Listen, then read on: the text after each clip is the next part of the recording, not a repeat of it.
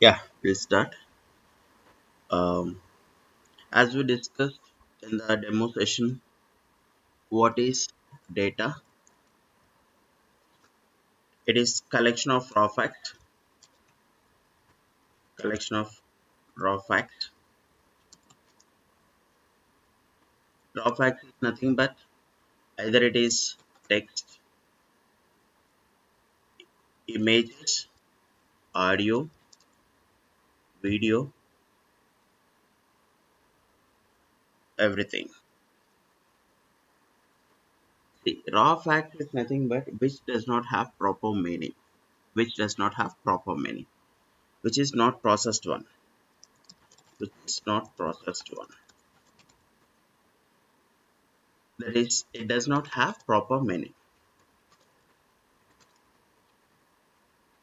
No proper meaning. That is data. So as we said, the example for data, let me consider 101, and if I am taking something here, name as Satish,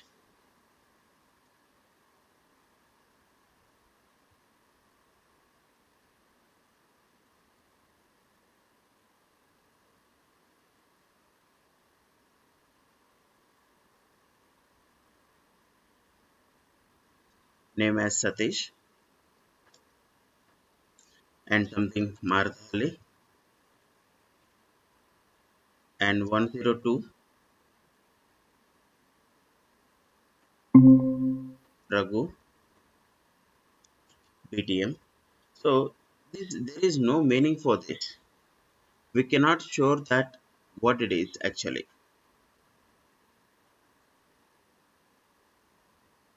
We cannot able to say what it is actually. There is no proper meaning for the data what we have written here.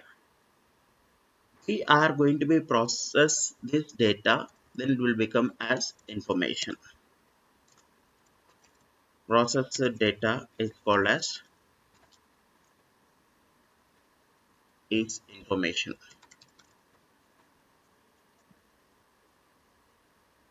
The example for that is processed data will be having some meaning. After applying some operations on the data, we are going to be get the information. So what type of operations we are performing, that is completely different, depends on the situation, depends on the things we are going to be apply these steps. The example for this information is this. I'm going to be considered as employee ID, employee name, employee location or address. If we give like this heading or see, as per this particular example I'm talking about first, if if it is clear here, then we can consider there is some meaning for the data, and we can able to say what is 01, what is Raghu, what is Satish and all. Any doubt in this? I think it is clear. If you have any doubt, you can ask me.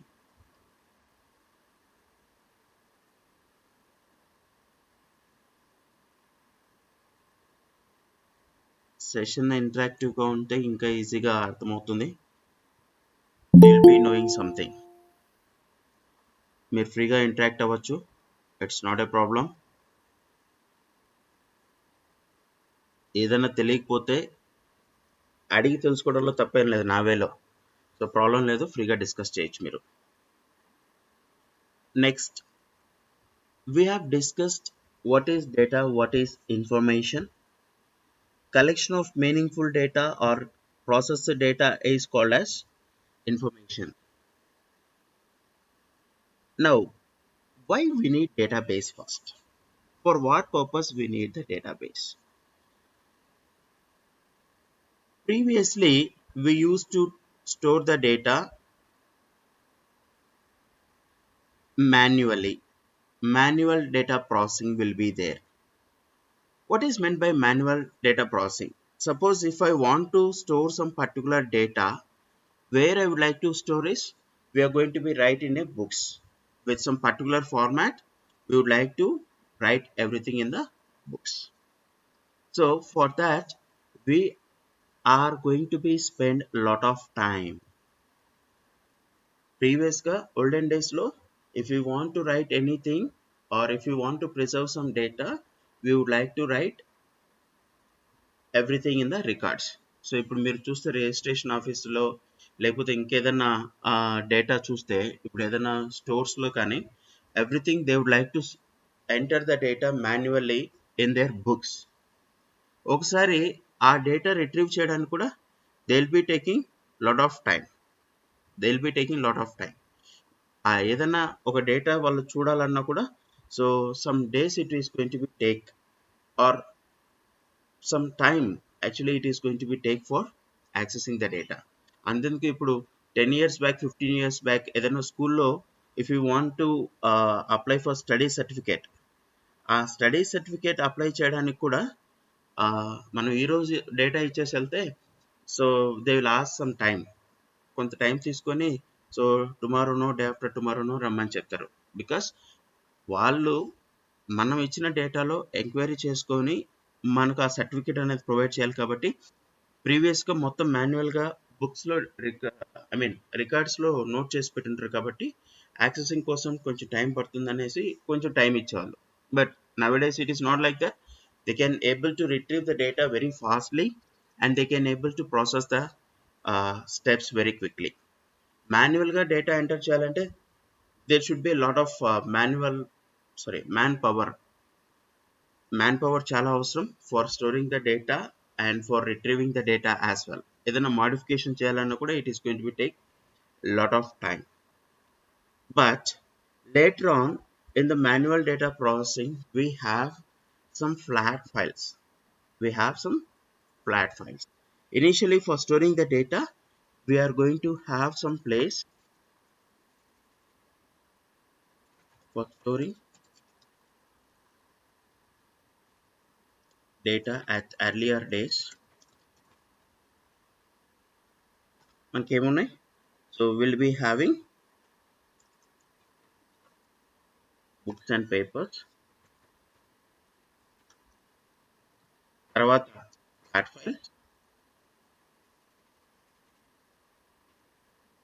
later flat files. What is meant by flat files అది కూడా చూద్దాం. Database, and now we'll be having database. Flat files అంటే ఏంటి, for what purpose we are going to be use these flat files? It is nothing but ఒక notepad, ఒక text document, ఒక excel sheet. These are nothing but flat files. csv file comma separated values, all these will be considered as flat files.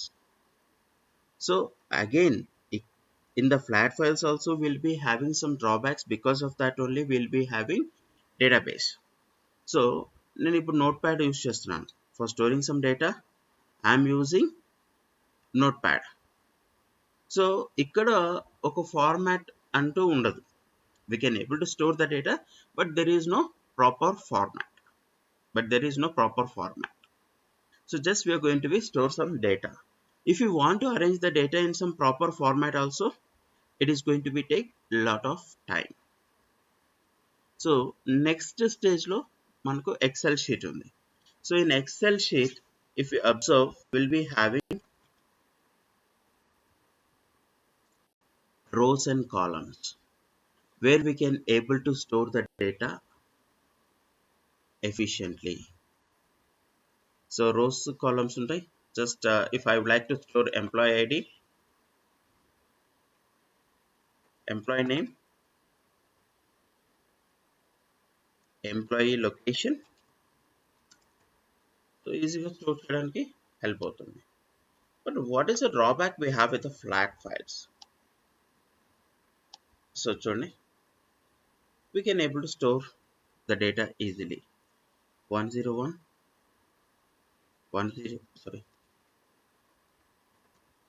Satish Marathalli. The same way 102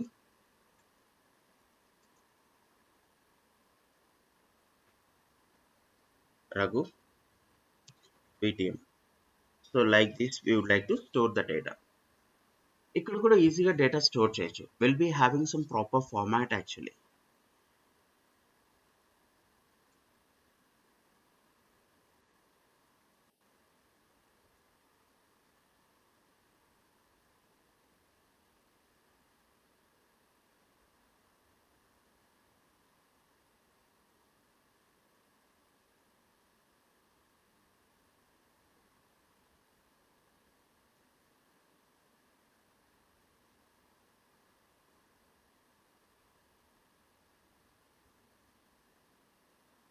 Will be having some proper format and we are going to be access this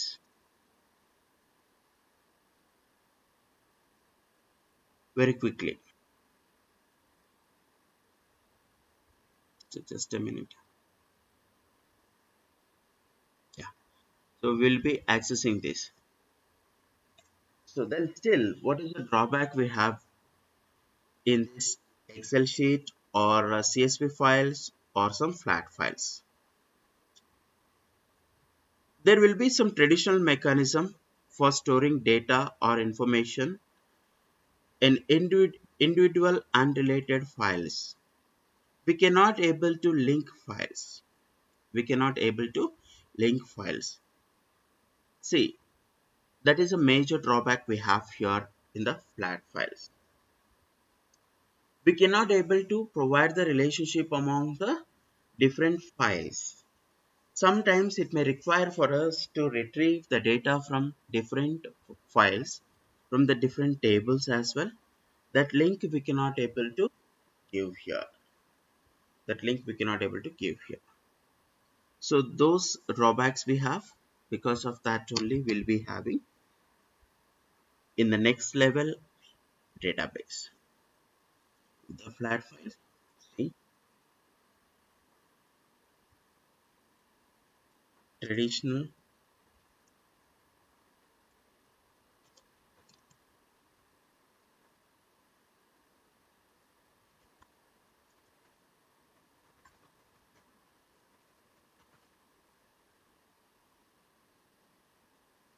data or information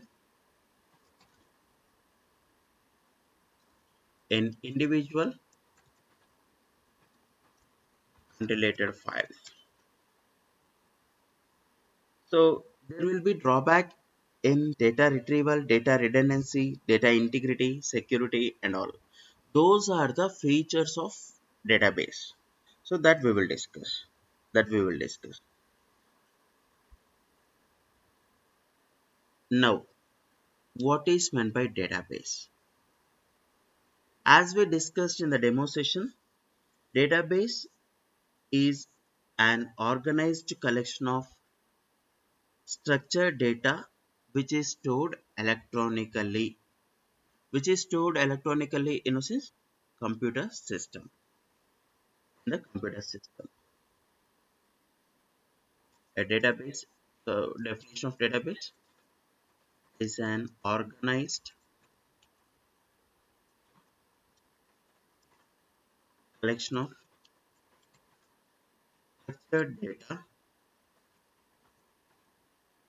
stored electronically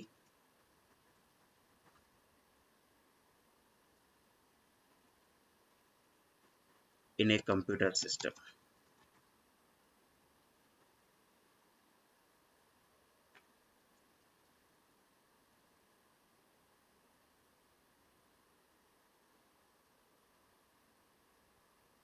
In a computer system.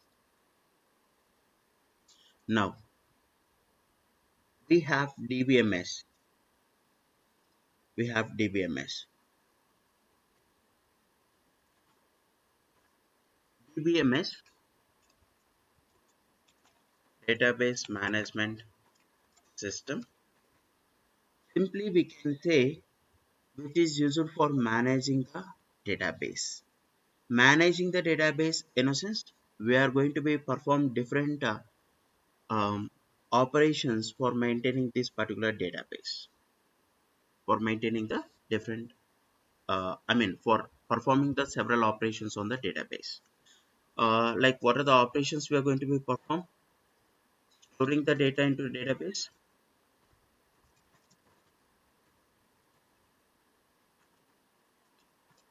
storing the data into database, modifying the data, or we can also say this as changing the data, modifying or changing the data, removing the data, removing or deleting.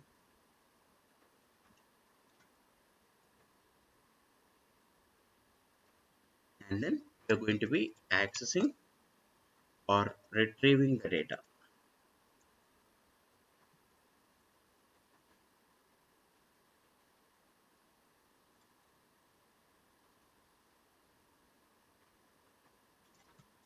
Data from database. What are the different DBMS we'll be having? What are the different DBMS we'll be having? See, Oracle is one of the database which has been given by Oracle Corporation. MySQL is one of the database which has given by MySQL Foundation. SQL Server which has given by Microsoft.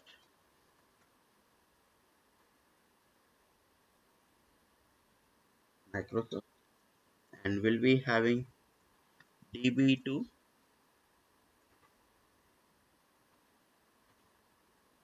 DB2, IBM. So like this, some databases will be having. Now, DBMS is nothing but which is used for performing the several operations on the database, that is storing the data into database, modifying or changing the data, removing the data, and accessing or retrieving the data. See here we can say Oracle is RDBMS, MySQL is RDBMS. RDBMS, Relational Database Management System. Relational Database Management System, where every data is going to be stored in the form of tables. Relation is nothing but table. We are going to be store the data in the database in the form of tables. The table is nothing but rows and columns. The data will be arranged in the form of rows and columns. See, for that we need one language,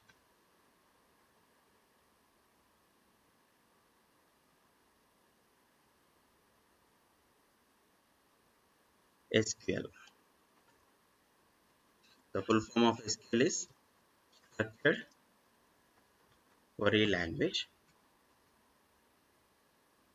and where we can say this is a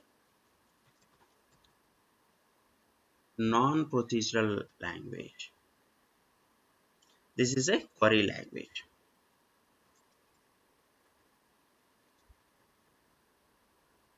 It's a query language. And we have PLSQL. We have PLSQL, procedural language,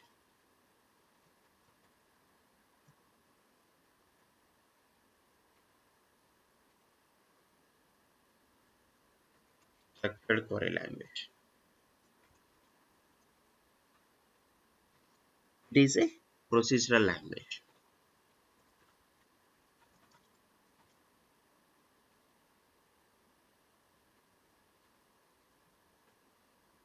See, what we are going to be learn is SQL.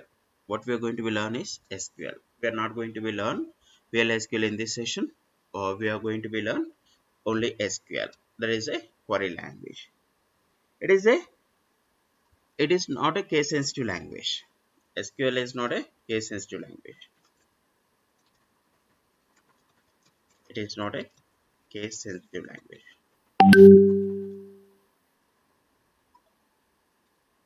It's not a case sensitive language.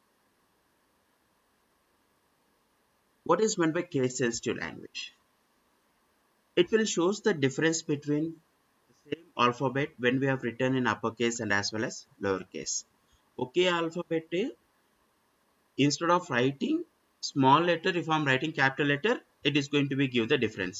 అదే విధంగా instead of writing the capital letter, if you write the small letter also, will be getting the error. అంటే ఇప్పుడు capital ఏ రాయాల్సిన దగ్గర small ఏ రాసిన error వస్తుంది, small ఏ రాయాల్సిన దగ్గర capital ఏ రాసిన కూడా ఎర్రర్ వస్తుంది. That is nothing but case sensitive language. ఇక్కడ మనం ఏ టైప్ ఆఫ్ కేసులో అయినా కూడా we can able to write. See, along with this databases, we will be having a few more databases for your information. Just I'm providing that. So like Teradata, PostgreSQL,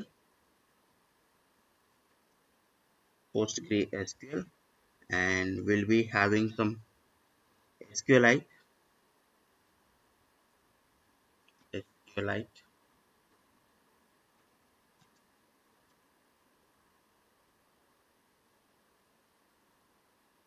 Informix, etc. This is my information కోసం. So ఇంకా ఏమేం databases ఉన్నాయి, so for that particular purpose we have this summer databases. So ఇప్పుడు వరకు ఏమైనా doubt ఉంటే you can ask me, or else we'll go with the next topic. What are the features we have with the databases? ఇప్పుడు వరకు ఏమైనా doubt ఉందా?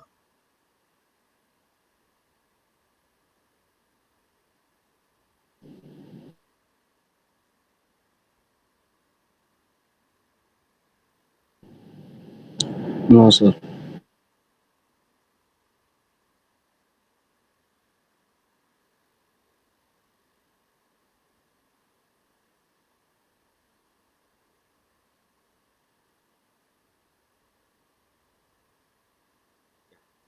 Features of DBMS, or we can Sorry, the say, recording session కూడా excuse me, sir. yeah, provide recording session కూడా provide చేస్తాను. చేస్తాను. Okay, thank you. Oracle database features. Oracle database features. What are the features we have with the Oracle database? See, it will allow us to store very quickly and access very quickly.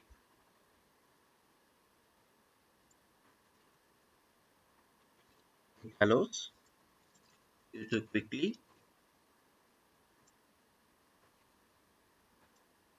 safely store and retrieve data.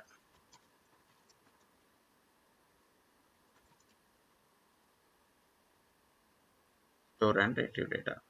See, Oracle database is cross-platform. What is meant by cross-platform? It is cross-platform.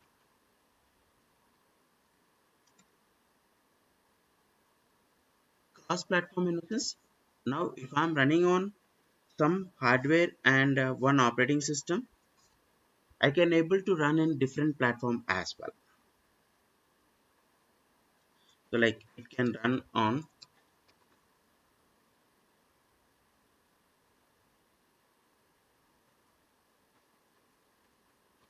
various platforms. Platforms is nothing but hardware, software, that is OS and all, operating system and all. See, various platforms including Windows, Windows Server, Unix, and various distributions of Linux as well.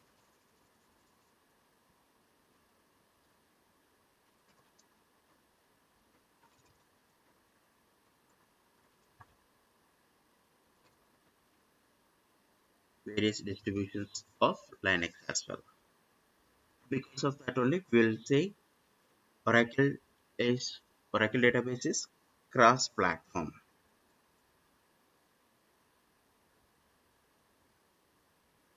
See, we can able to make the applications which are running on Windows can connect to the Oracle database which is running on Unix as well. Just suppose if we say like I have developed one application that is a front end application or web application. If those applications when we are making it to run in the Windows, and we can able to make the Linux or Unix servers or the systems can access the data what we have in Oracle database. That is also one of the advantage we'll be having. So ఇప్పుడు నేను కొన్ని applications ఏం చేస్తున్నానంటే విండోస్లో run చేస్తున్నాను. The same అప్లికేషన్స్ని the same డేటాబేస్ని Unix అప్లికేషన్స్లో కనెక్ట్ చేయొచ్చు అంటే so we can able to connect with the Unix applications as well, and we can able to use it effectively. Applications running on Windows can connect to the Oracle database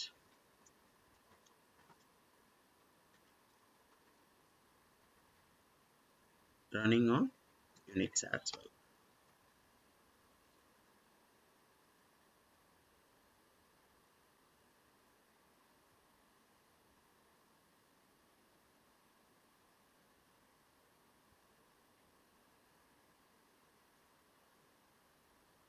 So these are some features what we have with the database. These are some features, and so we have to discuss some basic terminology about this database features, and so where it will be helpful for us. See, main purpose of using the database instead of flat files like CSV files or text document, Excel file. So manaki the Oracle database is going to be achieve some features. Avendante data integrity, data security, data redundancy, data retrieval. So ఏంటివి data redundancy అంటే ఏంటి? So we will discuss all those things. Data redundancy.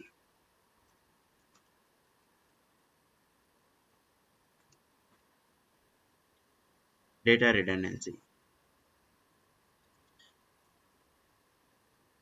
With the Excel, with the Excel, we cannot able to achieve the data redundancy. But by using the Oracle database, we can able to achieve the data redundancy. యాక్చువల్గా data redundancy అంటే ఏంటంటే ఇప్పుడు నేను XL షీట్లో ఏదైనా కొంత data రాసి ఆ డేటాని ఇంకో దగ్గర ఎక్కడైనా కాపీ చేయొచ్చు. మల్టిపుల్ ప్లేసెస్లో ఒక సేమ్ డేటాని నేను కాపీ చేయొచ్చు. మల్టిపుల్ ప్లేసెస్లో సేమ్ డేటాబేస్ని సేమ్ డేటాని కాపీ చేసినప్పుడు నేను ఎప్పుడన్నా మళ్ళీ మాడిఫికేషన్ చేయాలనుకున్నప్పుడు అప్పుడు ఆ ఫైల్ ఓపెన్ చేస్తాను.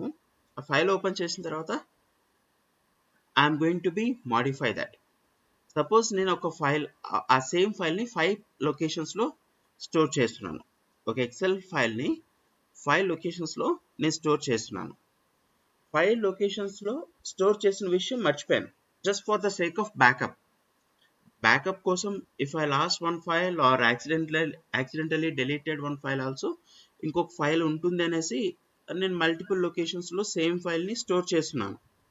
బట్ నేనేమనుకున్నానంటే so later I have done the changes in one file. ఆ 5 లొకేషన్స్లో ఉన్న ఫైల్లో నేను చేంజ్ చేయట్లేదు. ఏదో ఒక ప్లేస్లో ఉన్న ఫైల్ మాత్రమే నేను చేంజ్ చేశాను. చేంజ్ చేసిన తర్వాత మళ్ళీ ఆఫ్టర్ సమ్ డేస్ నేను ఆ ఫైల్ని ఓపెన్ చేసి ఆ డేటా అనేది యాక్సెస్ చేసుకోవాలనుకుంటున్నాను. ఆ డేటా అనేది చూడాలనుకుంటున్నాను ఏదో సమ్ పర్పస్. నేను సపోజ్ లొకేషన్ ఏలో నేను మాడిఫికేషన్స్ చేస్తుంటే మళ్ళీ నేను లొకేషన్ సిలోనో డిలోనో స్టోర్ చేసిన ఆ ఫైల్ను ఓపెన్ చేసి డేటా యాక్సెస్ చేసుకునే దానికి పాసిబుల్ ఉంది. బికాస్ ఐ డోంట్ నో ఏ లొకేషన్లో ఉన్న ఫైల్ని నేను మాడిఫై చేశాను అనేది నాకు తెలియదు. డిఫరెంట్ లొకేషన్స్లో ఒక ఫైల్ ఉంది. డిఫరెంట్ లొకేషన్స్లో ఒక ఫైల్ ఉంది. ఏ లొకేషన్లో ఉన్న ఫైల్ని నేను చేంజ్ చేశాను అనేది నాకు తెలియదు. జస్ట్ నేను మళ్ళీ ఏదో ఒక ఫైల్ ఉన్న డేటా తీసుకుని యాక్సెస్ చేస్తున్నా. అప్పుడు మనం యాక్యురేట్గా డేటా యాక్సెస్ చేసుకుంటున్నామా? It is not happening. అలా అని కూడా చూడాల్సిన అవసరం లేదు. జస్ట్ ఒక ఎక్సెల్ షీట్లో జస్ట్ సపోజ్ నాకు ఇప్పుడు ఇక్కడ 101 ఎంప్లాయ్ ఐడి సతీష్ మార్తల్లి ఉంది. సో నేను ఇప్పుడు మళ్ళీ నేను ఏం చేస్తానంటే ఇదే డేటా తీసుకెళ్ళి కాపీ చేస్తాను.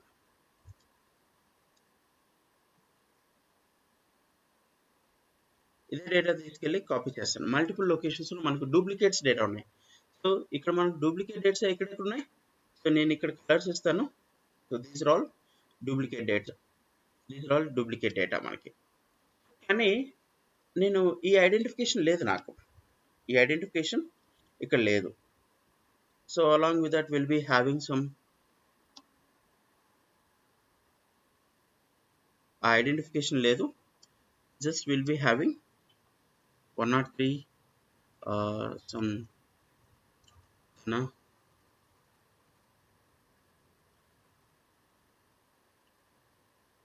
location. Let me consider Whitefield.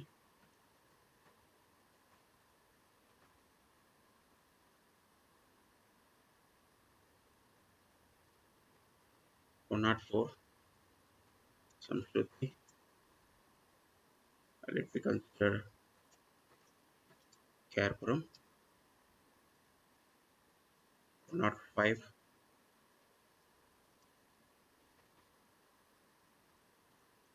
Surani. Let me consider Koramangala. Some different locations. మళ్ళీ నాకు ఇక్కడ 103 నా వైట్ఫీల్డ్ అనే డేటా కూడా మల్టిపుల్ ప్లేసెస్లో ఉంది. ద సేమ్ వేలో రఘు అనే డేటా కూడా మల్టిపుల్ ప్లేసెస్లో ఉంది. సో ఓకే ఫైన్, నా దగ్గర ఉన్న డేటా ఇది. So will be knowing that employee ID, employee name, employee location, ఈ డేటా ఉంది. సో ఈ డేటాలో సో ఐ వుడ్ లైక్, నాకు రఘు కాల్ చేసి sir my location has been changed, so make it as ఈ సిటీ. యా ఓకే, నేను ఈ city మార్చేసిన తర్వాత after some days again I want to know where Raghu is located. Raghu ఎక్కడ లొకేట్ అయి ఉన్నారో నేను చూడాలి. ఓకే, నేను మళ్ళీ ఓపెన్ చేశాను. I will be searching for Raghu.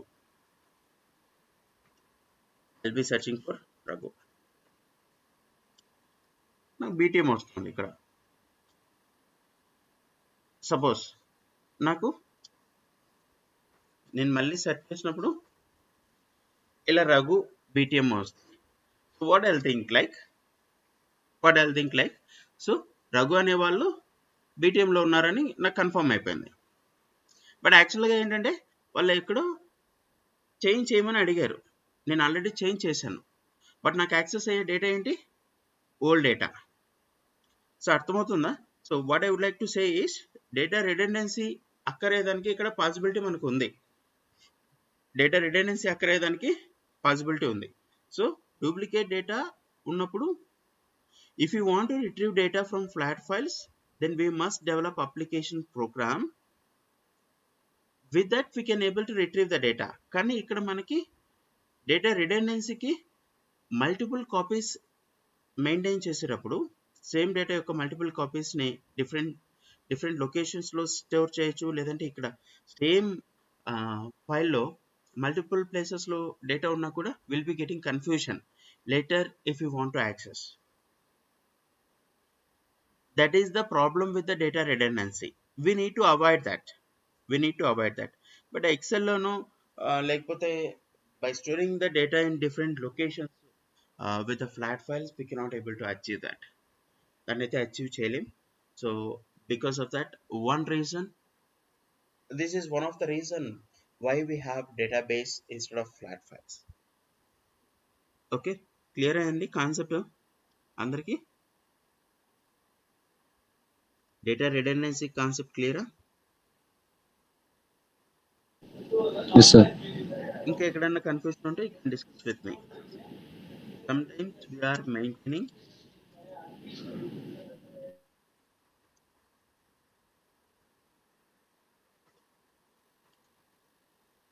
multiple copies of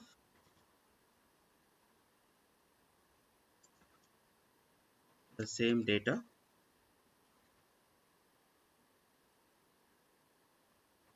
in different locations.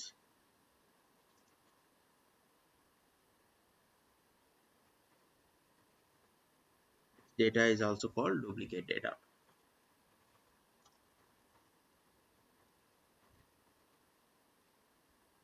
Data is also called duplicate data or redundant data.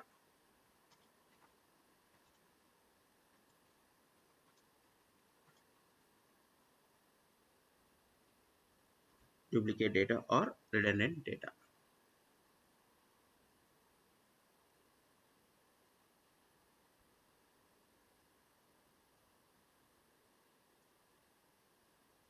See, in flat files mechanism, if we modify data, we modify or change the data in one location,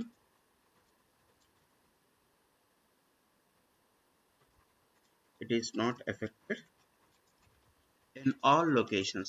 ఒక location లో store చేసిన డేటాను modify చేస్తే అన్ని locations లో modify అవ్వదు. Not affected in all locations. That is inconsistency, which is known as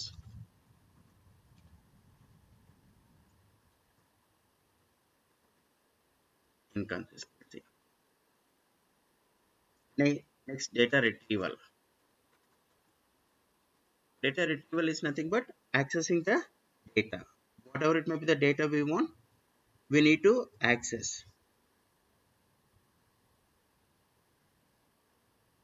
So if you want to retrieve, so ఇప్పుడు యాక్చువల్గా ఫ్లాట్ ఫైల్స్లో డేటా యాక్సెస్ చేసుకోవాలంటే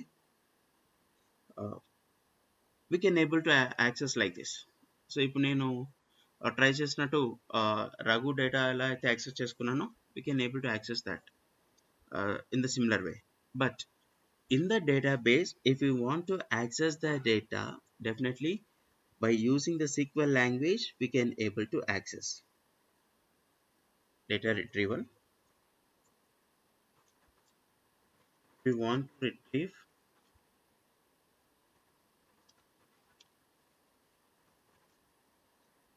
flat files, then we must develop application program in high level language, Java no, Python no, .NET ఏదైనా some applications use చేసి access చేసుకోవచ్చు.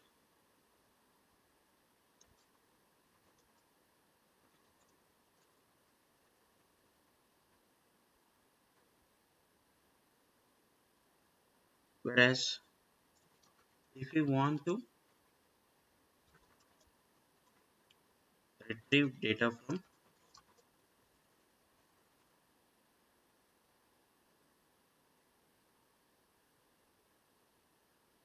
database, need to use SQL language.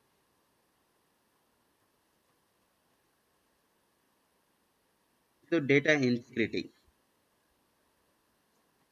Data integrity. What is meant by data integrity? Maintaining data properly. Maintaining data properly. We are going to be apply the set of rules. We are going to be apply the set of rules. After applying the set of rules, we are making the data to be validated properly so that the proper data will be stored into the database. మనం constraints అనే ఒక topic ఉందండి SQL లో. By using the constraints, we are providing the rules for the we are providing the rules for accepting the data into the database. Database లోకి data store అవ్వడానికి కోసమే మనం constraints apply చేస్తున్నాం. By applying the rules of the constraints we're achieving proper data entering into the database. ఆ constraint satisfy అవుతూనే data అనేది డేటాబేస్లోకి వెళ్ళి స్టోర్ అవుతుంది. Otherwise it is not going to be store the data into the database. So కాబట్టి we're going to be maintain proper data in the database. ఆ proper way మనం design చేసుకుంటే table మనం data enter చేసేటప్పుడు we can able to enter proper data and we can able to achieve data integrity.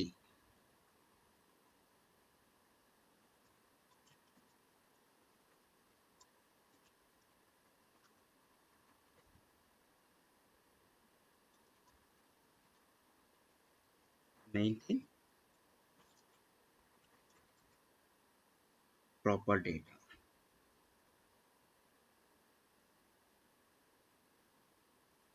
For maintaining proper data, we need to use proper rules, set of rules. For maintaining proper data, we should define set of rules. We should define set of rules.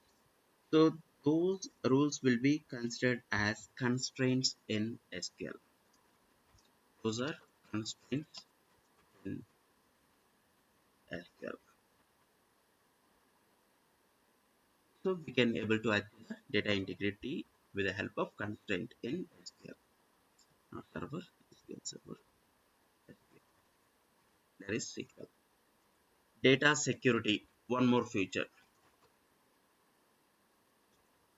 Data security, one more feature. See, we cannot able to provide the security for the data what we have in a flat files,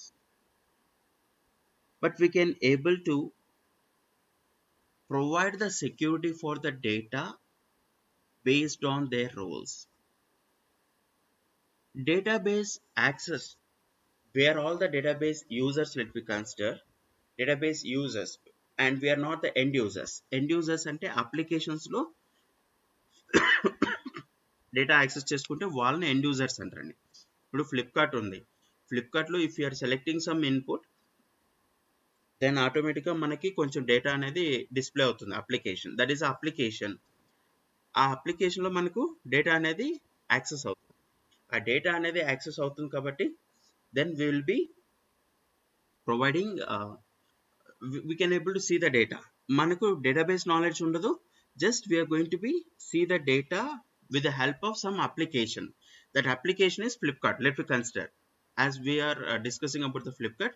ఆ Flipkart application లో మనం ఇచ్చిన input base చేసుకొని we are going to be get the data.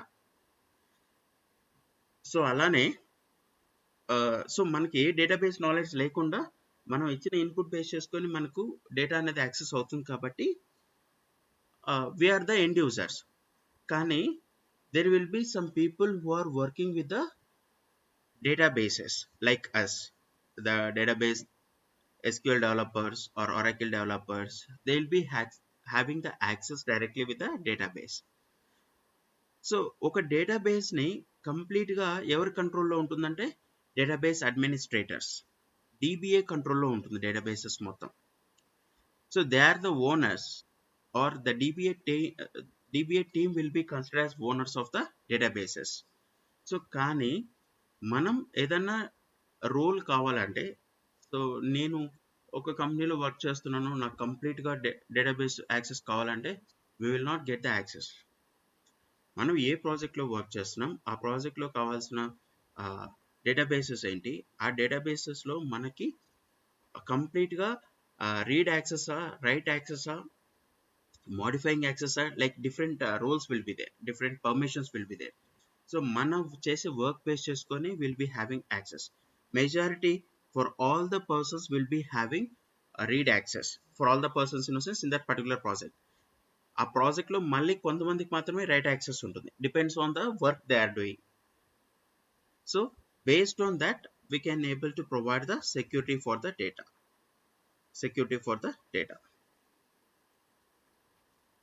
stored in the flat files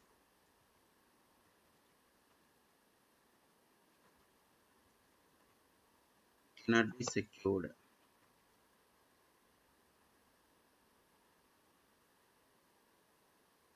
but in database can we can provide security based on role based mechanism,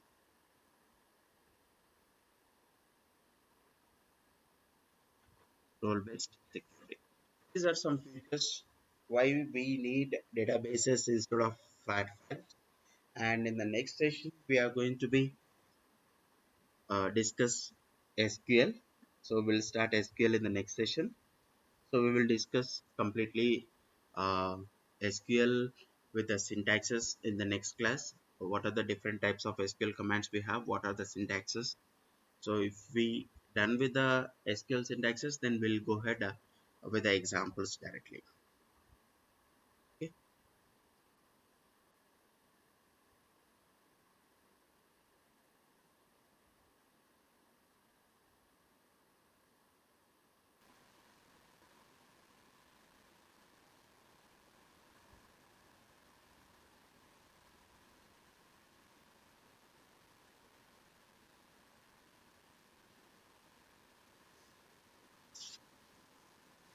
Next we'll discuss about SQL.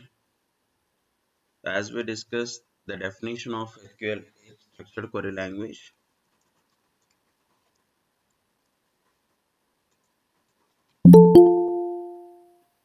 As we discussed, SQL is a structured query language.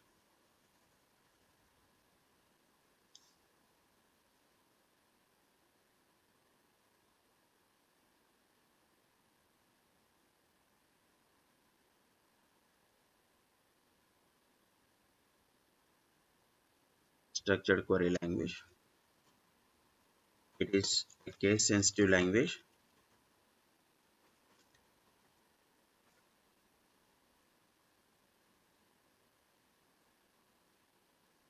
It is a case sensitive language. It is going to be shows the difference between uppercase and lowercase letter of the same alphabet as well. That is what will be having the difference between uppercase and as well as lowercase.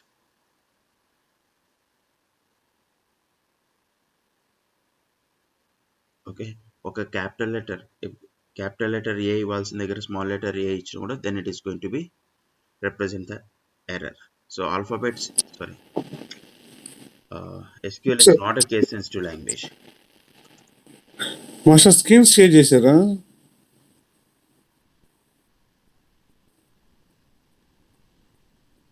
ఒకసారి screen share చేయండి Yeah, yeah, much better.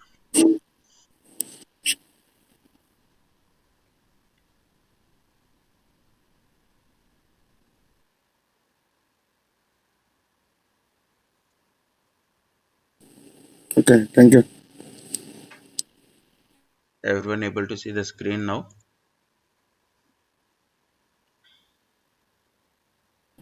Yes, sir. Yeah. uh, it is not a case sensitive language, not a case sensitive language.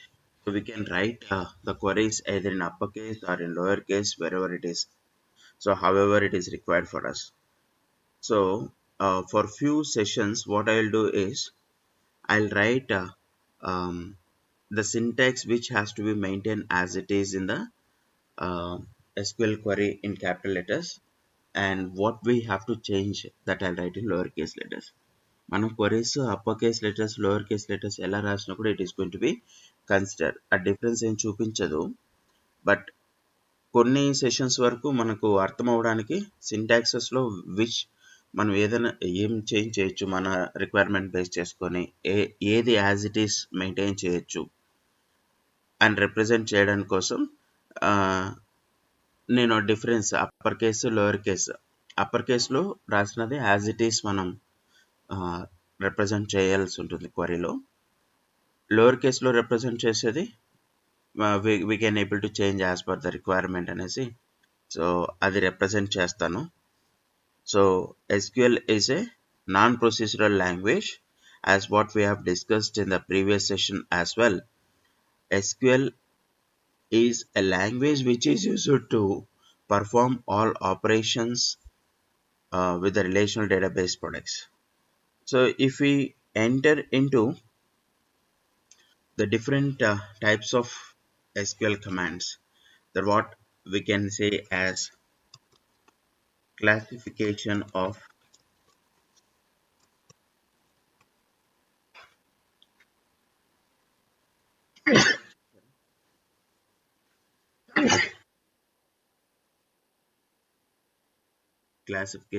SQL commands. We will see different classification of SQL commands. DDL, data definition language.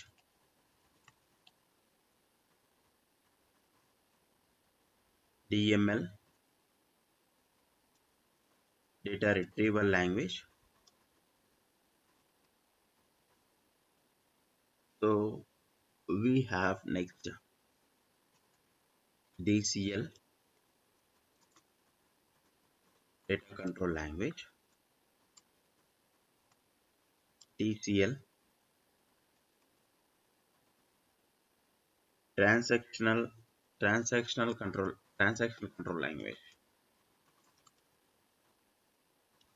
Majorly, we used to say these four types of SQL commands, and depends on that.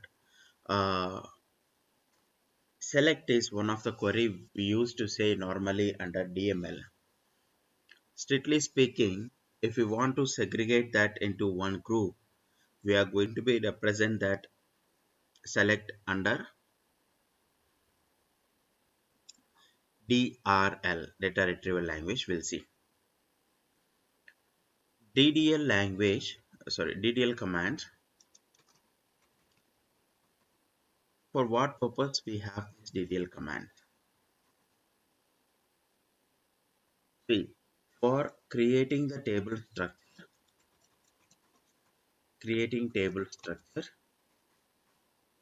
that is structure of table in a sense. See, before going to discuss this, what is meant by table?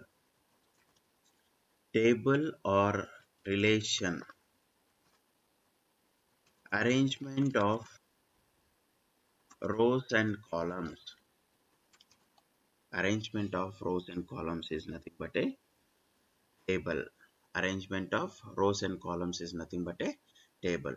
In the Excel sheet, we will be having different cells. Everything what we would like to store in Excel is in the form of a rows and columns only. The intersection of rows and columns will be called as a cell in Excel. Excel లో మనం ఏ data store చేయాలన్నా కూడా everything we are going to be stored in the form of rows and columns. ఒక రో కాలం ఎక్కడైతే intersect అవుతుందో దాన్ని మనం ఏం చెప్తామంటే సెల్ అంటాం. సో ఇక్కడ కూడా in the database we are going to be store the data in the form of a table. Table లో ఏముంటాయి? So again rows and columns. We are going to be store the data in the form of rows and columns. So ఇప్పుడు మనకి row is nothing but horizontal one. Row or record or tuple which is considered as horizontal one, which is going to be represents about one particular thing, about one particular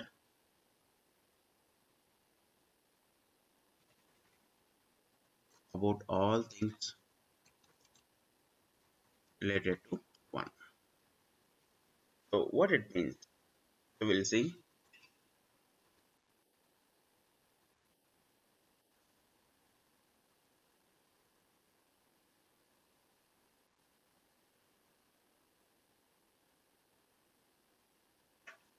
See here, employee ID, employee name, location. Just we have some, or will be having some employee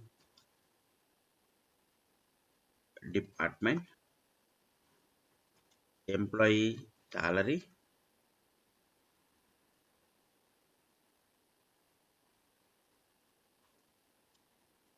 employee location. These are some columns we have. These are some columns we have. So now what we can represent here is, if I'm giving 101 and name as Dana, department, development, salary let we consider 65,000 or something, employee location, Bangalore, Bangalore. See, now one more 102, employee name as Bharat. We consider department as HR, where we'll be having 3,000 salary, location Chennai. This is the data we have. This is a data we have. See, one particular record, in a sense, this is the one particular record. About one particular employee, all details. ఒక particular employee అన్ని details ని represent చేస్తుంది. That is what we can call as row or tuple or record. That is what we can say as row, tuple or record. Horizontal one will be represented as row or tuple or record. See, ఇప్పుడు this will be considered, what I have highlighted is one particular column.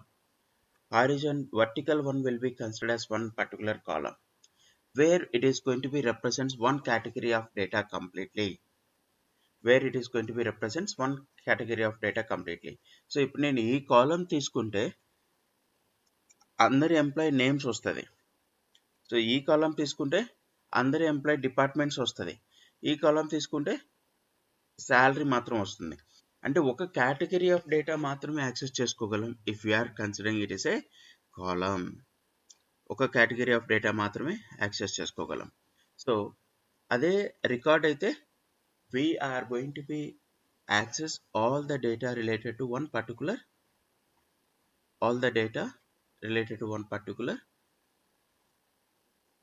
thing, or if in this particular case ఒక employee యొక్క complete details తెలుసుకోవడానికి row use చేస్తాం. I mean ఎక్కడ కూడా రో అంటే one particular thing గురించి మొత్తం తెలుసుకోవడానికి యూజ్ చేస్తాం. అదే కాలం అయితే ఒక కేటగిరీలో కంప్లీట్ డేటా, ఒక category, this is employee ID category, this is employee name category, this is EMP department category, salary category, so like that. I think it is clear what is a tuple, record or row. In the same way, column will be considered as field,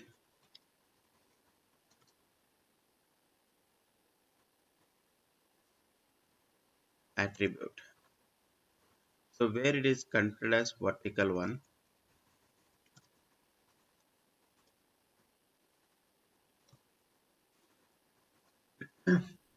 all data about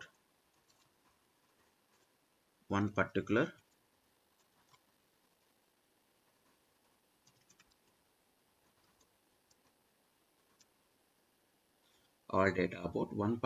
category. This is the content we'll be having. So table, row, column, table, row, column.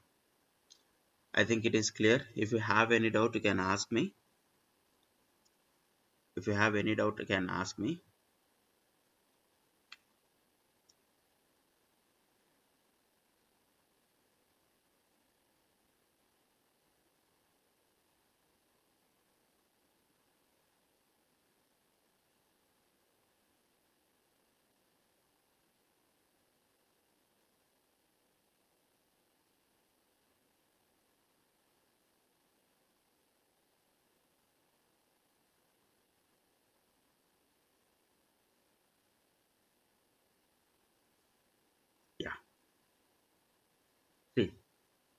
creating table.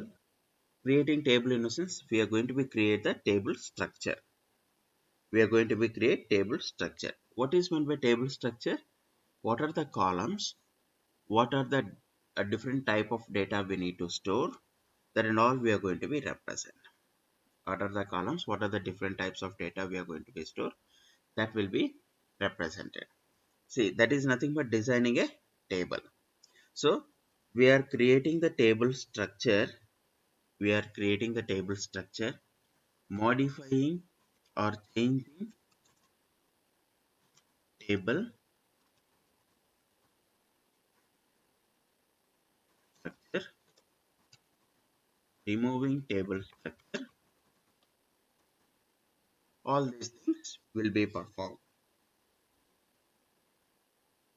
All these things will be performed.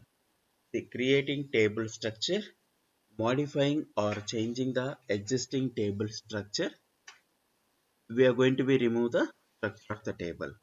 The commands for that is create, alter, drop. Create, alter, drop are the commands we have. That syntax is everything we will discuss now. Create, alter, drop.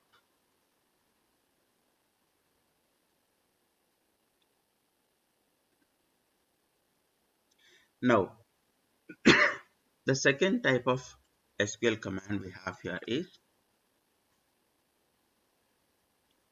second type of SQL command to insert data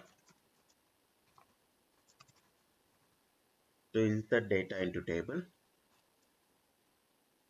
modify or change existing data.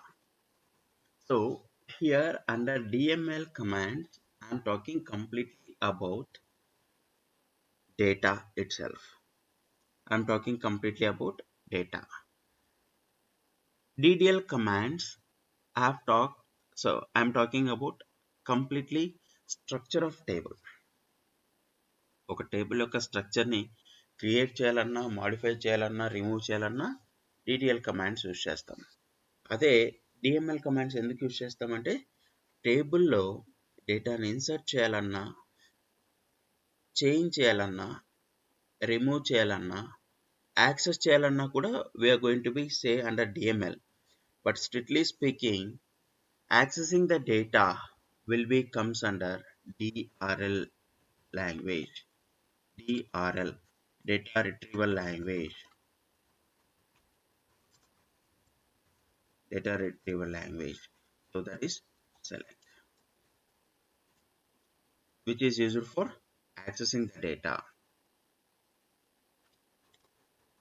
accessing or retrieving data from table, accessing or retrieving the data from existing table. See here, insert data into table, modify the data, existing data, removing the data,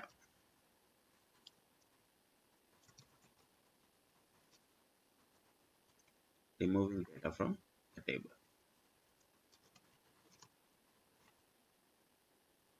For this, what commands we have here is insert, update, insert, update, delete.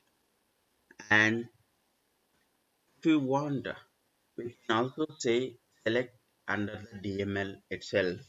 But strictly speaking, DRL will be, select will be comes under DRL language, DRL command. And the next one is DCL command.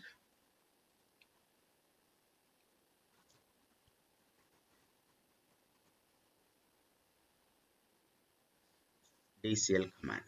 Next one is DCL command. Now, what is the purpose of using this DCL commands is to give access to the database or to revoke the access which has given. We are using the DCL commands. for giving access and privileges, access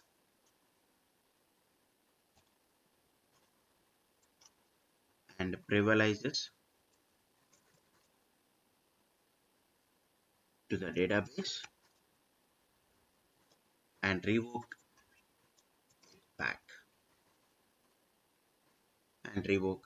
For that we are going to be use this command grant revoke. Revoke is taking the privileges back.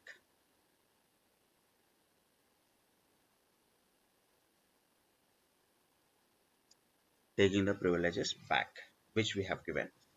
So yesterday's class we have discussed about data security. Data security, how we are going to be provide the data security, how we are achieving the data security with the database is we are providing role based schedule, role based schedule, or because of that role based only we are achieving the data security. What is meant by data security? See, role based security, we are giving some privileges to some users and some privileges to some users. Depends on their role, depends on their work, we are going to give the access to the respective users. So this everything is going to be maintained by the DBA team, database administrators. Database administrator for Oracle database, there will be some DBA team, that is database administrators team. They will be taking care of everything for whom we need to provide the access, what type of access we need to provide, and how long we need to provide that access. Once if the task is done, we can able to take the privileges back as well. And we are going to be, I mean, database administrators అనే ఒక team, they will be the owners of the, they will be the owners of the database. They know for which database, for which users we need to give the right access, read access, modification access, like different privileges will be there. Based on that privileges only they will be giving access, depends on the role of the database users. So అవి ఇచ్చిన తర్వాత, so once if they, like, once in a 3 months, like they can able to remove that database access if there is no requirement, or else, so if they are getting any information like no need of access for this particular user, they will be removing it, they will be removing it. So these things will be happen, so that everything is going to be maintained by the DBA team. DBA team అనేసి ఒక separate team ఉంటుంది. So they will be using this grant and revoke most of the cases for giving the privileges to the users. Users కి permissions ఇవ్వడానికి, ఇచ్చిన permissions మళ్ళీ back తీసుకోవడానికి they will be using this DRL commands. They will be using this DRL commands. I think it is clear about grant and revoke. Next, next classification of command we'll be having here is TCL, transaction control language. Perform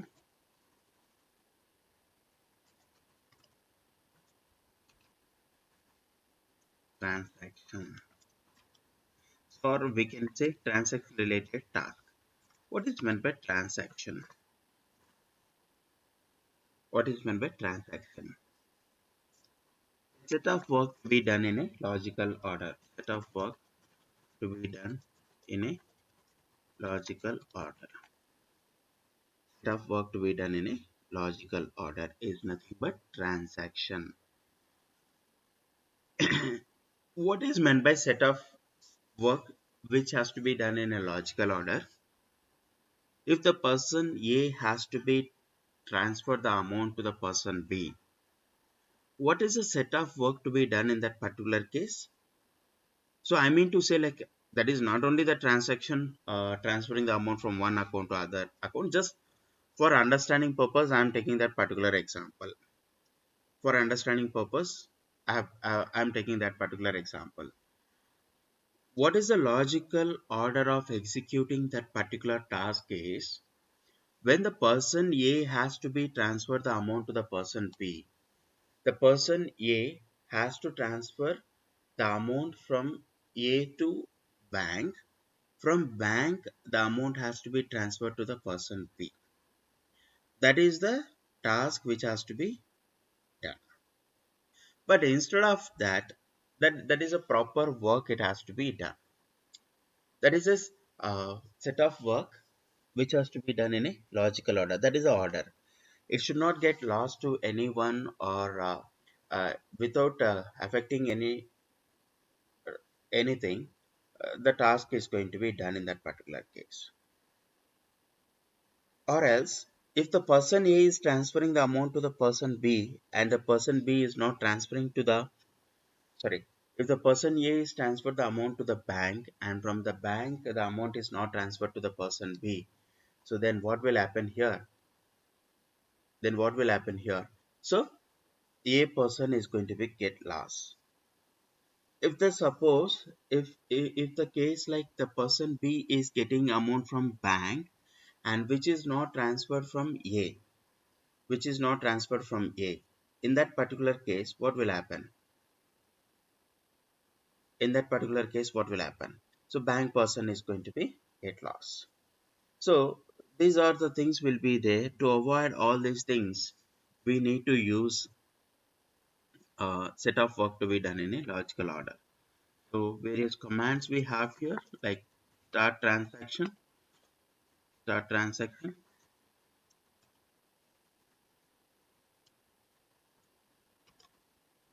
commit, rollback. So we will discuss all those things. These are the different classification of SQL commands we have. If you have any doubt in this, you can ask me. So we'll give the clarification on this. Different classification of SQL commands. Any doubt if you have, you can ask me.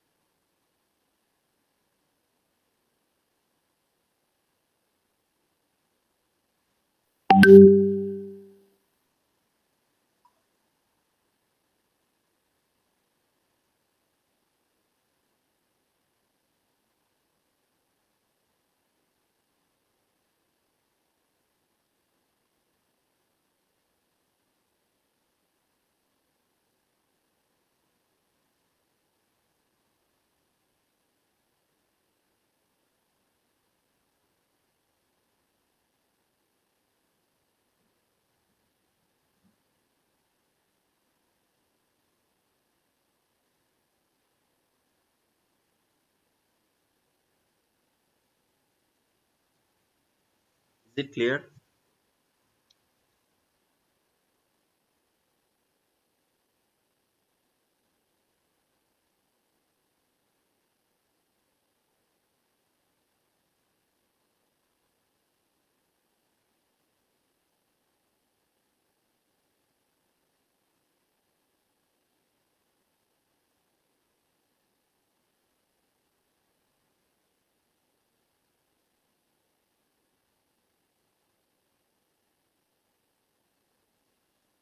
Any doubts you have in the classification of SQL commands?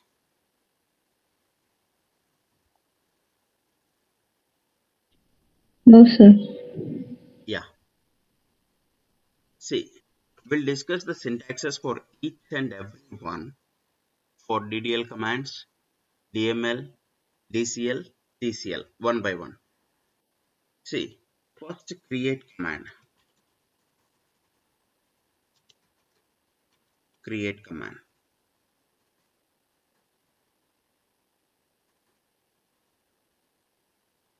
Create command.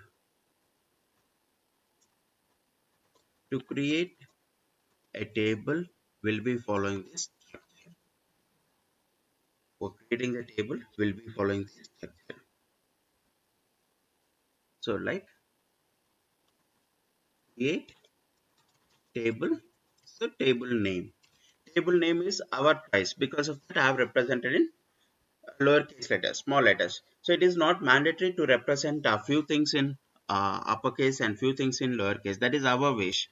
However, we would like to write everything in lowercase, we can write everything in uppercase, we can write మొత్తం lower కేసులో రాయొచ్చు, మొత్తం upper కేసులో రాయొచ్చు. Just నేను కొంతవరకు variation మనకు క్లియర్గా అర్థం అవడానికి ఏది యాజ్ ఇట్ ఈస్ రాయాలి సింటాక్సెస్లో, ఏది చేంజ్ చేయొచ్చు సో అనేది రిప్రజెంట్ చేయడానికి మాత్రమే upper case lower case use చేస్తున్నాం తప్పితే రిమైనింగ్ మనం ఎలా రాసినా కూడా it is going to be considered the query because SQL is not a case sensitive language. SQL is not a case sensitive language. Okay, create table name. And one more thing, no need to write completely everything in the one line query. No need to write everything in one line. Multiple lines also we can write, but it has to be terminated with a semicolon. So for better understanding, for better writing of query, we can write in multiple lines as well.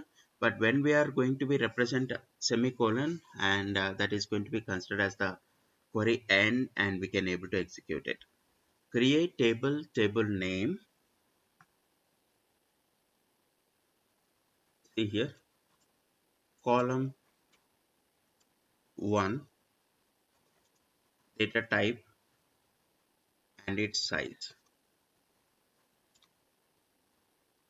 Column 2, data type and its size.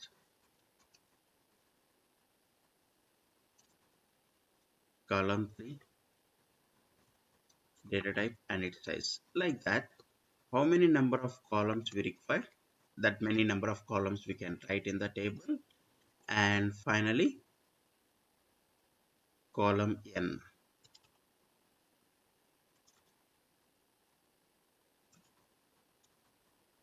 how many number of columns we can write. So we can write see, the table will be having different columns as per our requirement. Any number of columns we can have. While we are declaring the columns, we need to represent what type of data we need to store in it, what type of what is the size we can able to accept in that particular column also we can able to represent. This is a syntax for creating table. This is a syntax for creating table. See, create table name, create table name. So table name is our choice. Depends on our requirement. We can able to write the name of the table. Name of the table. Say column 1 data type size, column 2 data type size. See, as how many number of columns we required and what type of data we need to store in that particular columns. Based on that, we are going to be create the column with the integer. Only it is going to be store the integer values without having any decimal values. డాట్తో లేకుండా ఏదైనా number store చేయాలనుకుంటే int use చేస్తాం. లేదు number or decimal we have. Decimal ఎందుకు use చేస్తామంటే మనం డాట్తో represent చేసే నెంబర్ని స్పెసిఫై చేయడానికి డెసిమల్ యూస్ చేస్తాం. అట్లా different data types we have that we will discuss in the coming sessions. ఆ డిఫరెంట్ డేటా టైప్స్ కూడా ఏమేమి ఉన్నాయనేసి మనం డిస్కస్ చేస్తాం. సో ఇక్కడ వరకు just you remember like for creating the table this is a syntax. Learning the syntaxes is most important. Learning the syntaxes is most important. Create table name, and these are the different columns and with respective data types so that it is going to be create the table.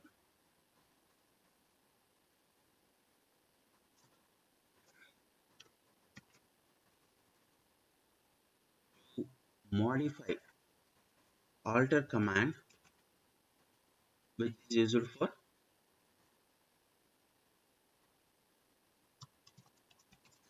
changing the structure of table. Changing the structure of table in a sense, adding or removing a column or columns, either single column uh, more than one column kuda kaవచ్చు. We can able to add, we can able to remove, that will happen. Changing the structure of a table, changing the data type of existing column. So these the things we can able to perform the changes. These are the things we are going to be perform the changes. Now first, to add a column or columns to the existing table. What is the syntax? So actually here actually it is a syntax.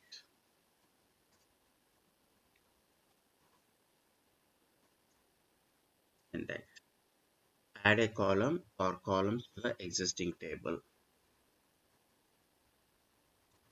Alter table name will be adding. So column name,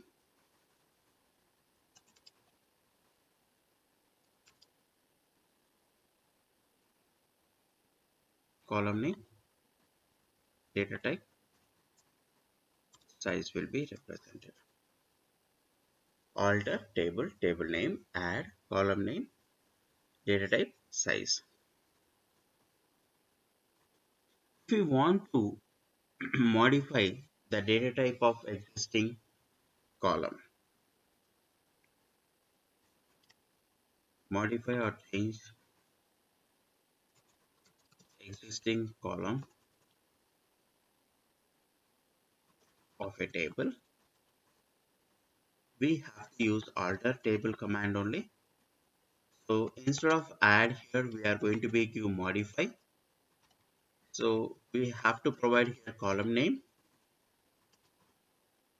new data type, along with the size,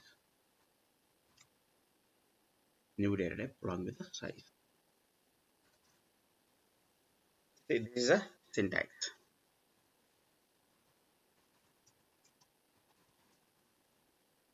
This is a syntax. For removing some columns or one column from the existing table, so we are having this. To remove a column or columns from existing table, we have this syntax.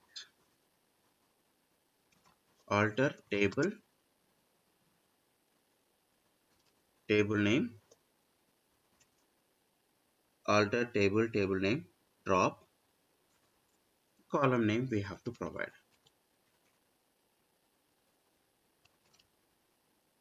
Alter table name, drop column name. Alter table name, drop column name. That particular column completely it is going to be removing from the table. That particular columns completely it is going to be removed from the table. So these are the things we have under alter. See, changing the structure of a table is nothing but adding or removing a column, changing the data type of existing column. These tasks we are going to be performed with the existing table by using alter command. Alter command use చేసి ఒక column ని already ఉన్న table లోకి add చేయొచ్చు, remove చేయొచ్చు, data type ని modify చేయొచ్చు. So in the same way, these are all the tasks we can able to perform with the different syntaxes. These are the syntaxes we have. I'll share this document immediately once after completion of the class. You have to learn these syntaxes. If you learn the syntaxes, then only it will be easy for writing queries. If you didn't learn the the syntaxes properly, it will be difficult for writing the queries. See, whatever it may be the queries syntaxes we are discussing, I'll share you these particular notes. Then immediately if you learn that day to day, then it is very easy to go with the next sessions. Okay, so next we have one more command, that is drop.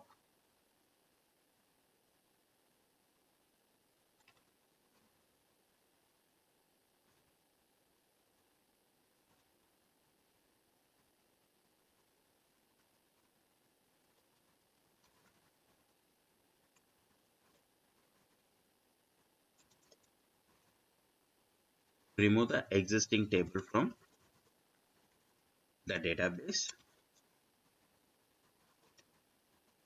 completely along with the structure. That is, whatever it is memory occupied, it is going to be released that memory as well. Memory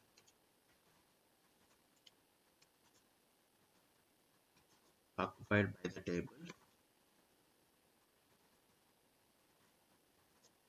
also will be released. Memory occupied by the table also will be released. See, the syntax for that is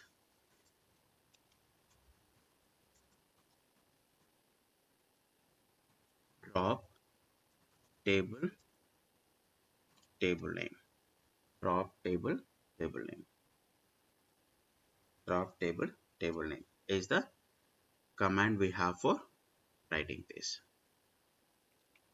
So I think it is clear with the commands what we have discussed.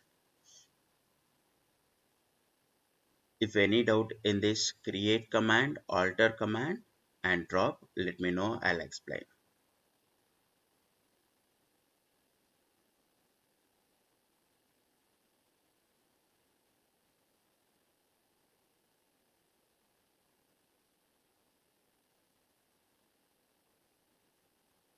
Any doubt in this?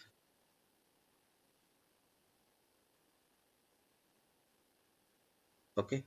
So next DML commands that we will discuss in the next session. DML commands and DRL, DCL, TCL as well we will discuss in the next session, tomorrow session.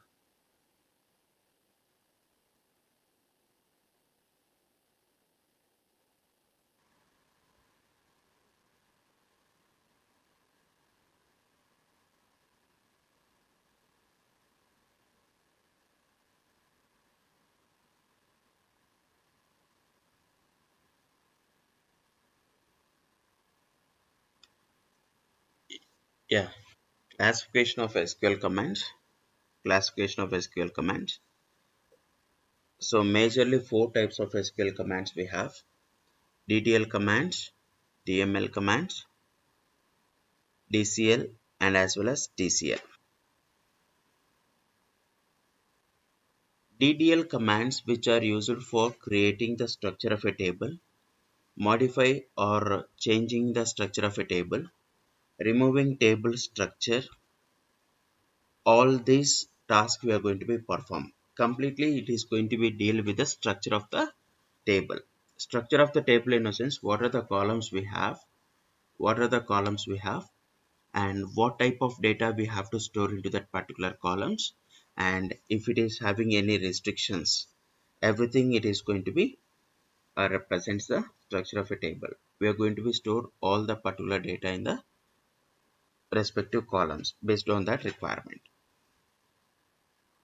DML commands which are used for inserting the data into the table, modifying the data, and removing the data from the existing table. Even accessing the data from the table we can say under DML, but strictly speaking we'll be having select command under DRL, data retrieval language. See, DML commands which are completely deals with the data but not the structure. DDL commands which will deals the structure of the table.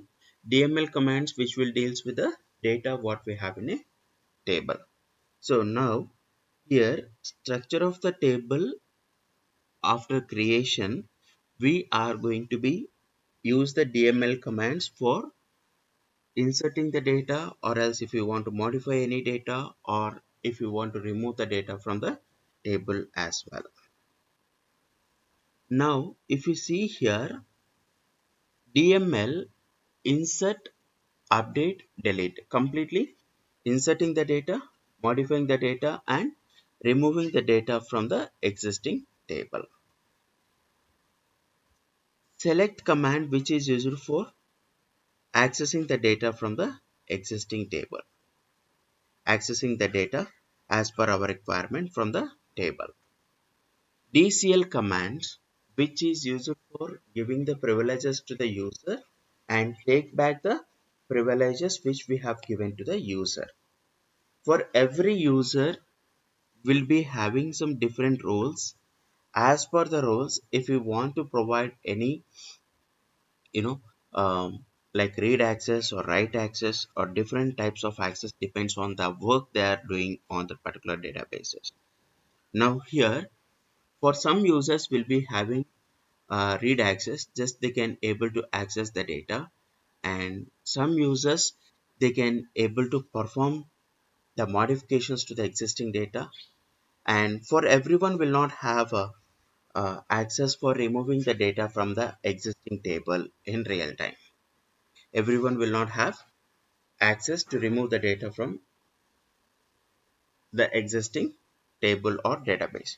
So always will be having read access only, and for few roles will be having write access as well, write access and as well as modify access.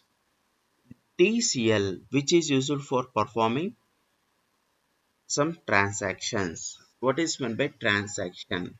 Set of work to be done in a logical order is nothing but a transaction.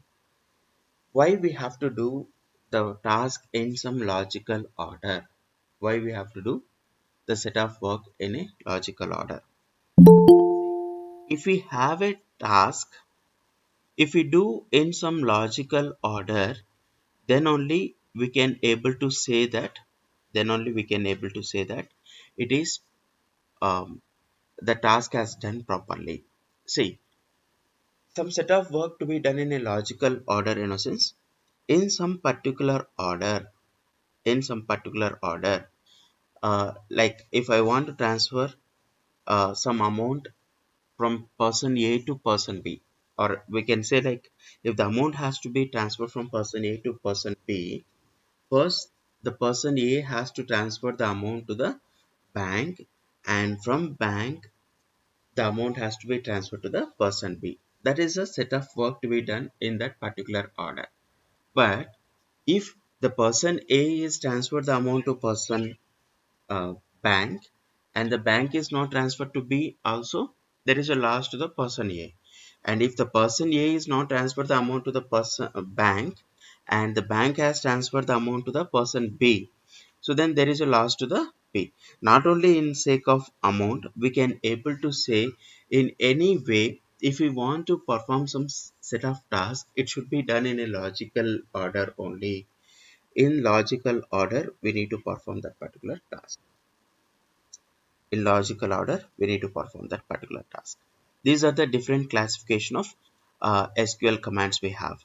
And see, first if we enter into the DDL commands for creating the table structure, modifying the table structure, and to remove the table structure, we have the commands here is create, alter, drop.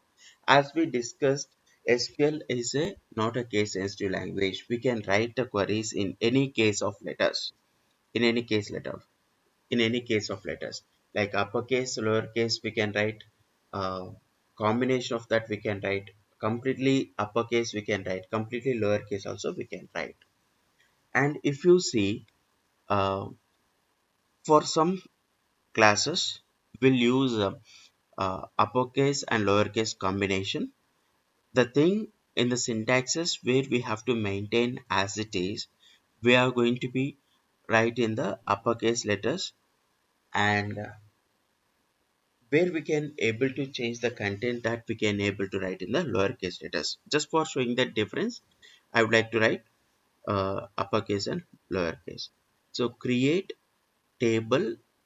See, syntax for creating table: create table, table name, and we have here column 1 data type and size, comma column 2 data type size. Like this, how many columns data we can able to, I mean, how many columns we required in this particular table, we can able to give all that particular columns.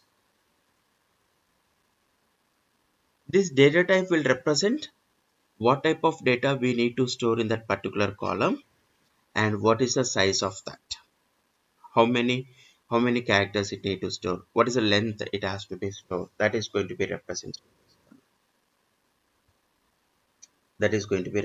with this one. So this is a syntax for creating table. Along with that, we have some constraints. Constraints in a sense, some set of rules what we are going to be applied on the on storing the data into the respective column, that we will discuss in the coming sessions. Next, to modify the structure of a table.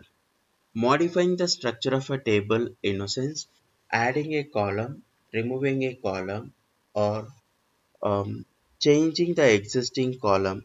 This task, if we want to perform, then we are going to be use the alter command. Here, add a column to the existing table. If we want to add a single column or more than one column to the existing table, we have to follow this particular syntax. Alter table, table name, add. So column name, data type and size. If you want to add one more column, come here, comma, column name, data type, size. Now for the existing table, already created table, if you want to add one column or two columns, we are going to be use this. And the second one, second syntax, what we have with the alter command here is um, to modify or change the existing column of a table. If you want to um, change the data type of the existing table, so then in that particular case, we'll be having the syntax like alter table, table name, modify, column name, new data type, size. So this syntax will be followed for modifying the existing table. And now here, to remove a column from existing table, I don't want one particular column in my table. If I would like to remove that, what command we have to use? Only one column or few columns from the existing table. Again, for removing the complete structure of the table along with the data, and the memory has to be released which has been occupied, then we are going to be use the drop command. Now here, this syntax, alter table, table name, drop column name. If we want to remove the specific columns from the existing table,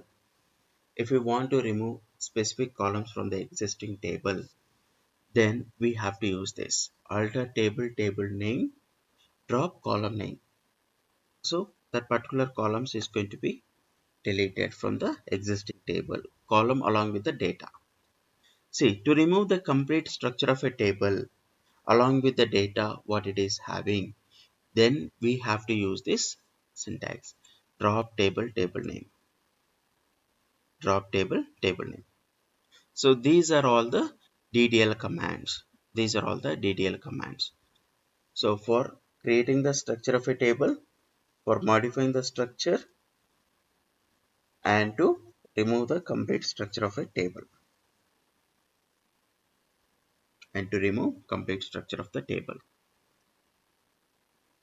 Next, DML commands, which are used for inserting the data to the table, modify or changing the existing data in the table. If we want to remove the complete data from the table also, we are going to use this. See, now we'll discuss the syntaxes of that. First, for inserting, for insert,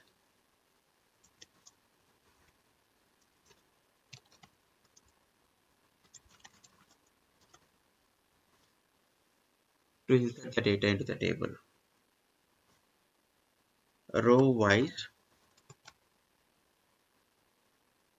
Row wise will insert data into table at a time. ఒక రో of data మాత్రమే మనం insert చేస్తాం టేబుల్లోకి. రో wise insert చేస్తాం at a time, one row of data మాత్రమే insert చేస్తాం. So that we will see how it will be. We'll insert one row of data at a time. Okay, the syntax: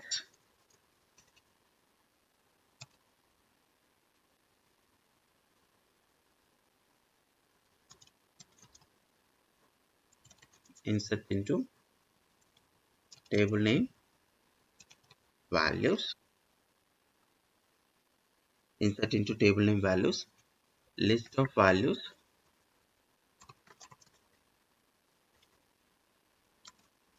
list of values as order of columns in the table. This is the one syntax where we'll be using for inserting data row wise into the table. So here we have to provide the values as per the order what we have the columns in a table. And if the char, varchar, date, time, these are the data types we have. These data types we didn't discuss yet. So just char, varchar, date, time. If these data types we have with the columns, and if we want to store that particular values into the respective columns, then definitely we need to represent those values in the single quotations. Char, varchar, date, sorry, not data, date, time. ఈ values మనం store చేసేటప్పుడు ఆ respective కాలం values మనం store చేసేటప్పుడు ఆ values మనం కంపల్సరీగా single quotations లో రిప్రజెంట్ చేయాలి. Otherwise will be getting the error. This is one syntax, or else we have another syntax for storing values into it. Insert into table name,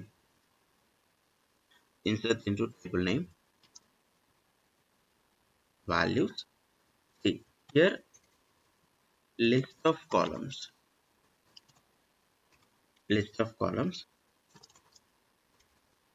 sorry, insert into table name, list of columns, then values,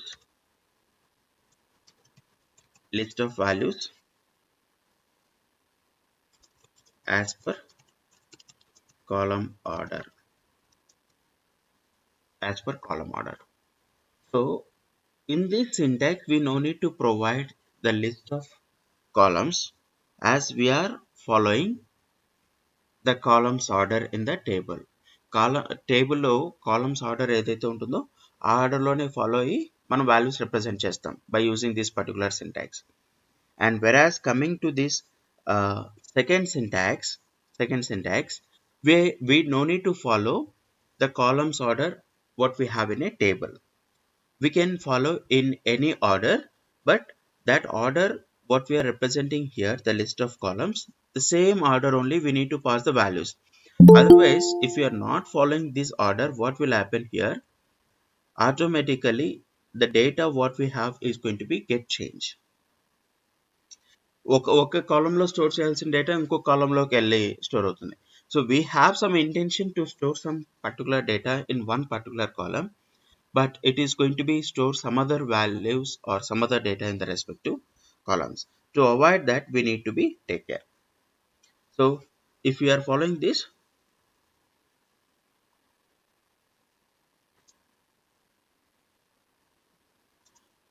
order of columns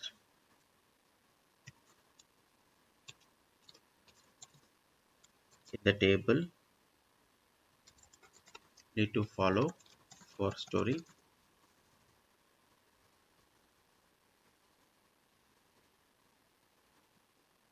order of columns in the table to be followed to store values.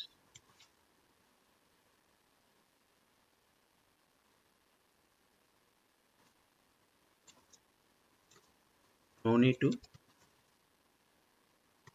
follow order of columns in the table while inserting data. So specific columns what we have, that columns we can able to use for storing the data and we can able to enter it.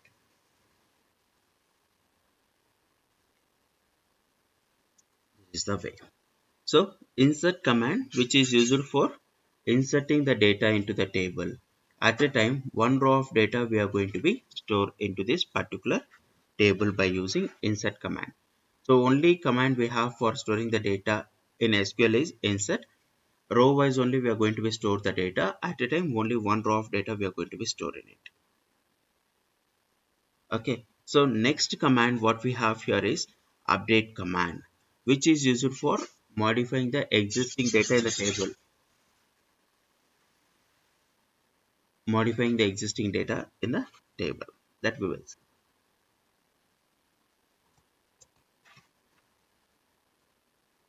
Update user to modify or change the existing data in the table. If you would like to modify the existing data in the table, we are going to use this syntax. See,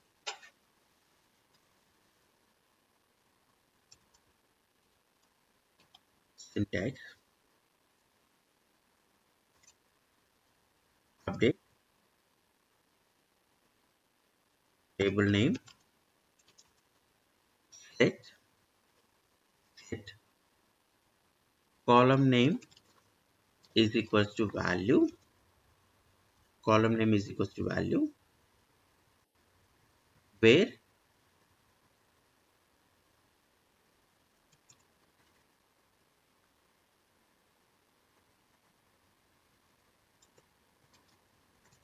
condition, where condition. See, where condition, for what purpose we want to use the condition is for changing the specific data, we have to provide the condition. For changing the specific data, we have to provide the condition. For providing the condition, we have to use the where class. Otherwise, it is not required. So I have represented that in the square brackets, which it means like it is optional.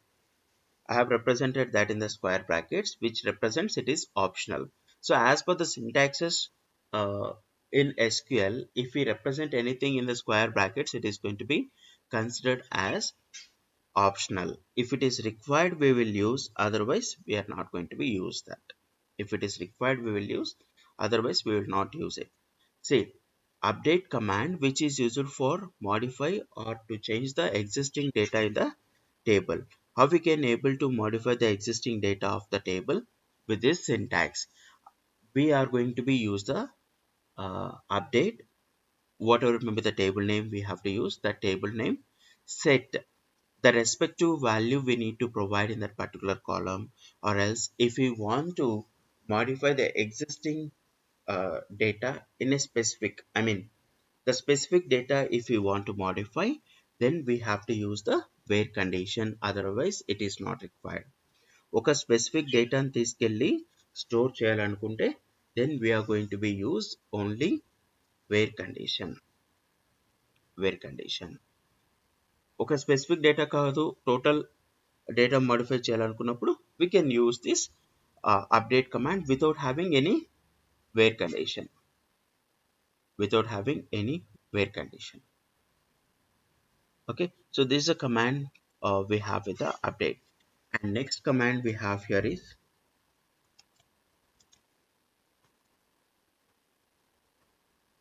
delete.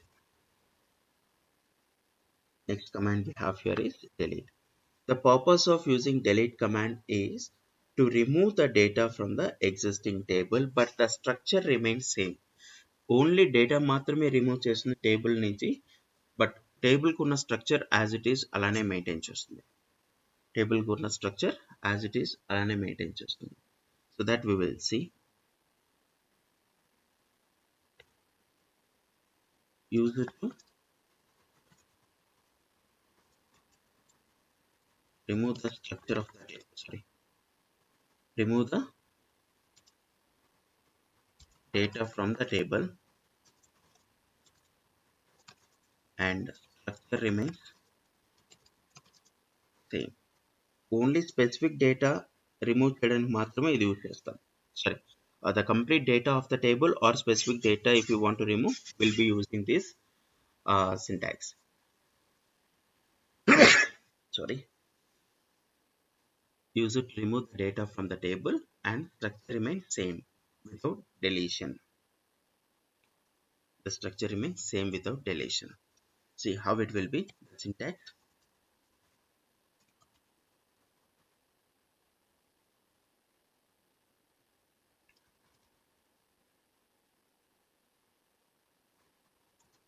delete from table name. Delete from table name, which is going to be used to remove complete data from the table. That is, removes whole table data. Removes whole table data from the table. So if we want to remove the specific data from the table, to remove, delete from table name,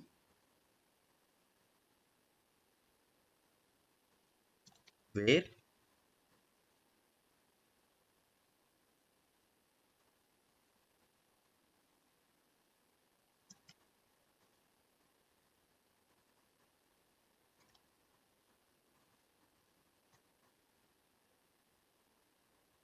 delete from table name where condition, which is used to remove specific data from the table, which is used to remove specific data from the table. Okay, specific data and remove చేయడానికి will be using delete from table name where condition. Where condition, wherever we are providing, we should represent, for removing the specific data or to update the specific data, in this particular cases only we have to use this where condition. Otherwise we no need to use the where condition. So because of that, in this particular syntax as well, I have represented that in the square brackets. Square brackets లో represent చేసింది ఏది కూడా we have to consider as a optional. అది అవసరం ఉంటేనే use చేస్తాం, లేకపోతే no need to use that particular one. Any doubt in this syntaxes like what we have discussed in insert, update, delete? If any doubts in this, you can ask me.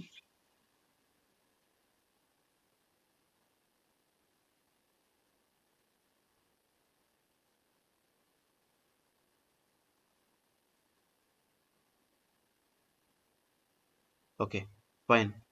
We'll go to the next command, that is select command. What is the purpose of using this select command? For retrieving the data from table, we are going to be use this. To retrieve the data from table, we are going to be use this. See now, syntax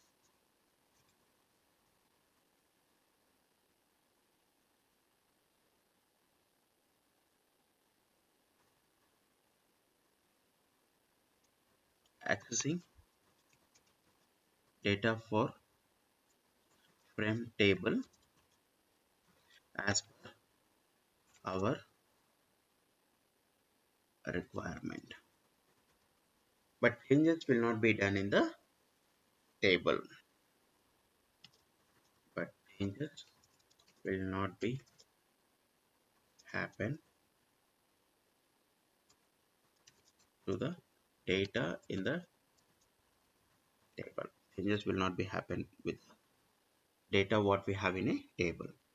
so మనకు ఏ ఆర్డర్లో కావాలంటే ఎలా కావాలంటే అలా డేటాను retrieve చేయడానికి మాత్రమే select command use చేస్తాం. మనం ఎలా రిట్రీవ్ చేస్తున్నాం, ఆ చేంజెస్ అయితే ఎగ్జిస్టింగ్ టేబుల్లో అవ్వదు. ఆ చేంజెస్ అయితే ఎగ్జిస్టింగ్ టేబుల్లో అవ్వవు. So that is the purpose of using select command. That is the purpose of using select command. See the syntax: select star from table name. Select star from table name. So what is this select star from table name? See, star represents all columns,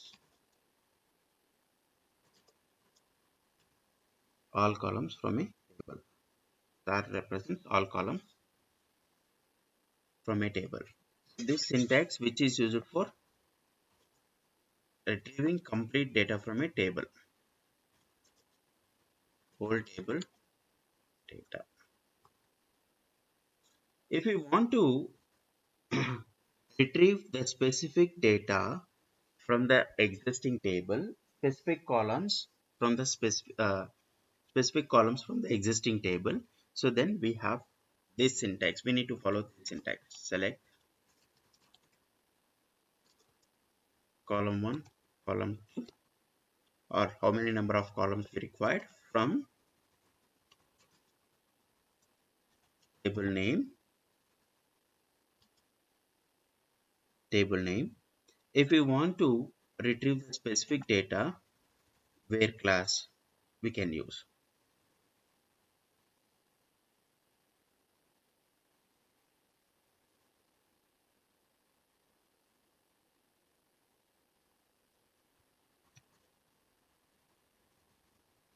This is class, where will be considered as class, not class, class,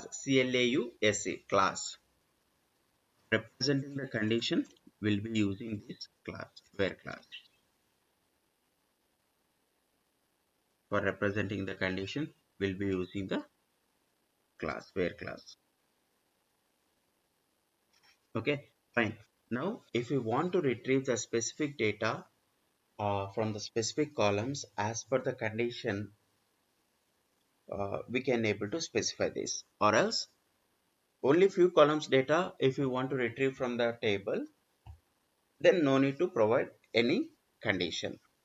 so కొన్ని columns data మనకి ఏ ఆర్డర్లో కావాలంటే ఆర్డర్లో retrieve చేసుకోవడానికి we are going to be use this select command. ఏ ఆర్డర్లో మనం రిట్రీవ్ చేసుకుంటున్నా, ఎలా మనకు అవసరమైన విధంగా మనం రిట్రీవ్ చేసుకున్నా ఆ డేటా మళ్ళీ టేబుల్లోకి వెళ్ళి అయితే సేవ్ అవ్వదు. జస్ట్ మనకు డిస్ప్లే అవ్వడానికి మాత్రమే ఆ వేలో మనం రిప్రజెంట్ చేస్తాం. డిస్ప్లే మనకి ఏ విధంగా కావాలంటే ఆ విధంగా డిస్ప్లే చేయడానికి మాత్రమే. The changes will not be happen with the command. Changes will not be happen with the command. So any doubt in this? Select command. Most of the work we are going to be do with the select command only. When compared to other commands in SQL, most of the time we'll be working with the select command only. If any doubt, let me know.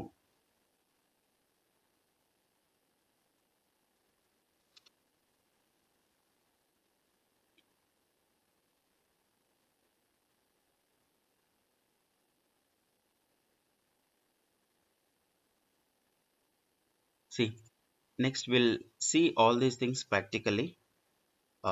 How we can able to create the table, how we can able to modify the data, how we can able to modify the structure. All these things we'll see. This is a Oracle database. In the Oracle database we'll be discussing this.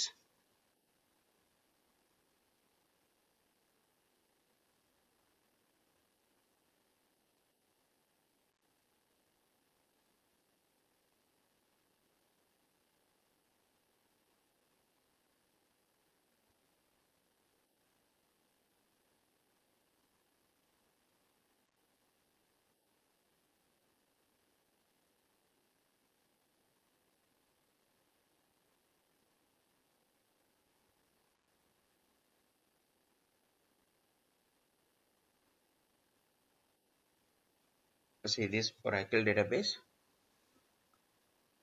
I would like to create the connection. So I'll guide you how we can able to install Oracle in your systems and everything. So already if you want to create the connection after installing this, we are going to be use this, and we have to create the connection. We have to create the connection. See, now already I have created the connection. In this particular connection will work. So I'll help you in installing this Oracle database in your systems.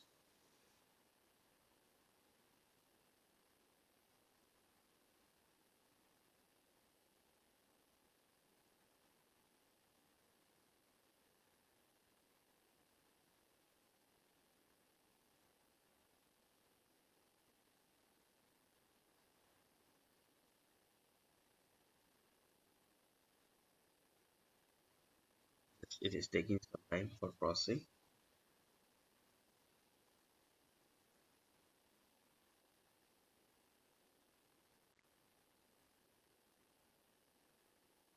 See here,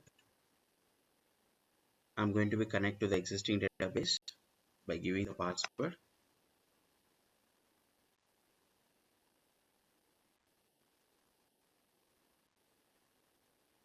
It is taking into that particular database now.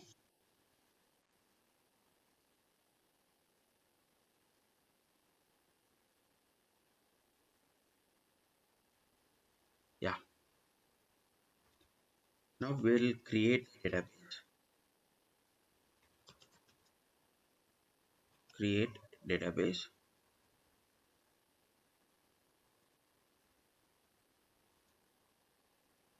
Sorry. First we are going to be create the table. Create table. Let me create the table name as EMP. I think EMP is there. EMP1 I would like to create with different columns like EMP ID. So I would like to give integer for EMP ID, integer data type for EMP ID. So next I would like to create EMP name. So where I'll be taking the char data type. So these data types and all we will discuss. In the next section, we'll discuss the data type. Just I'm showing how to create the table and all. So here EMP ID is the column name, int is the data type. So int is the data type where it is going to be store only the integer values. Either it is a positive positive number or negative number without having any decimal or fraction. Decimal కానీ fraction కానీ లేకుండా positive number కానీ negative number కానీ store చేసుకుంటుంది. So then that is nothing but integer. Char is a data type where it is going to be store only alphabets as per the requirement what we are giving. So A size కావాలంటే ఆ size లో మనకి only alphabets ని store చేయడానికి we are going to use the char data type. So if I am giving the 30 as the size here, 30 as the size here, as per the size 30, it is going to be store only alphabets. మనం name లో numerals ఏమి ఇవ్వం కాబట్టి we are going to be give the char data type. If we want to store the numerals, then we have to use the varchar. Then we have to use the varchar data type that we will discuss. That we will discuss. So for employee ID, salary, maybe salary, some places will be having some decimal values as well in the salary. So in that particular case, I would like to give decimal is the data type. So 8 comma 2. Total 8 digits it need to store, and after the decimal point it need to have 2 digits. Total it should have 8 digits, and after the decimal point it need to have 2 digits. After the decimal point it need to have 2 digits. So that will be represented. And then location, where maybe sometimes we would like to enter some um, numerals also in the location or address. So I would like to take this as a varchar, and I will be giving the size as 35 here, and I'll be giving the size as 35 here. So these are the tables we have. These are the tables we have. Sorry, this is a table. In that table, the specific columns. Now I'm going to be execute this. emp1 table is created. Table emp1 is created. To see the structure of a table, we have one command called as desc that also we'll discuss here. To see or view the structure of table, to see the structure of table, desc table name, desc table name, that we can consider as a syntax. So table structure చూడడానికి మనకి syntax ఏమంటే desc table name we have, desc table name. So that we will discuss now. If I would like to see the structure of a table, desc emp1. So structure of the table in essence, what are the columns we have, what its respective data types, that everything information it is going to be displayed for us. So now if you see here, we are having this. If you see here, the name of the columns, emp id, emp name, salary, location, and its respective data types. So what is meant by null question mark? So whether it has to be accept the null values or not, that is going to be represent, that is going to be indicated over there. What is null? What is meant by that null value and all, we will discuss in the coming sessions. We'll discuss in the coming sessions. So now example for creating table.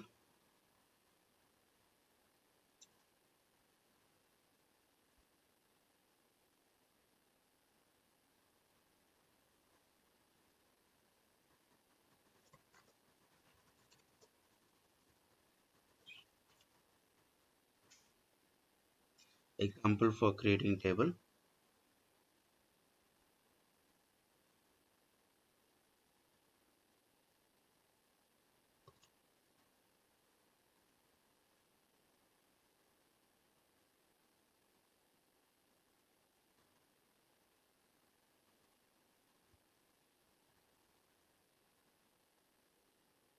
Table 1 emp created in notice, that will be represent the successful message after creating table. Successful message after creating table. To see the structure of a table, to see the structure of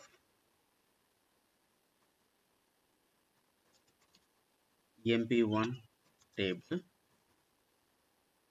we have this command,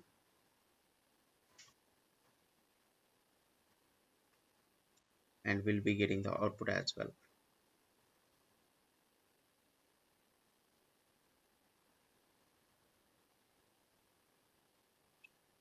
This output we are going to get. Now I would like to access the data from the table. Select star from emp1. If I'm writing everything in uppercase also, it is going to be work. Combination of lowercase and uppercase also, it will work. SQL is not a case sensitive language. See, as of now, just I have created the table, and we have seen the structure of a table, but we didn't insert any data into the table. As of now, we didn't insert any data into the table. So if I'm accessing this, we'll be getting empty table. Empty table. So there is no data for displaying. There is no data to display from the table. Because of that, we are getting it as empty. Because of that, we are getting it as empty.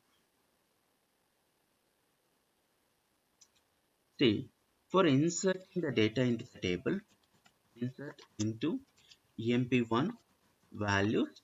What is the first one we have? Employee ID. I would like to give 101. Next, employee name. I would like to, sorry, here we have char data type. Because of that, we have to represent in the single quotations. So Bharat. name here I would like to give as Bharat. So salary, let me consider 64,000 something. Even though if I'm giving the decimal without decimal here, automatically it is going to be considered dot two zeros as a decimal value. So we have given 8 comma 2 innocence, total of 8 digits, it is going to be accept. How many here? 5. Yeah, it will accept. Total of 8 digits. After the decimal point, it need to accept 2 digits. And I would like to give Marthalle location. So after writing this, if I'm executing one row inserted, one row inserted. So I'll write this.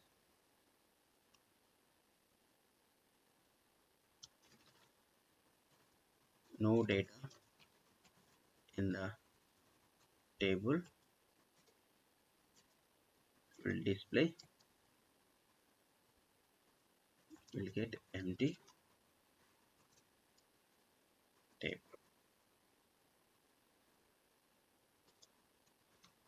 Inserting data into table row wise at a time, one row.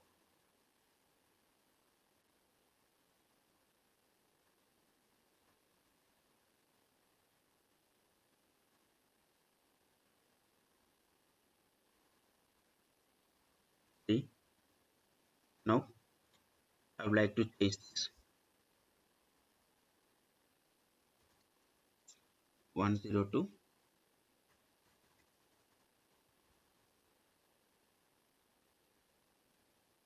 funny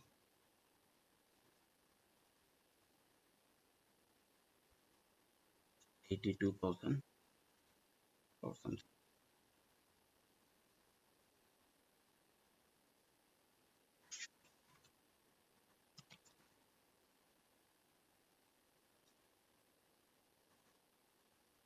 I would like to insert one more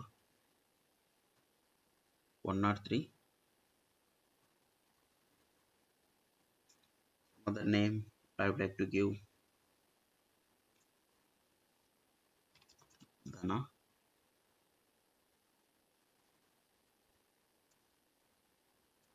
2000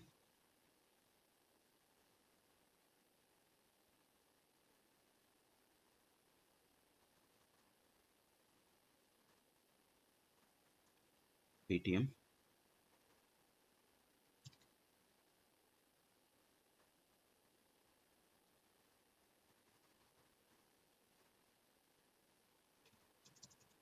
Raghu.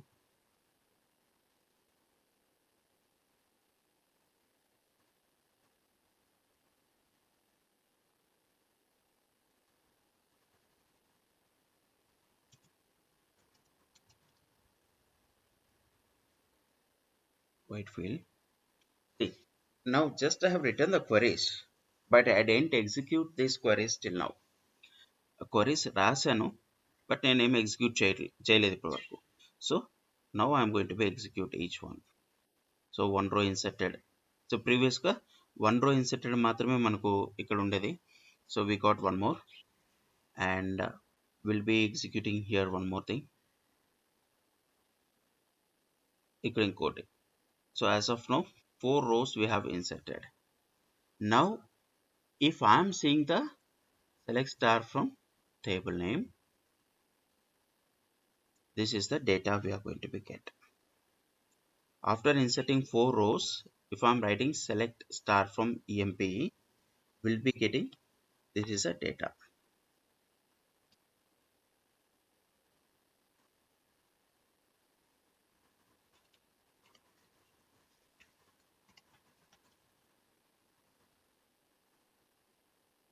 This is the data.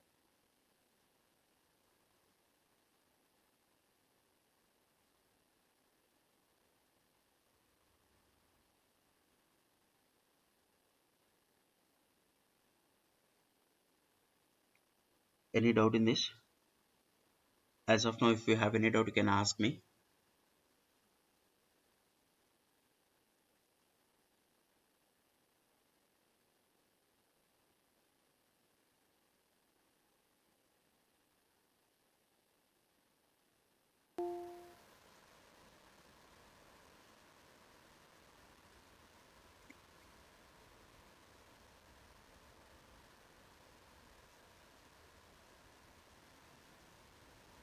Next concept, data types in SQL. Data types in SQL. We have discussed what is the purpose of using data types. We have discussed what is the purpose of using data types. While we are creating table, we'll be having columns. In the columns, what type of data we have to store. To represent that, we need the data types. So in previous session, we have discussed the concept of data types while creating a table in the database. While creating a table in the database, we have discussed that syntax. The purpose of using data types. So simple way we'll discuss the data types, which we are going to be used most of the time. That is a number data type. That is number data type for storing the integers. For integers, number data type for storing integers. Integers in a sense without having any decimals or fractions. Without having any decimals or fractions. To store any decimal value or fraction, what we have to use? To store any decimal or fraction, what we have to use? So we have decimal p comma s. So here p will be represent total number of digits. See, which initially used for storing decimal values. For decimal values, p will be represent total number of digits. S will represent S will represent number of digits after decimal point.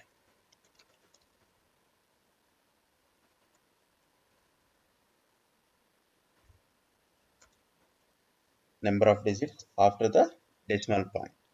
See, if I'm giving decimal, if I'm giving decimal 6 comma 2, 6 comma 2, total it is going to be take 6 digits, and after the decimal point it is going to be accept only 2 digits, like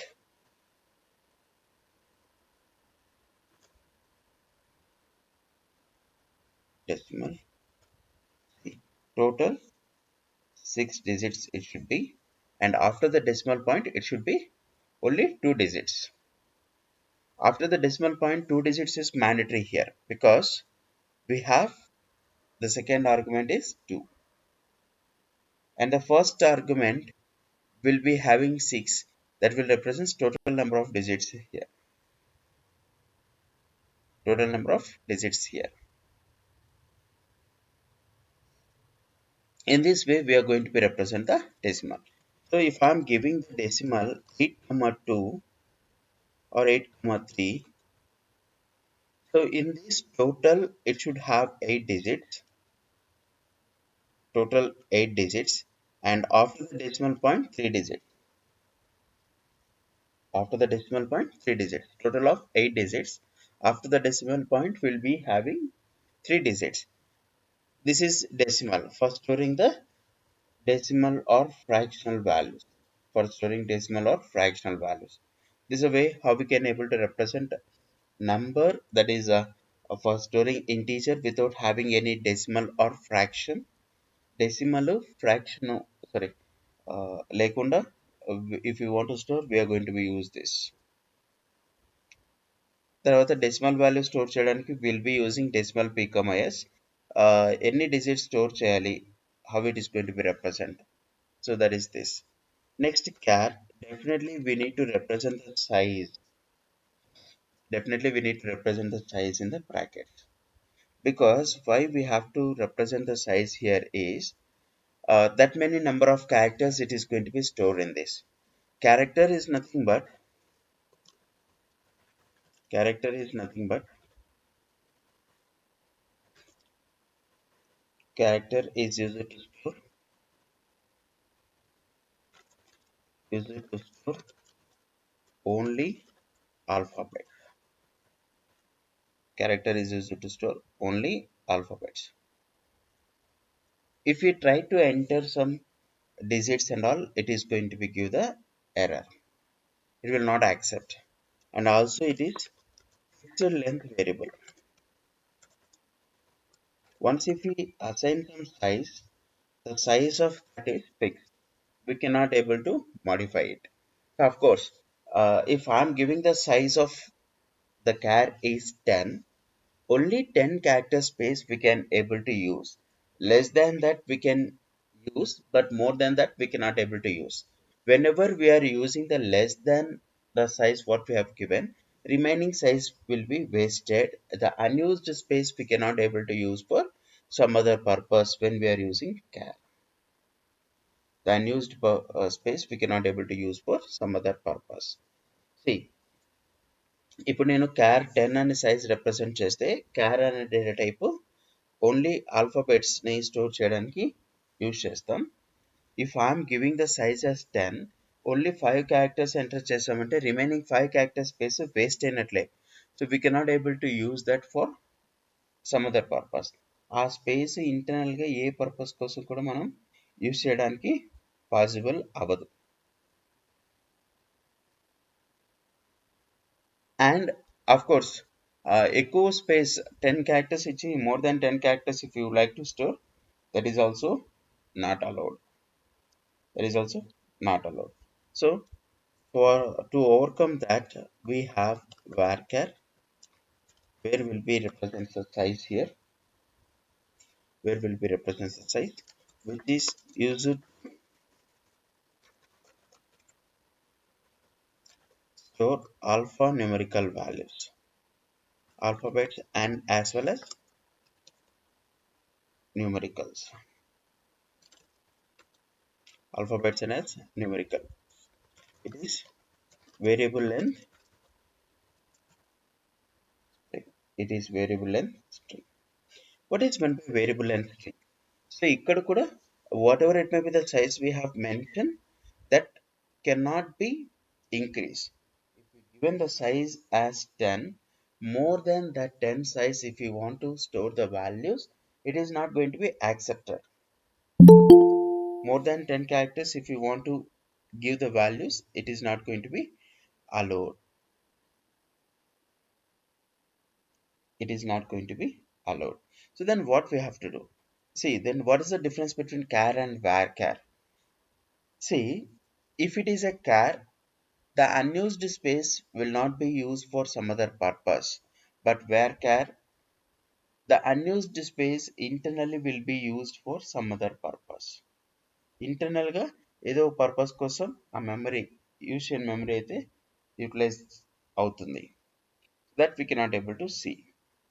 Only the difference we can able to see here is uh, varchar is going to be store only alphabet. Sorry, char is used for storing only alphabets, but whereas varchar is used for storing alphanumerical values. And here, where the size it is going to be take from 0 to 2000. To store maximum values, will be using here as varchar 2. Varchar 2 also we have in arc. So varchar 2 of size, if I am giving here, where the size is going to be accept maximum size is 4000. Maximum size is 4000. So like this we are going to be represent. There is a difference between char and varchar 2. Sorry, char and varchar 2. Next we have date data type, which is used for representing the date. which is used for representing the data. So these are few data types what we are going to be used regularly.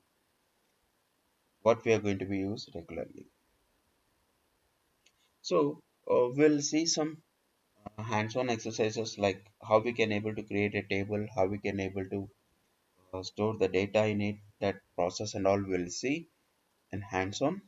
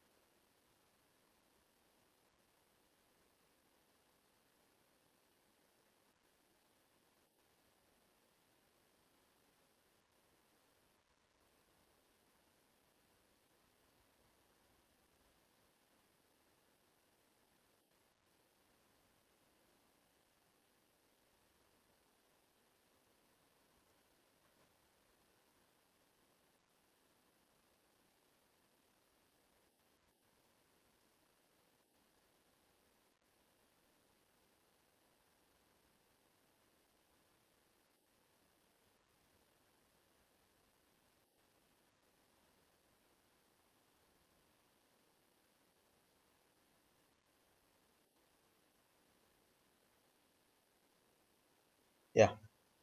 So I would like to create one table called as a student. That exercise.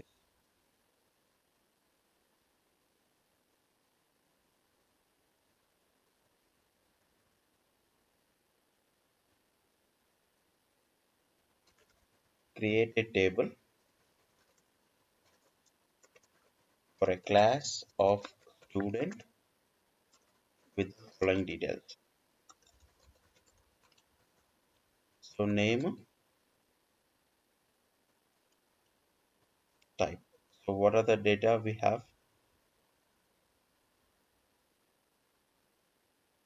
Name and type. So first student ID,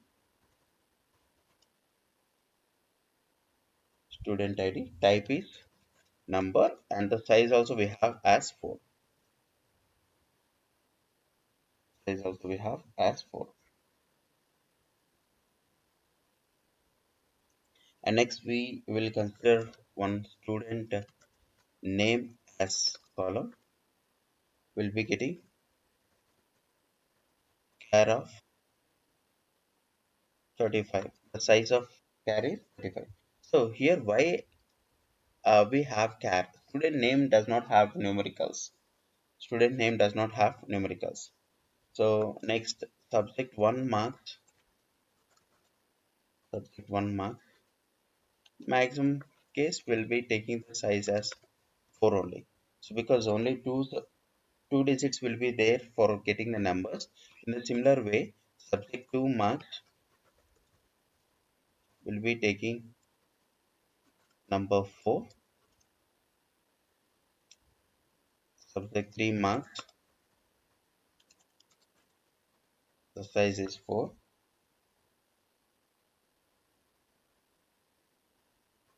Subject 4 marks, like 5 or 6 subjects mark will take. Number 4. Subject 5,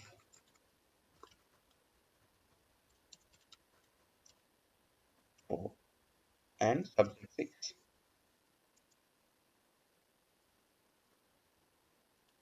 marked as number 4 size.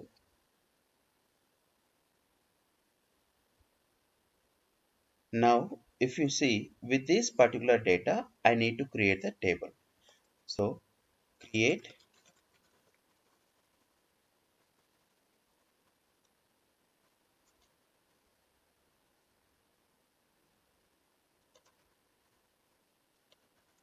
create table. Table name is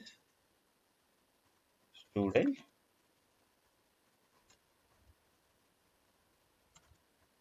Table name is student.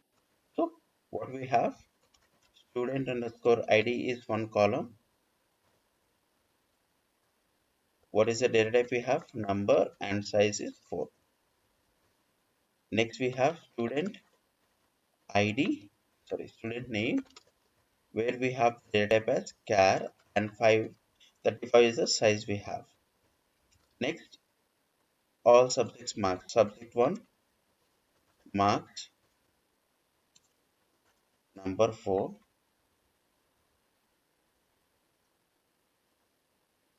Next, subject 2 marked number 4.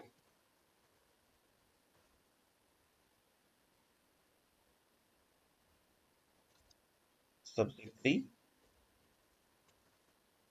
marked number 4.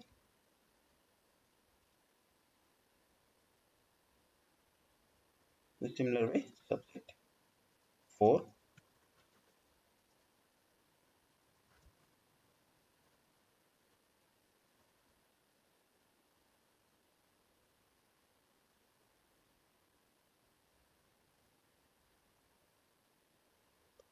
subject 5 and 6 as well. So I didn't calculate any result over there as of now. I didn't calculate any result as of now. Just we are creating the table.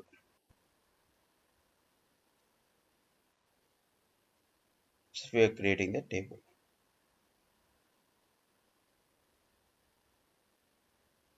Duplicate column name.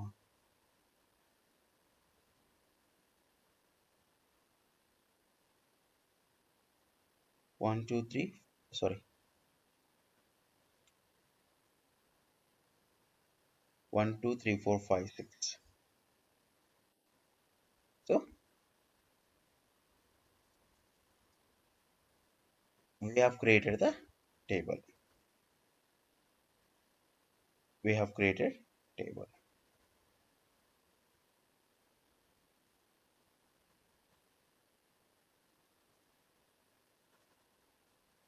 Next, we need to add records. Add records into the table for minimum of 10 students.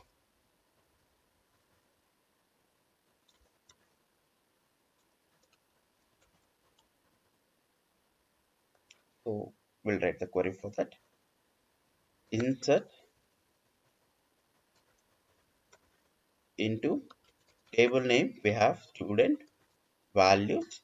See, student ID. Let me start with some number like 1001, 1001, or else we'll take it from 101. So there is no varchar. Will be having the number, because of that only I have taken as 101, and the student name first let me consider as Sujan.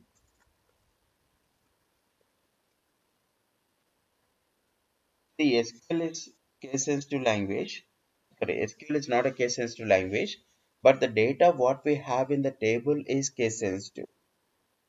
But the data what we have in this table is case sensitive. And let me consider the marks as 62, 65, 66, 75, 85, 85. So one more need to provide.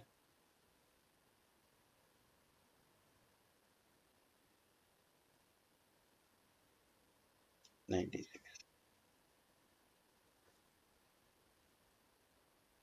In a similar way, we need to insert 10 records. 1, 2, 3, 4, 5, 6. Sorry.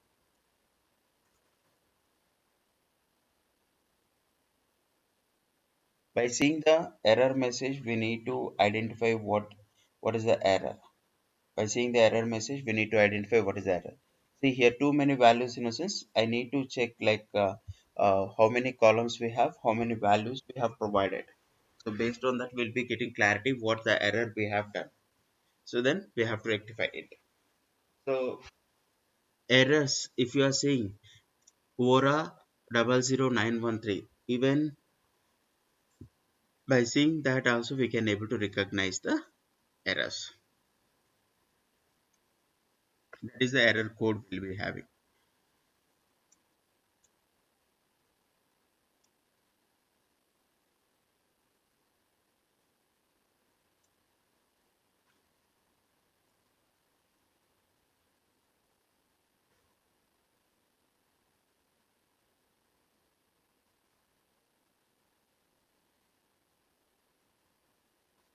One zero two, like we'll give the name as Manoj.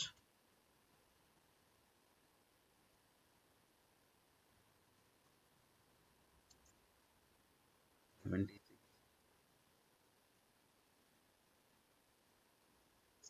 76, and few more I'll be 95,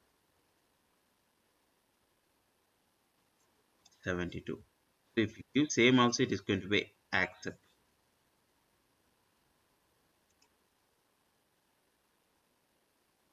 If we give same also, it is going to be accept.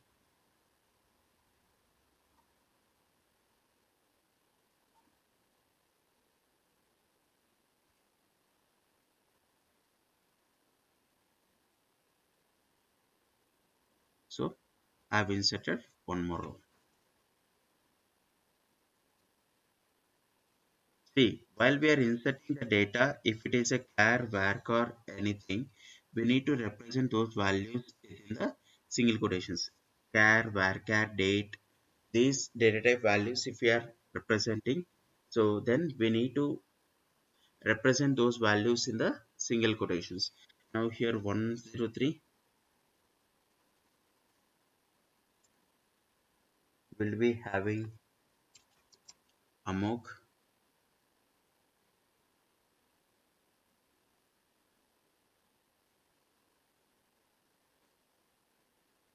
52,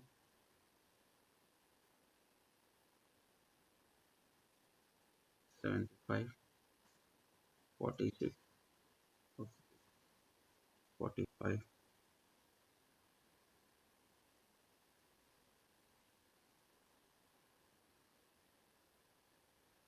95, like this. Now I'll be entering one more record.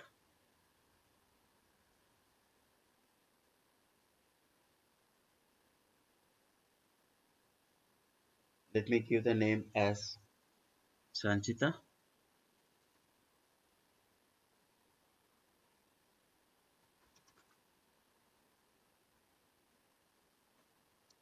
not 4,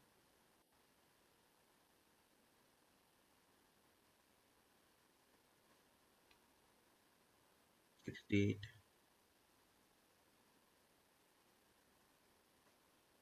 89, 86, 92.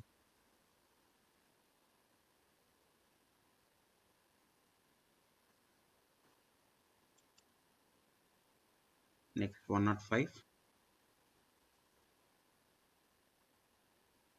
Let me give the name as Shweta.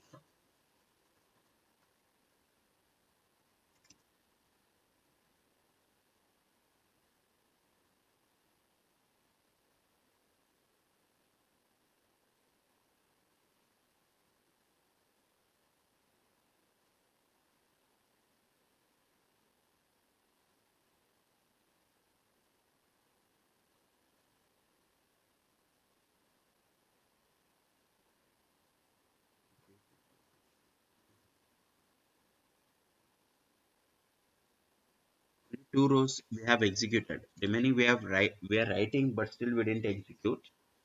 Only two rows we have executed.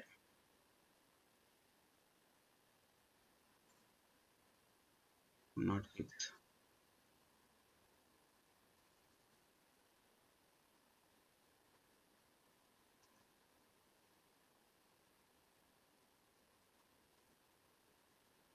Five,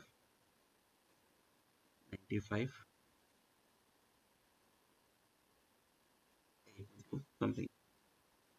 So like this, total 10 records we need to insert.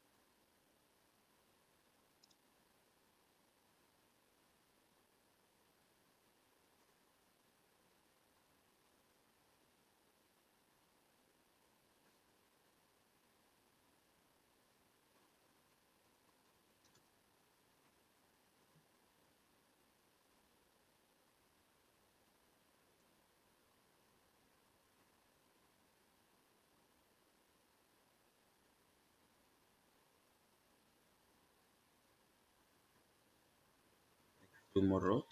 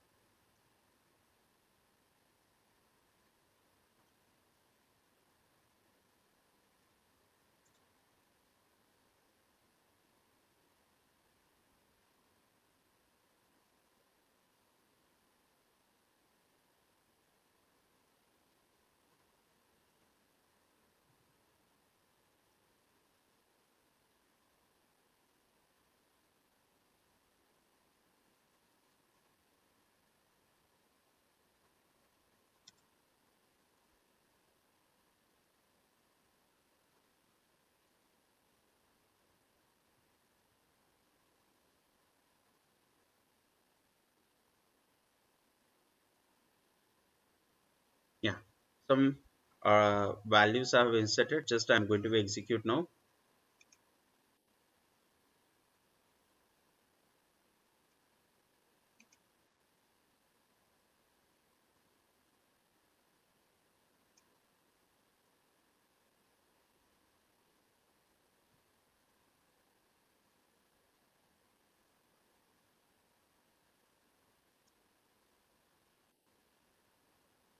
So all rows I'm inserting here.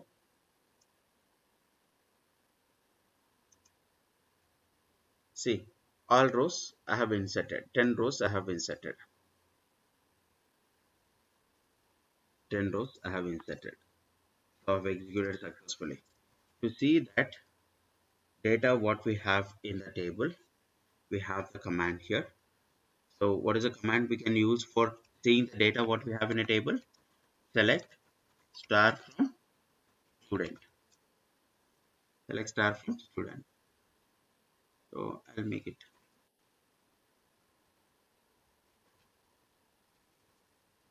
select star from student. So we'll be getting the data over here.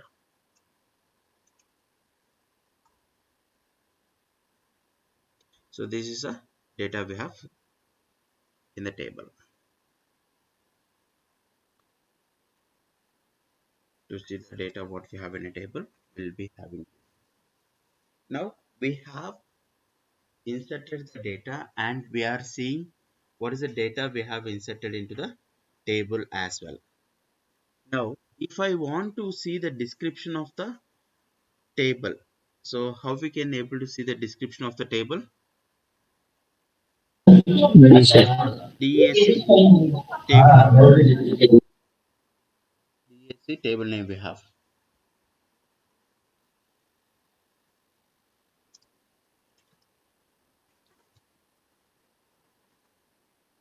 display the description of the field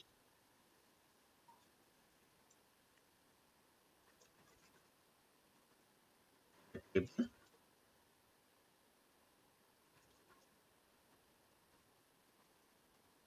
We will be using DSC student. We'll be using DSC student. So now what we'll be getting here? You see the description of the student table DSC student.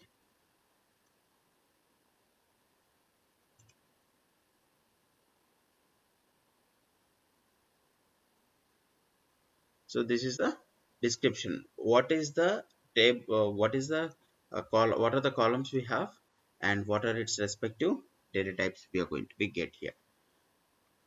What are the columns we have? What are its respective data types? So that we are going to be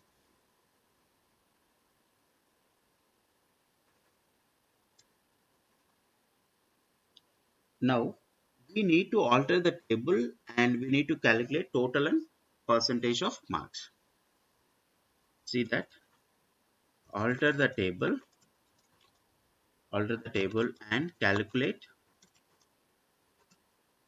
total and percentage of marks. Percentage. How we are going to be get this? We'll see this. Alter the table. For altering the table, so I mean to see like we need to have uh, the columns as total and as well as percentage of marks. So what command we can able to use here is alter table command we need to use. Alter table command we need to use. Then only we can able to add the columns to the existing table. We can able to add columns to the table. See, percentage of marks we can consider um, percentage of marks we can able to consider like uh, decimal decimal that will see here.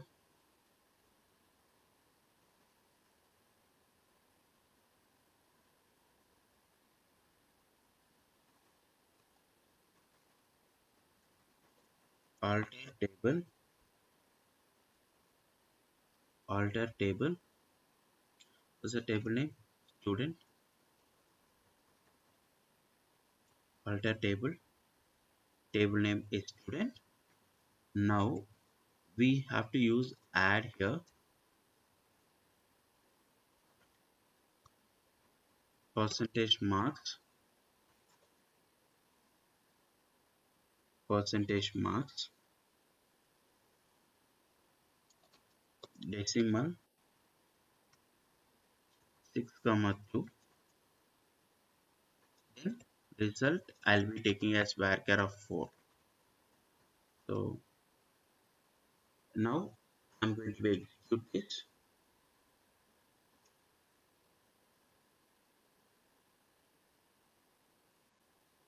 Student table altered, student table altered. So now if we want to see what are the things that has been added, so we are going to be see that.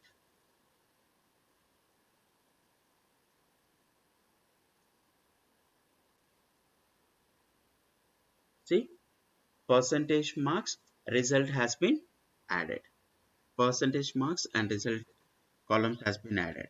See, if I am seeing that, if I am executing select star from student again, so we'll be getting empty values in the place of um,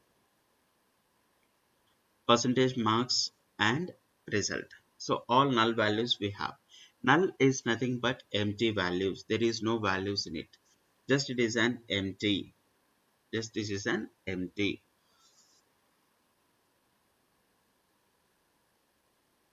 Okay.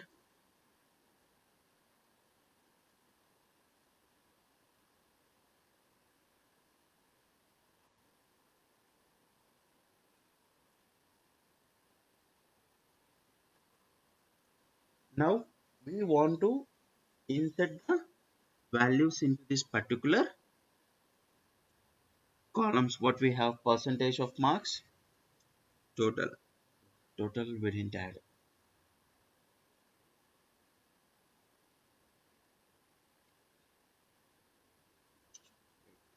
Also we need to add,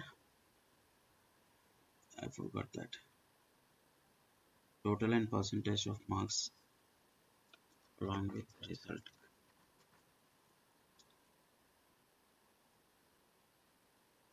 So first, for our understanding, I will drop table student drop result.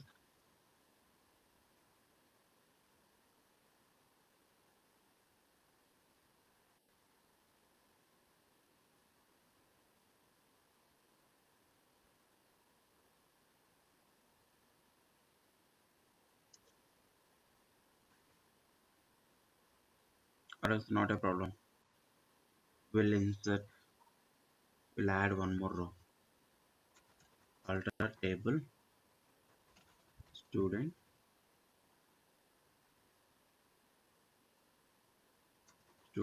add result number 5.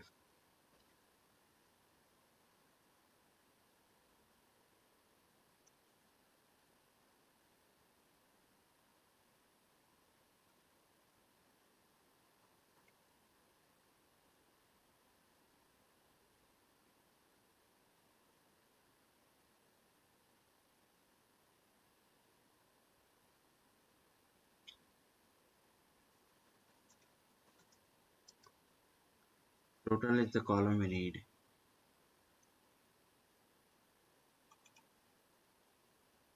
Yeah. So now this has been altered. This has been altered. So if we want to make it,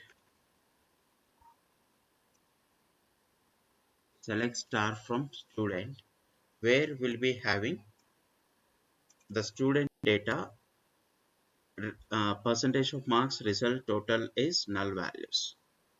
Now I need to update the values in the total column. Update the values in the total column.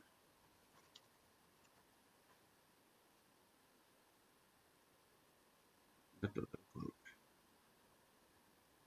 Update command we have,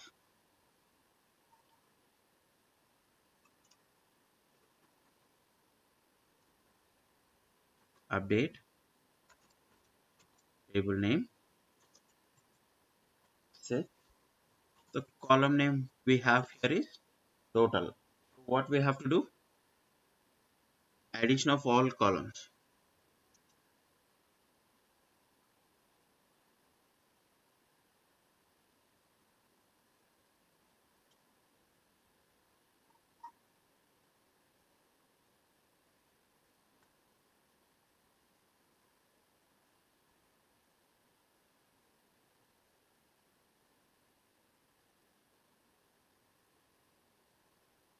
Subject marks, subject marks,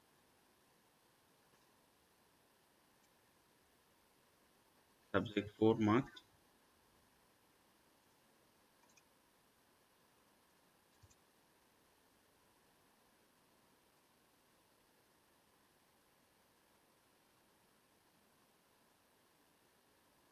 subject 5 marks, then subject 6 marks as well. Here we no need to use the condition. Because of that, I'm not using where condition. If I want to use uh, to change the specific data, then we have to use the where class. So here I don't want to use the where class, just I'm going to be run this code.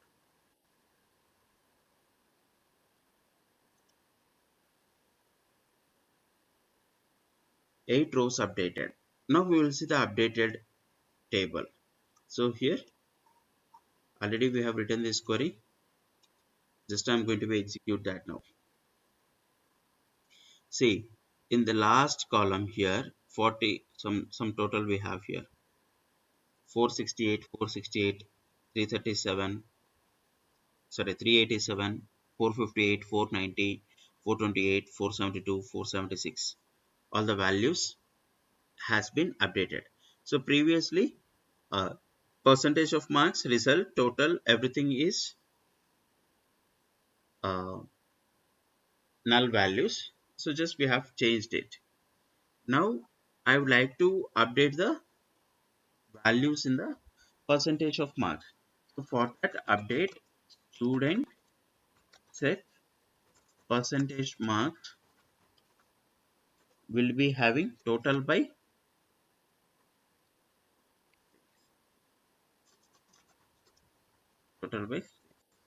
for all the students will do, for all the students will do.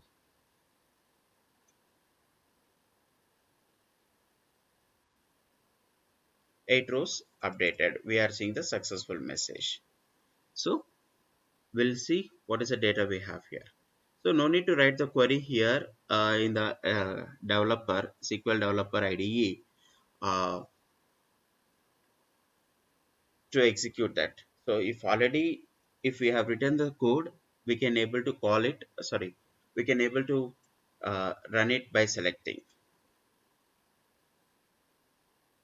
Now the percentage of marks has been added here. The percentage of marks also added here. Then we need to calculate the result. So each subject result we need to calculate. Each subject result we need to calculate, and also uh, what we can say, total marks, whether it is pass or fail, that we have to write.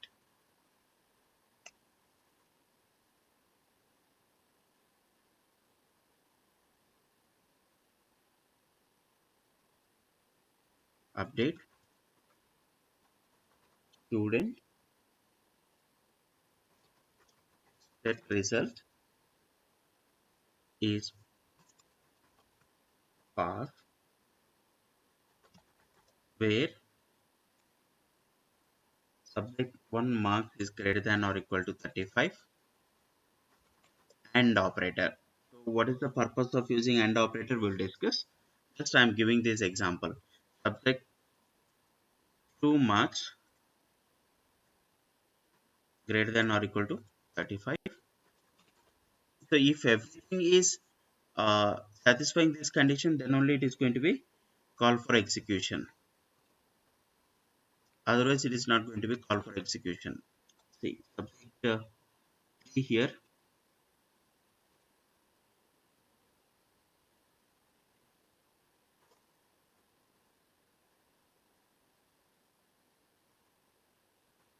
subject 4 marks greater than or equal to 35, and subject 5 marks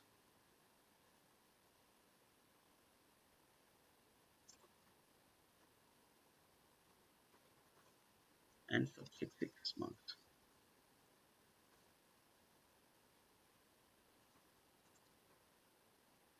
So if it is satisfying, then it is going to be print result as true.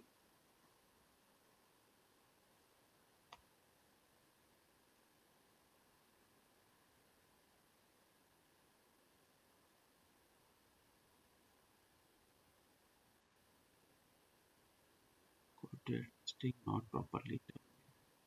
Sorry.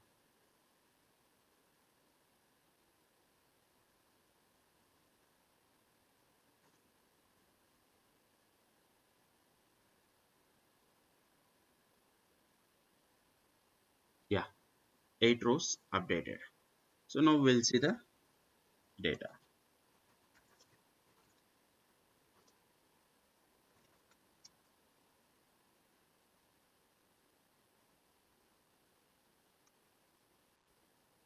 So everything we got passed. So I don't think I have given the value which is less than 35 in our data. So because of that we don't have fail, so everything is pass. So like this we need to use. So this AND operator, or operator, some logical operators we have that we will discuss in the coming sessions. If you have any doubt in this, you just ask me, or weekend will plan for installation of Arc. Okay, if any doubts can ask me now.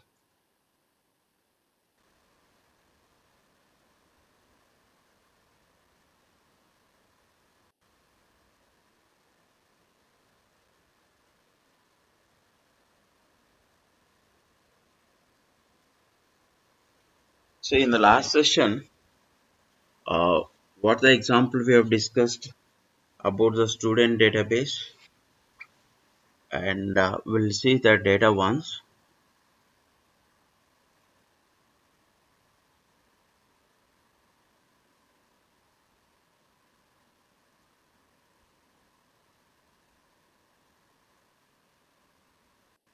So this is the student data what we have created. Student ID, student name, marks, subject marks. So result total that we would like to display.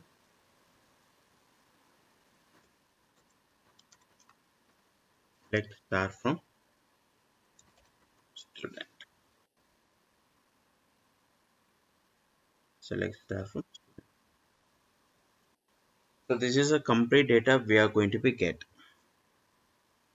See, in this, if I am seeing the structure of the student table,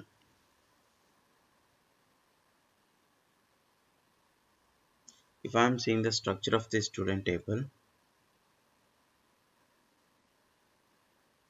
for the name, what will be the size? For the name, what will be the size? 35 characters. Character size 35. See, we discussed that char is a variable length string. We have discussed that char is a variable length string. Variable length string is, sorry, char is a fixed length string. Fixed length string in a sense, whatever it may be the size we have given, that much size, whether we have used or not, it is going to be considered the same thing. Whatever may be the size we have given, if that much size is occupied or not also, it is going to be safe that much size only. It is going to be safe that much size only. It is not going to be use the unused space for some other purpose. The unused space will not be used for some other purpose. That what we are going to be observe now. For char we have 35 character space, so hardly we didn't use that 35 character space. So here um, we have only um, what is this? Yeah, 5 character space, 5 character space, 6 character space, then 6 character space. We didn't use much, like that unused space will not be used for some other purpose. Unused space will not be used for some other purpose.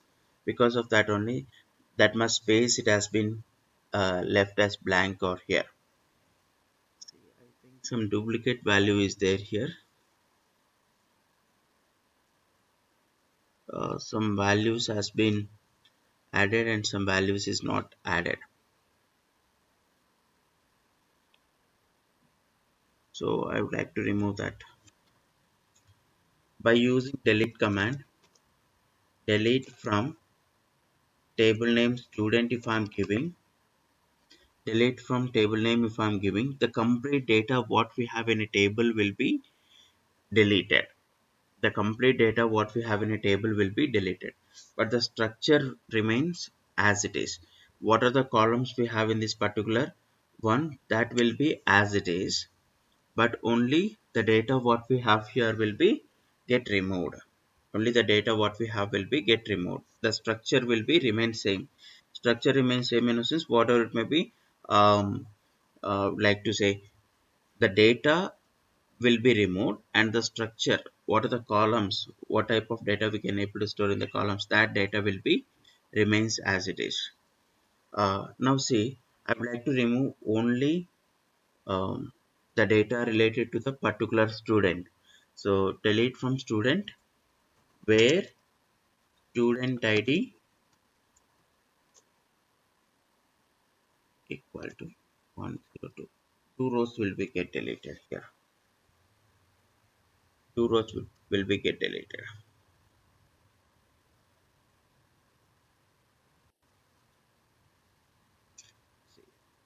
Two rows has been deleted. There is no name of Manoj now. Only 105, 106, 107, 108, 109, 110. This data we have here.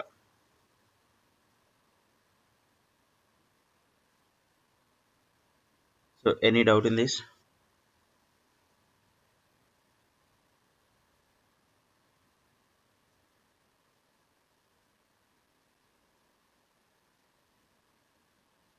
How we can able to retrieve the data? See, that examples we'll see more. See, select star from table name. Select star from student. In this syntax we have discussed like star will represents all columns. Star will represent all columns. So in this, what are the columns we required? That many also we can able to access, depends on our requirement. See, select star from table name, in a sense the complete data what we have retrieved, now it is going to be retrieved. So star will represents here as all columns. Star will represents here as all columns. So whatever the columns we have, all that columns will be displayed. But I don't want to get all the columns what we have in a table. Just I need a few columns from the table. Just I need a few columns from the table. How we can able to access that, we will see. Now select student ID, the student name, total I need. So from student table. From which table? Student table I need to retrieve this data. From student table I need to retrieve this data. So I need only student ID, student name, total. This data we are going to be get here. This data we are going to be get here. So, but this data only for retrieving to us. This data is only for retrieving to us. But the changes will not be happen with the content we have in the table.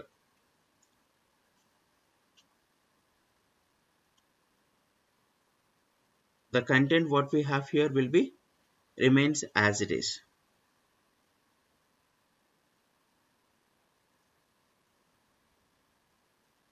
See, again if I'm getting select star from table, we'll be getting this data. So now I need to get select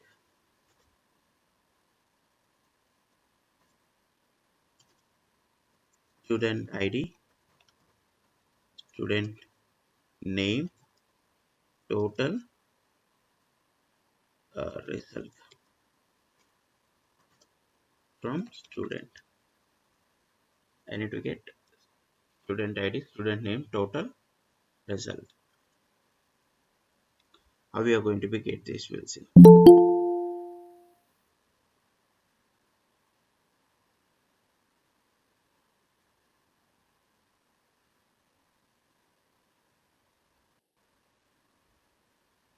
Only this data it is going to be retrieved to us.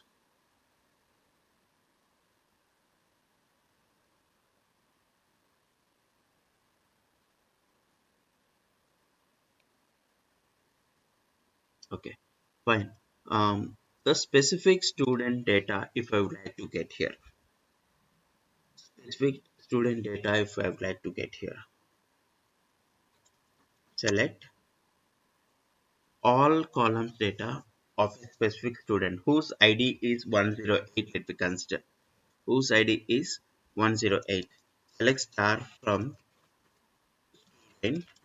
select all columns from the student where we have the size as where we have the student as 108 as student id. Select star from student where student id is 108.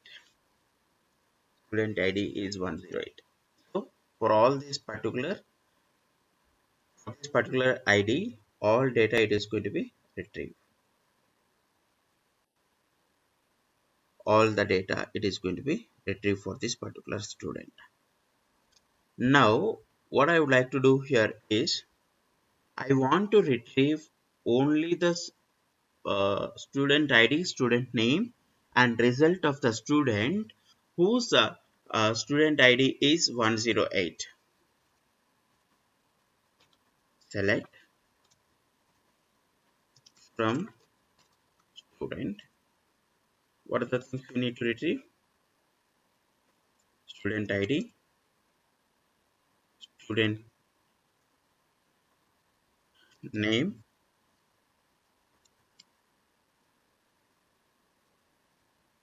result from student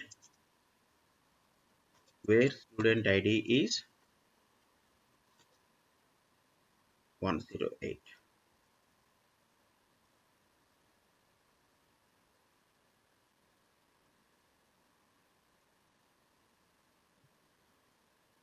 This is a student name we are getting. Student name as Dana and student id as we have given the student id is 108. So we got here as 108. Student name of that particular student id we have retrieved, and then result as well. Now if I would like to retrieve only the student name and as well as result, if I would like to display only student name and as well as result, how we are going to be get?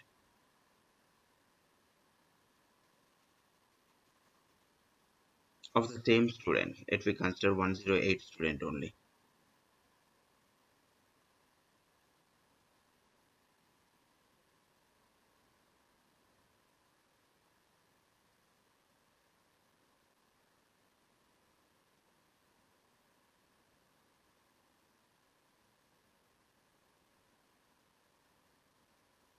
So then pass. There is a data we have. Just observe this all select queries. Just observe this all select queries.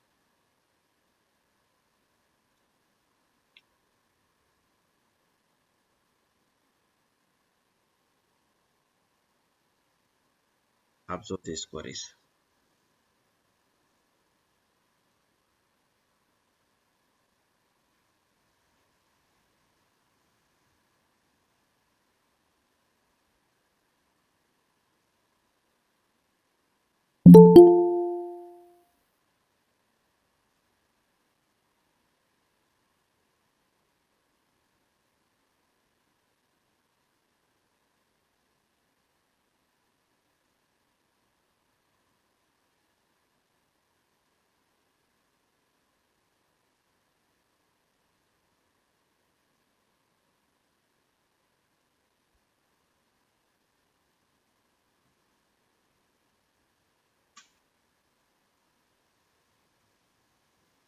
Any doubt in this?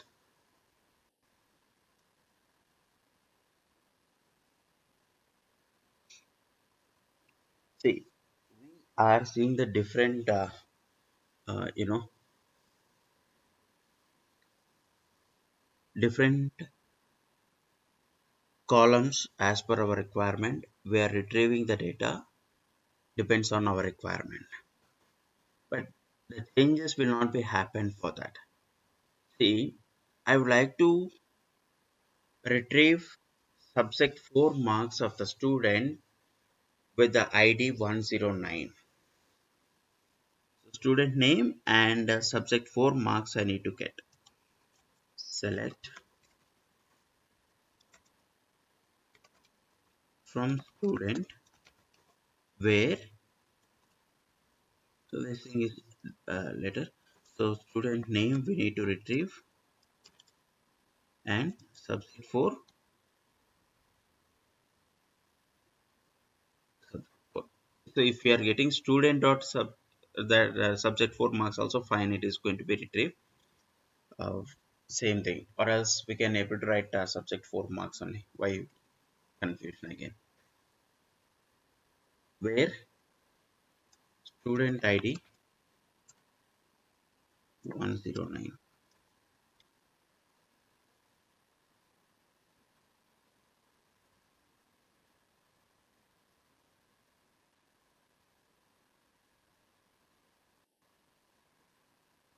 So we'll be getting student name is Lakshmi, and subject for marks is 75. Along with that, if we want to make it to display the result as well,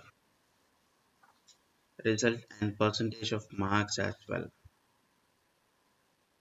percentage marks as well.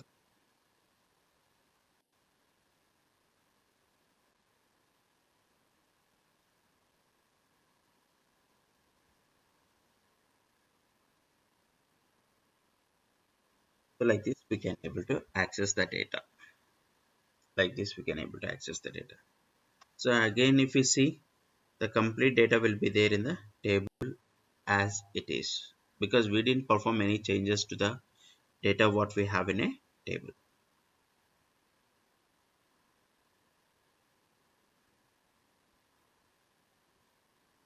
Suppose there is no student with the ID 102.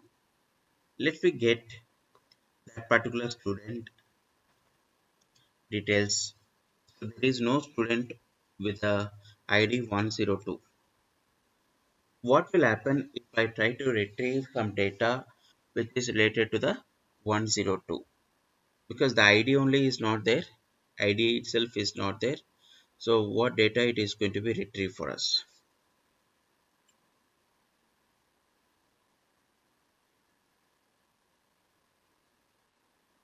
Empty.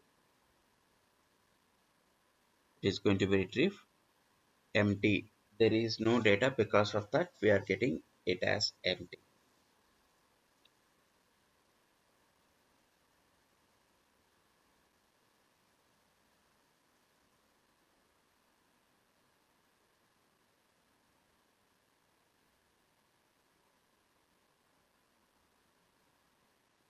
I think the concept is clear about the select statement as well.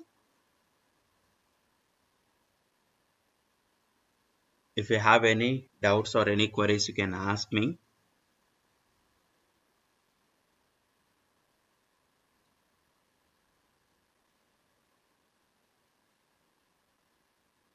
Is this concept clear?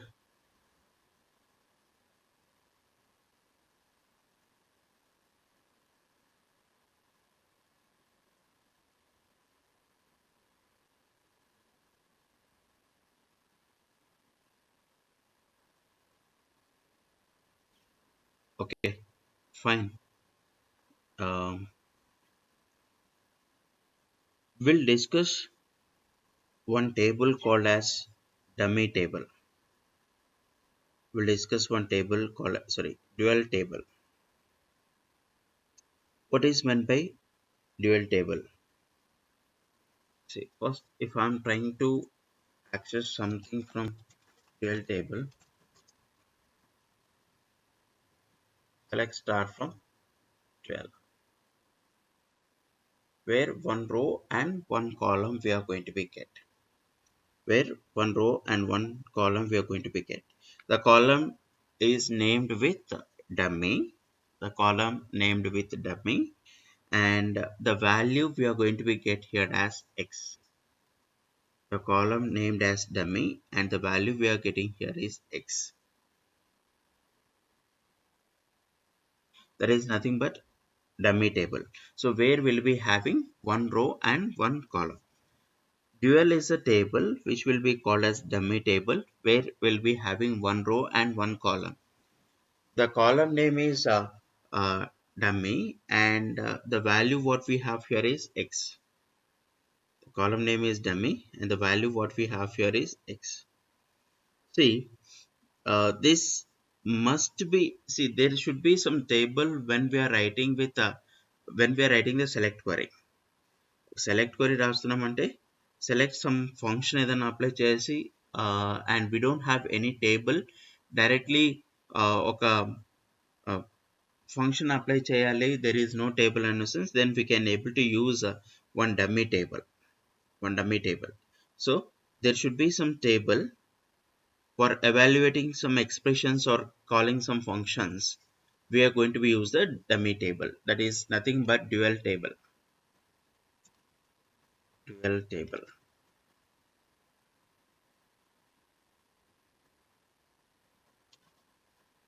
in Oracle.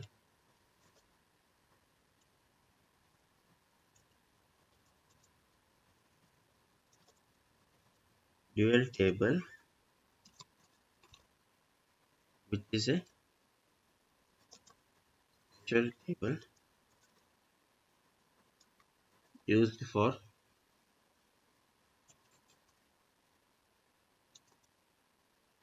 evaluating expression or calling functions. There is a dummy table. See, in the case like where we need um, select state, say from class for the select statement,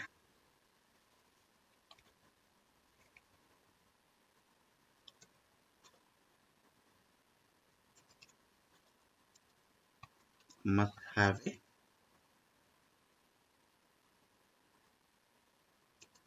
from class. So that is not a class. So where class, from class, these all will be considered class. See, dual table has only one column named as dummy. Dual table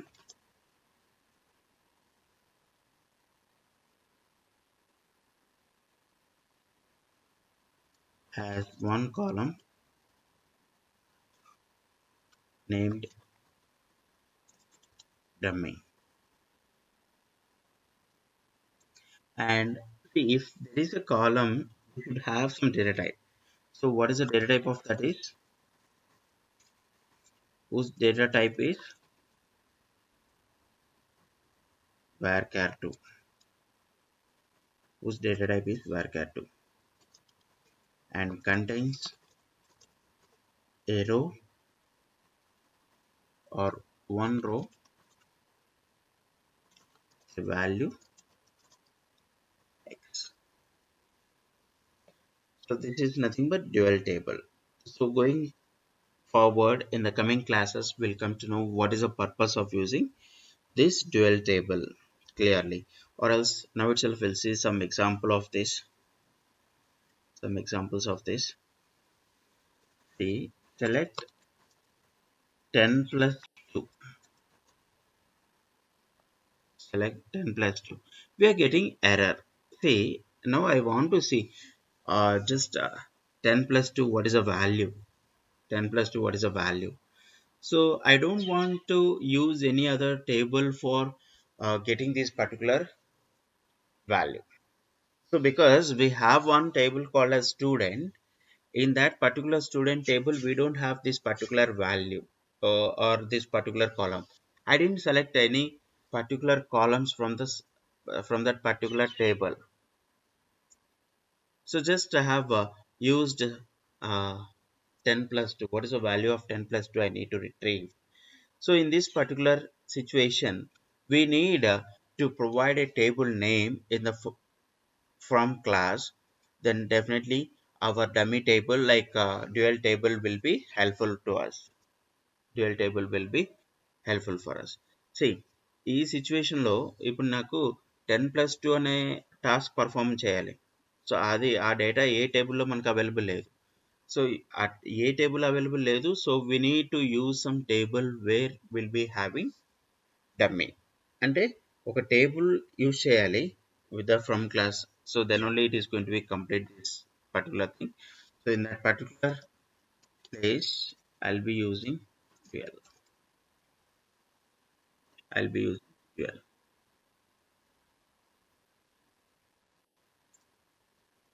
So 10 plus 2 will be getting 5. And one more thing here is this dummy table will be under this schema. Dual table is under this schema. There, there will be some schema where will be having where it will be representing the structure of the databases, how many tables we have, that kind of information. So there will be many tables under one schema. See, by default, SYS will be there one schema in the Oracle database. Our dual table will be there in the sys. So there is a chance of asking question in the interview like how we are going to be get this dummy table. What is dummy table? What it will be contains. So dummy table is nothing but dual table will be having one row and one column, and that column name is dummy, and the value what we have as a row in the table as X, and the data type of that is varchar2. The data type of that is varchar2, varchar2. And under which schema that particular table is available is SYS schema.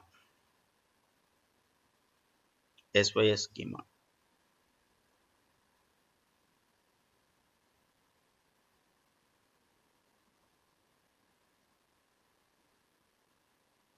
Any doubt in this?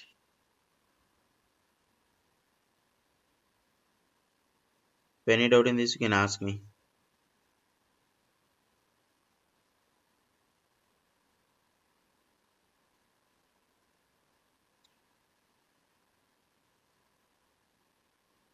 See, now we'll modify some data in the table.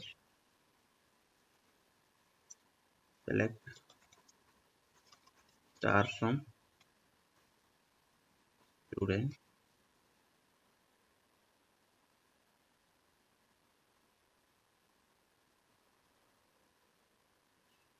I would like to add some um,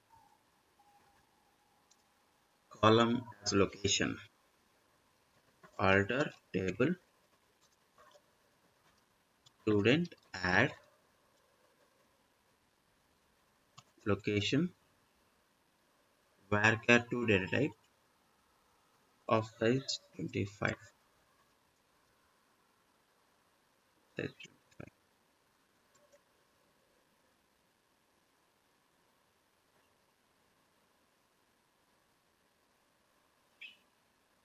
See, one table is altered here. One table is altered here.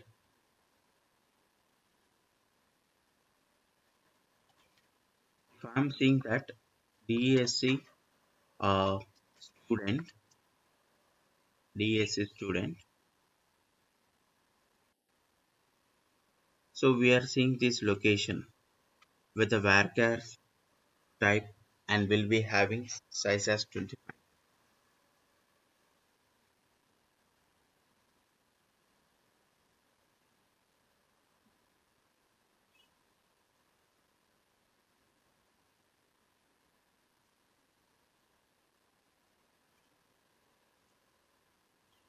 And now if I'm retrieving the data from the student table,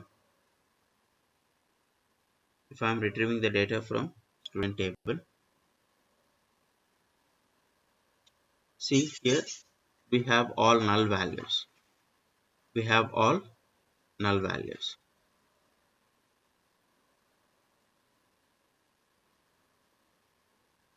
Now I would like to update each one.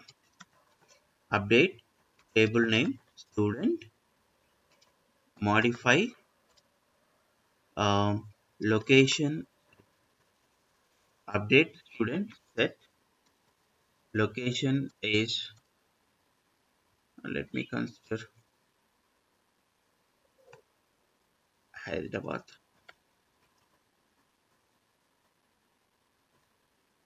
where student ID is the specific data I would like to modify, where the student ID is 105.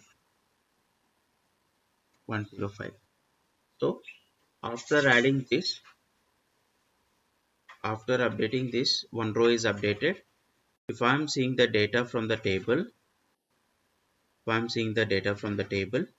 so here Hyderabad is updated.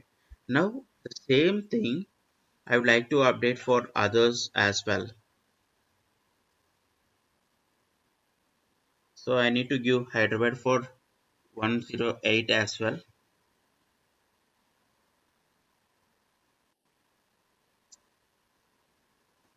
Now I would like to update for 106 as Bangalore.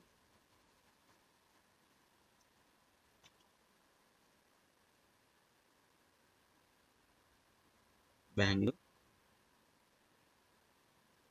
So next, what are the IDs we have? We'll see.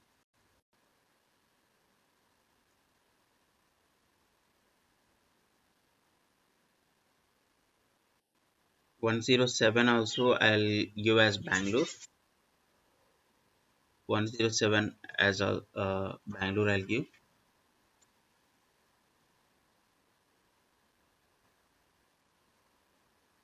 And 9 and 10 I would like to give Chennai. 9 and 10 I would like to give Chennai.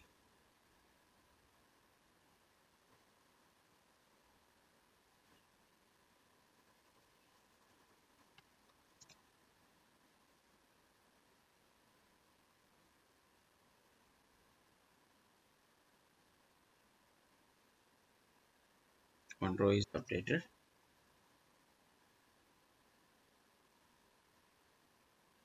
or else I'll make it as Bangalore only. 110 also I'll make it as Bangalore.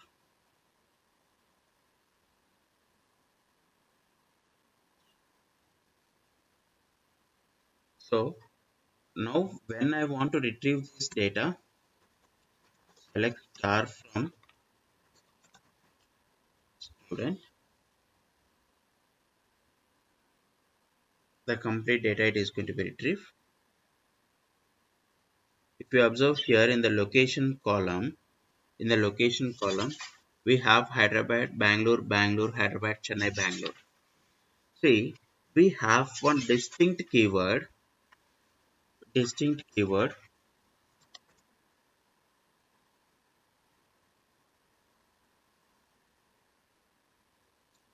which is used to retrieve unique values from a specific column.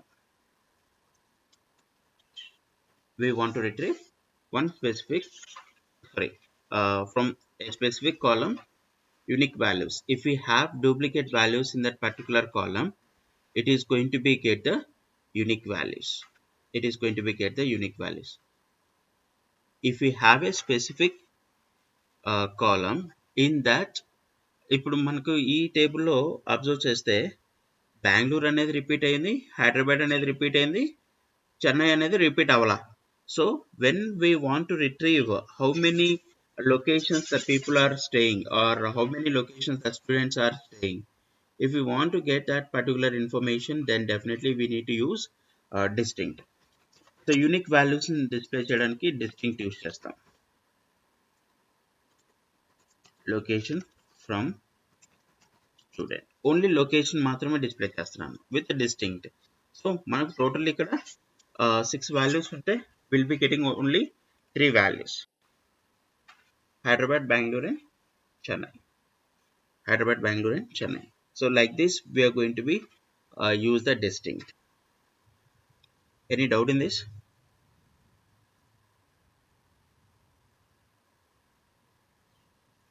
If you have any doubt, you can ask me.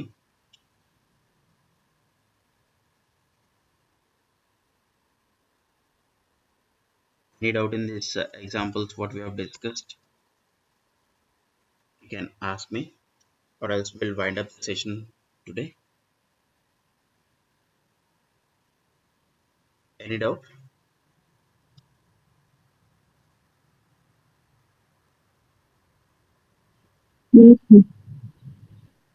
Okay.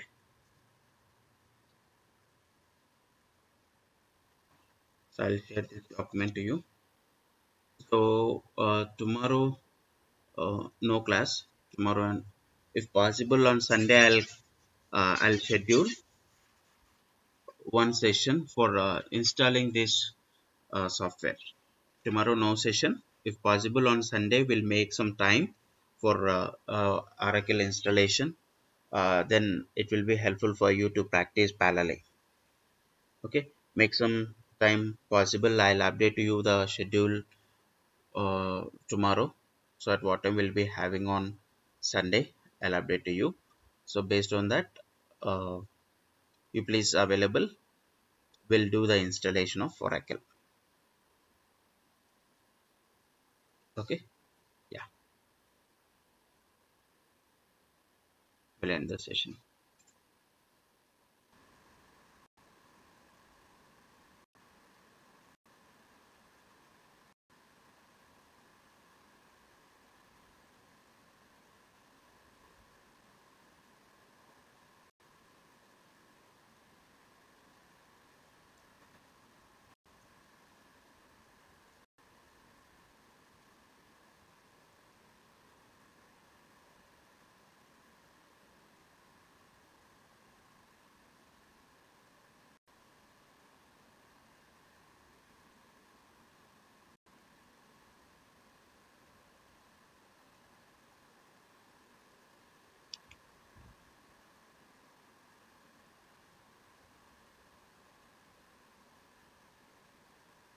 So in the previous session we have discussed about distinct, which is used for accessing the data from the specific column in a distinct way, in a distinct way. So that is without having any repetition of values, we have retrieved the data. So in a tab, in a column, if we have repetition of values, without repetition, we want to display the values. So this is a student table we have actually, and from this, if we want to access the data, how we are going to be access? We have observed, we have discussed that query is select star table name. Select star from table name. We are going to be retrieve this particular data. We are getting this particular data. See, now unique values, if we want to retrieve, we can able to retrieve. So we have created,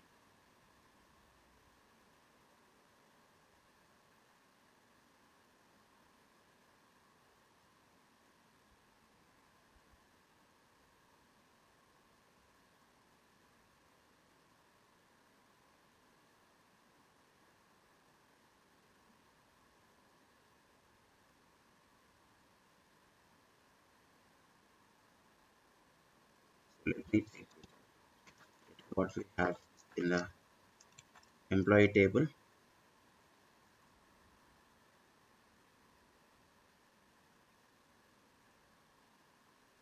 So this is the data we have. Okay, EMP, let me check.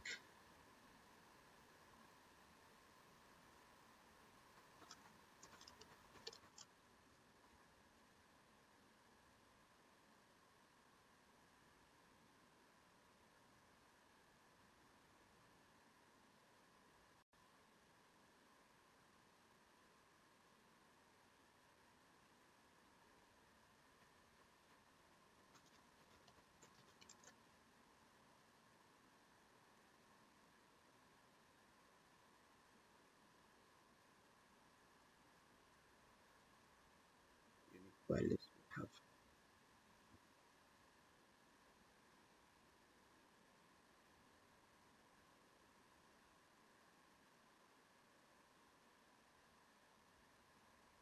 Yeah. So I think we have discussed here previously about the distinct keyword. The purpose of using this distinct keyword is whatever may be the values we have in this particular column called as location, will be having Hyderabad, Bangalore, Hyderabad, Chennai, Bangalore. See, here if we want to get the unique cities where the people are living, unique cities where the people are living or the employees are living. So in this particular case, what I would like to get is distinct location of the employees, distinct location of the employees from, sorry, not the employee, student, from student. Select distinct location from student. So we are going to be get this particular data. Hyderabad, Bangalore, Chennai. If I am retrieving only location from student, if I am retrieving only location from student, this is the data we are getting. This is the data we are getting. Select location from student. See, a total 6 values we are getting here. Total 6 values we are getting here. And in this particular case, we'll be having only 3 values. So because we'll be having 3 distinct values over here, we have 3 distinct values over here. Because of that, we are getting here 3. And actually, when we are not using this distinct keyword, then it is going to be retrieve all the values which has been stored in that. Now, order by is one of the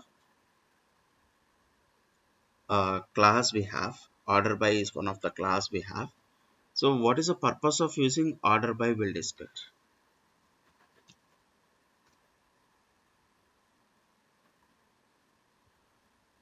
Order by.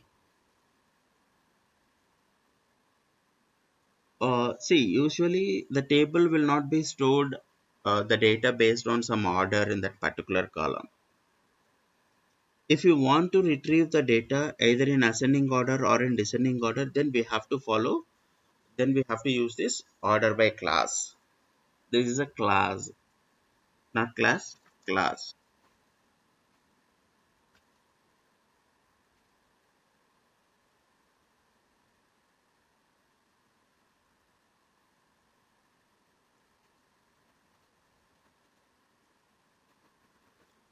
Either ascending order or descending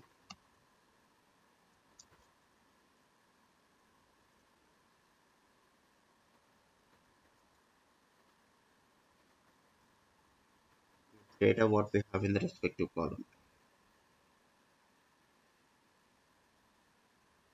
The data what we have in the respective column. See, select column 1, column 2 from the table name, order by, column name, the brackets, ASC or DESC, ASC or DESC. ASC in sense, ASC will represent ascending order, ASC represents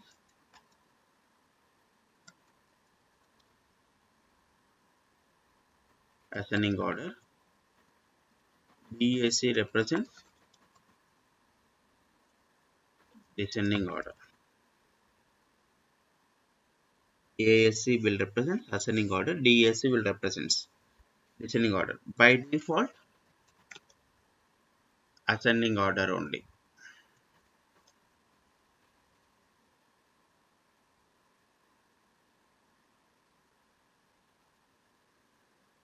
By default, ascending order itself. See how we are going to be get data related to that. Now, if I'm seeing the data what we have in student table, here percentage of marks 64 percentage we have, 73.33 percentage, 81.67 percentage, like that we have. So I would like to display that particular data in a ascending order or in descending order. Along with that, I would like to display the student ID, student name, whose order is given in that particular way. That we'll see. Now, in ascending order, select what we need to select from the table student. From the table student, see, select student ID,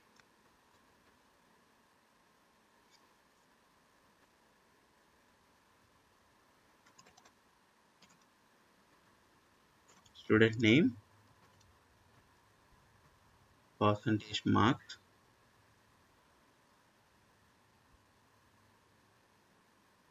percentage marks from student order by percentage marks,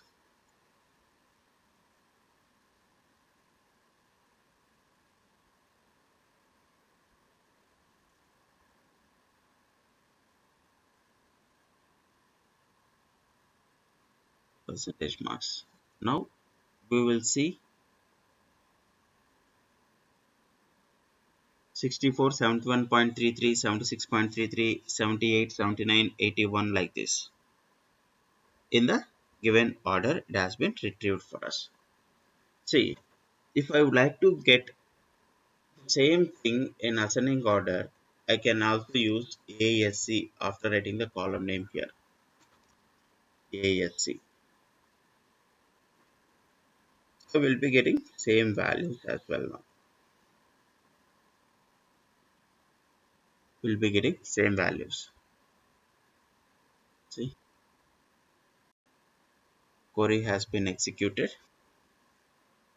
We'll be getting same values. Now, if you want to get values in descending order,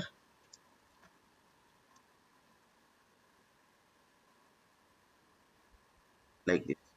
So we are going to be getting descending order now. So 81.67, 79.33 like this. So this is used for to retrieve or display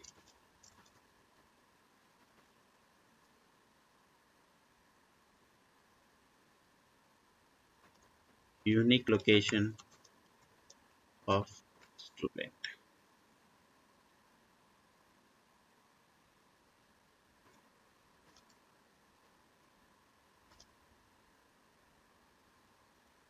Displaying location of student.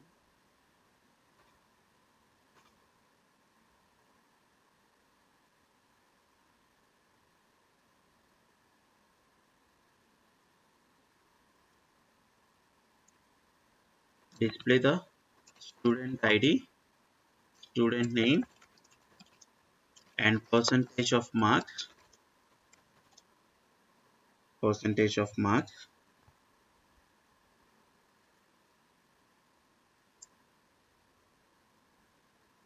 in increasing order of a percentage of marks. So the same thing, by default it is going to be get as ASC, and here we'll be getting in ascending as well. Sorry, ASC, or without providing any information, by default it is going to be get in ascending order only. So that is this particular information. And in descending order, if you want to get, we want to mention that as a descending. Definitely descending order lo రావాలనుకుంటే ఖచ్చితంగా we need to represent as descending order. So then only it is going to be get in descending order, లేకపోతే descending order లో రాదు. See, if we want to access this particular information without order by, we will not be getting in this order. If you observe, మనం ఈ order by use చేయకపోతే మనం తీసుకున్న ascending order descending ఆర్డర్లోనూ మనకు values అనేది display అవ్వదు. చూడండి,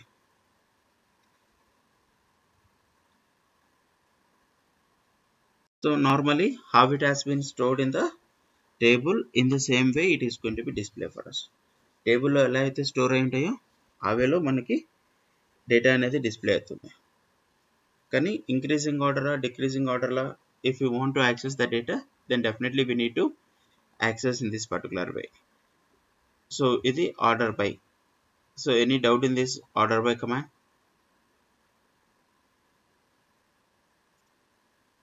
If you have any doubt, you can ask me.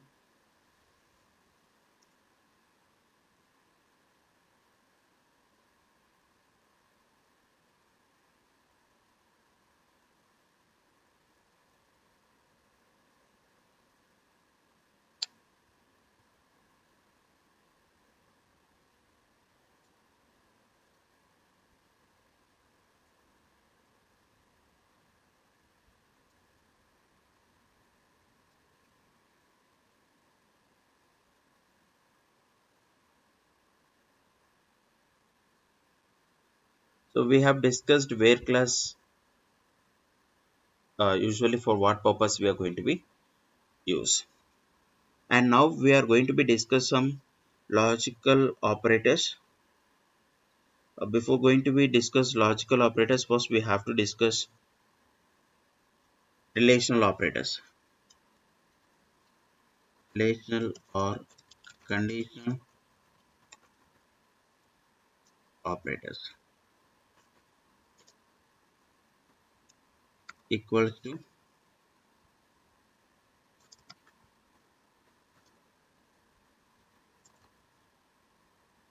not equals to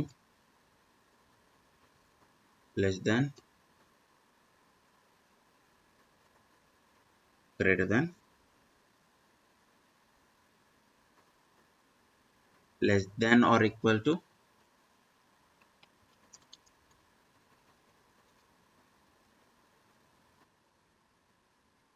greater than or equal to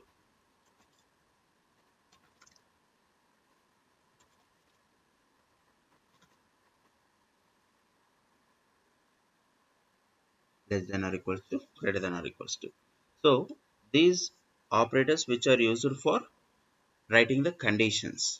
If you want to retrieve the specific data from the table, then we are going to be use this uh, for retrieving the specific data from the table. Especially we are going to be write the condition in the where class. See, by using the where class only we are writing the condition. In writing the condition, if it required, we are going to be uh, use this conditional operators.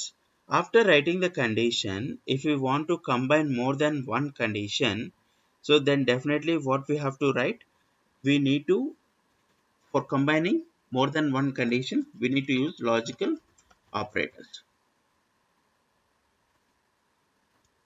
To combine more than one condition,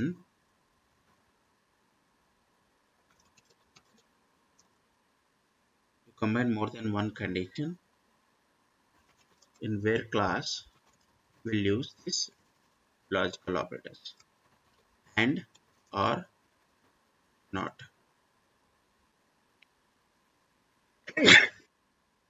Sorry, and or not. See, ఇక్కడ relational operators will returns the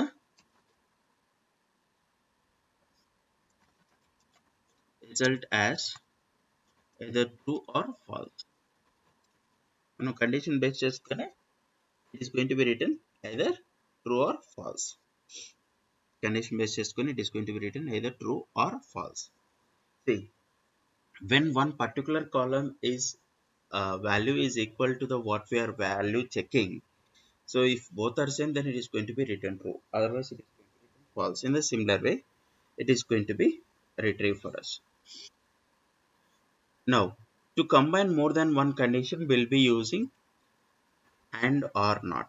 See, x is one condition, y is one condition, x is one condition, y is one condition. X and y, what we'll be getting? X or y, what we'll be getting? We'll see. X is true, or let me consider x is false, y is false, x is false, y is false. X is false, y is true,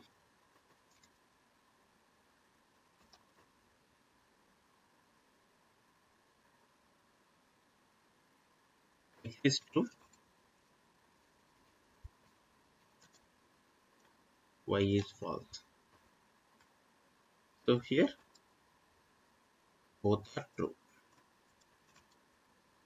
X is false, y is false, x is false, y is true, x is true, y is false. So then here both are true. See, logical and will be true only when both the conditions are true. రెండు conditions use చేసి రెండు కండిషన్స్ని combine చేయడానికి మనం and use చేస్తున్నామంటే ఆ రెండు conditions true అవుతేనే the resultant will be true, otherwise all other cases it will be false. ఇక్కడ ఎక్స్ ట్రూ వై ట్రూ ఉంది కాబట్టి ఎక్స్ అండ్ వై వచ్చేసి ట్రూ అయింది. సో లేకపోతే in all the cases it will be false. In all the cases it will be false.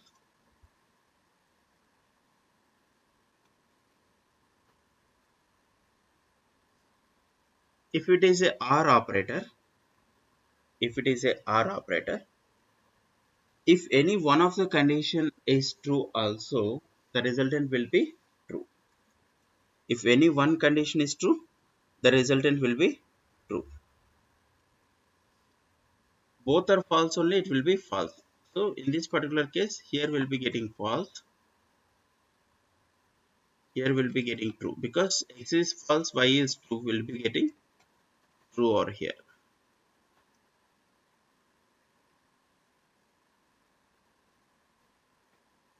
So true.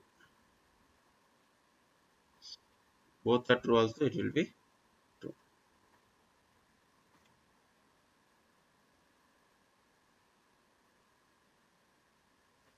And one more thing, x not x. X is false, not x will be true. If x is true, not x will be false. X true అయితే not of x is false. X false అయితే not of x will be true. Negation అన్నమాట. So just it is negation. So these are the logical operators we have. So based on that we'll be getting. See, normally if you want to retrieve the details of the student whose ID is 108,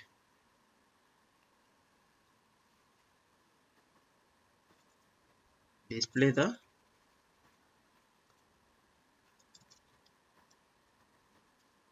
details of the student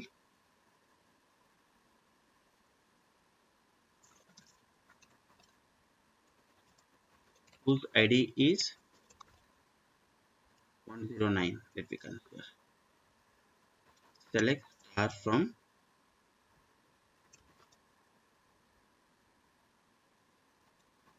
student where we are writing condition over here. Select star from where student ID is 108. Student ID is 108. So where we have the condition, where we have the condition. So here this is a condition. This is one operand, this is one operand, and this is another operand by using this equal to operator. So equal to operator use చేసి మనం condition రాయగలిగాం. Without using the relational operators either equal to, not equal to, less than, greater than, less than or equal to, greater than or equal to, we cannot able to write the condition. We cannot able to write the condition.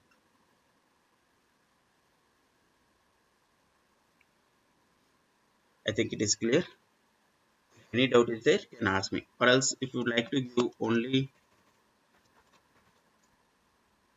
student ID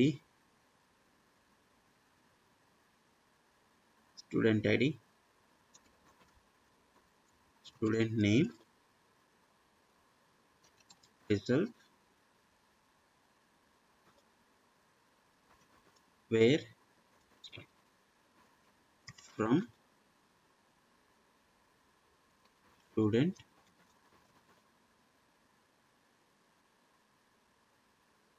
where ID is, sorry, yeah,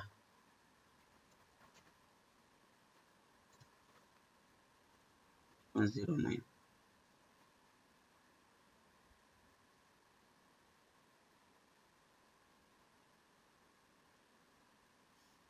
We have retrieved that data. So this is one way. So let me check the data what we have.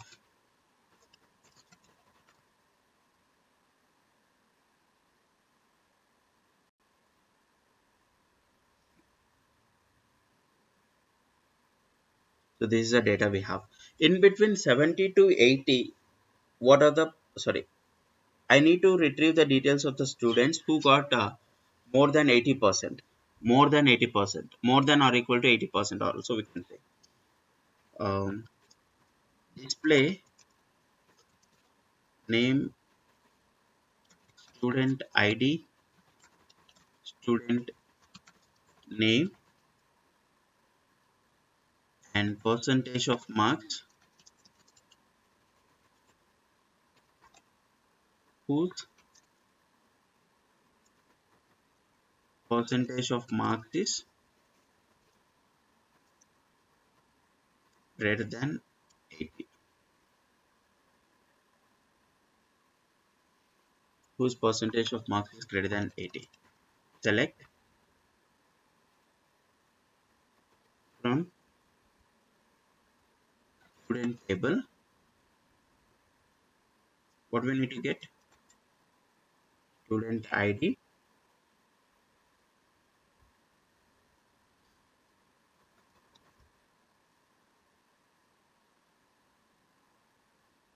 student name,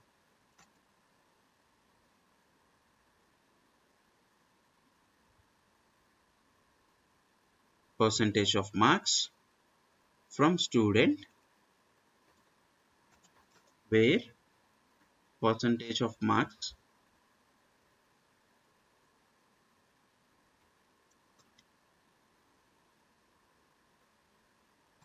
greater than 80.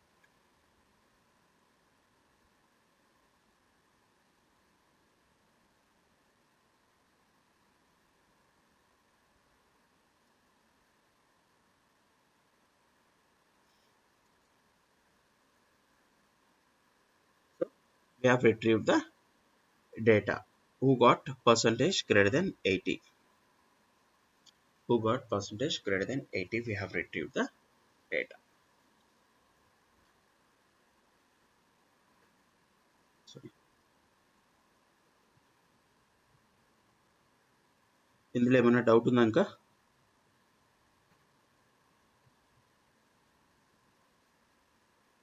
Any doubt in this? Condition ఎలా రాస్తాం?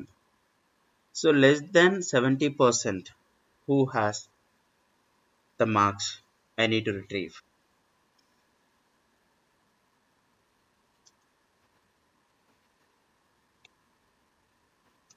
Display the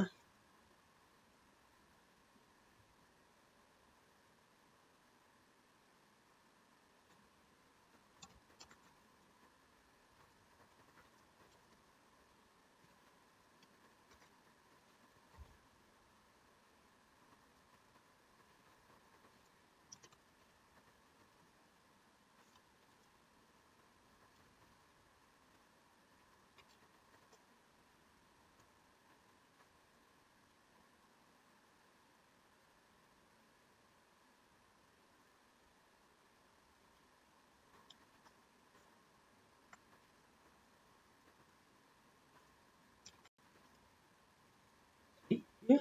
What are the things we need to display? Student ID,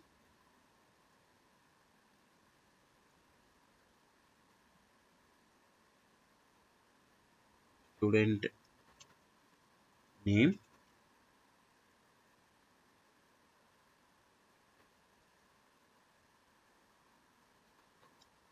percentage of marks,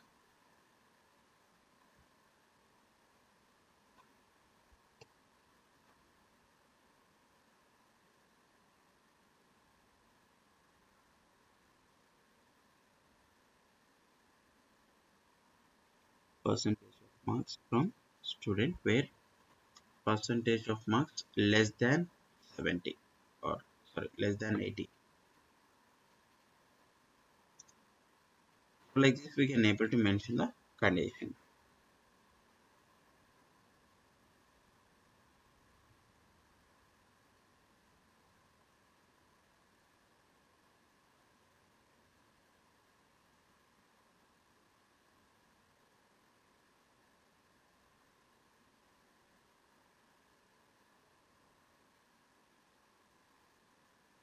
Less than 70.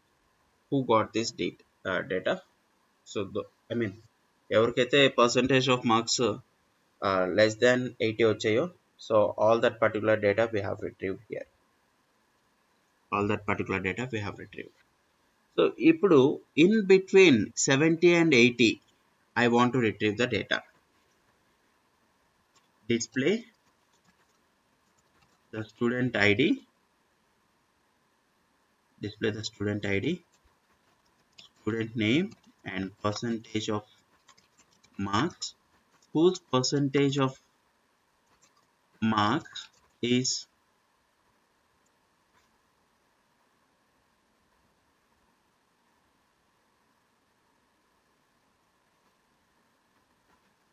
more than 70 and less than 80,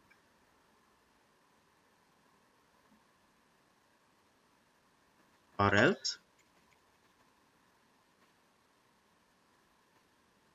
the same query I can make, right?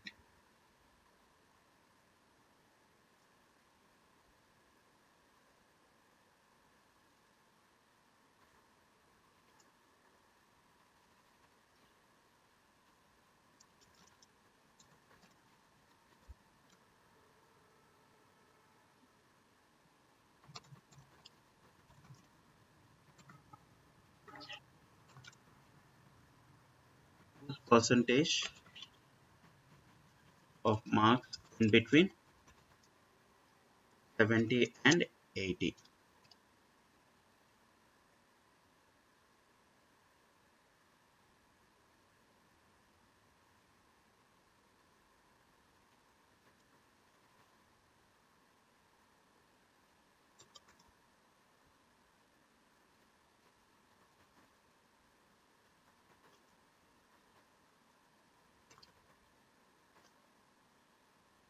See, this condition will write what are the things we need to retrieve: student name,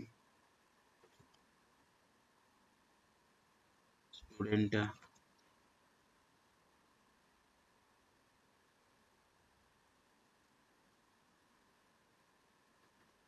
name, student ID, student name, percentage of marks, percentage of marks, where percentage of marks, see here both ranges included, both the ranges included, and so 70 should be there, and as well as 80 if we have there also, we need to get that. 70 ఉన్నా 80 ఉన్నా కూడా then it need to retrieve the data. So ఆ data ఎలా retrieve అవుతుంది? So that will see now. 70 ఉన్న display అవ్వాలి, 80 ఉన్న display అవ్వాలి. So then in between 70 and 80 also we need to get that. 70 ఉన్న డిస్ప్లే అవ్వాలి, 80 ఉన్న డిస్ప్లే అవ్వాలి, in between 70 and 80 ఉన్న కూడా డిస్ప్లే అవ్వాలి. So that is our concern about the example what we are writing here. Now in that particular case, percentage of marks greater than or equal to 70 and percentage of marks greater than or equal to 70 and percentage of marks less than or equal to 80. So in this particular case, where the percentage of marks is greater than or equal to 70 and percentage of marks is less than or equal to 80 also, it is going to be retrieved for us. 70 ఉన్నా 70 above ఉన్నా 80 ఉన్నా 80 below ఉన్నా కూడా in between 70 it is going to be retrieve all the data for us. So మనకి యాక్చువల్గా ఒకటి 60% లో ఉంది, ఒకటి 60s లో ఉంది, ఒకటి 80s లో ఉంది, ఐ మీన్ 81 సంథింగ్, ఇంకొకటి 60 తర్వాత ఉంది. So that percentage it is not displaying for us. ఆ పర్సంటేజ్ మనకి డిస్ప్లే అవ్వట్లేదు here. So because we have given the condition which is greater than 70 and less than 80, both the ranges included, both the ranges excluded, and so then in that particular case we are going to be write like this. So first the same thing I can able to write by using between operator. So same thing ni నేను between operator use చేసి రాస్తాను. So even in that particular case it is going to be work. Percentage of marks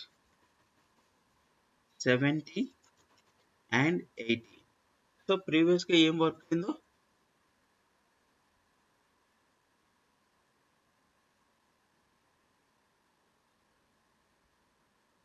sorry percentage marks between 70 and 80. Between is a keyword here. Between is a keyword. Between 70 and 80.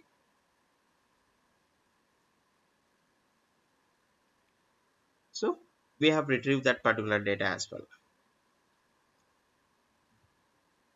Both the ranges included. ఇక్కడ మనకు 70 ano 80 ano values ఉంటే even that values it is going to be retrieved for us. 70 ano 80 ano values ఉంటే ఆ values కూడా మనకు retrieve అయ్యేవి. So కానీ మనం తీసుకున్న డేటాలో 70 లేదు 80 లేదు, because of that only it is not retrieved for us. 70 80 లేని values మనకు డిస్ప్లే అవ్వలేదు. So in the case like if we have that values it is going to be retrieved. మనకి in case 70 80 ఉన్న ranges అవసరం లేదనుకుంటే, so then what we have to do, that we will see now.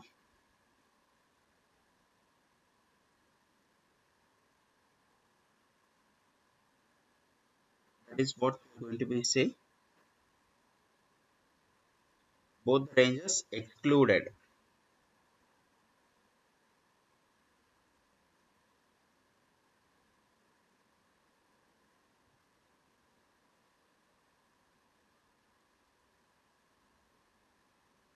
Both the ranges.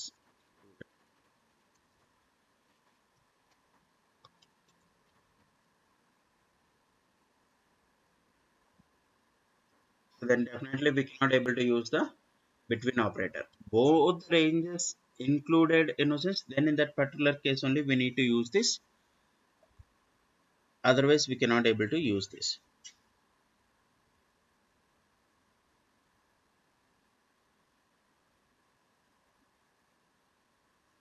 Both the ranges has been included అంటే మనకి ఇక్కడ work out అవుతుంది, లేకపోతే it does not. So అప్పుడు ఏం చేయాలంటే we're going to be make it as only by using this way. Here both ranges will be excluded. Percentage of marks greater than 70 and percentage of marks less than 80. ఈ particular situation లో మాత్రమే it is going to B work. ఈ particular situation లో మాత్రమే it is going to B work. Any doubt in this? ఎక్కడైనా clarity కావాలంటే you can ask me, I will explain.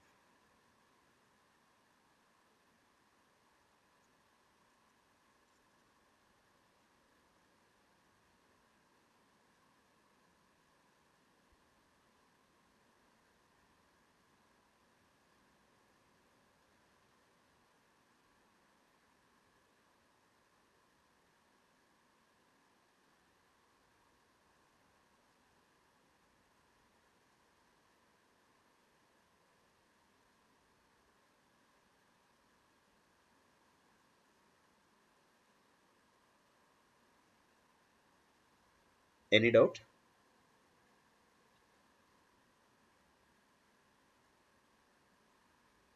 In the previous session, we have discussed the concept related to AND operator, and we have discussed OR operator as well. So now we will see the example related to the OR operator.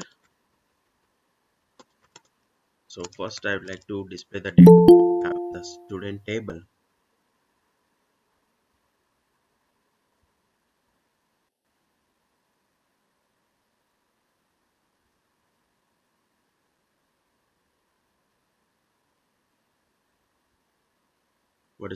What is the data we have in the student table? First I'm going to display that.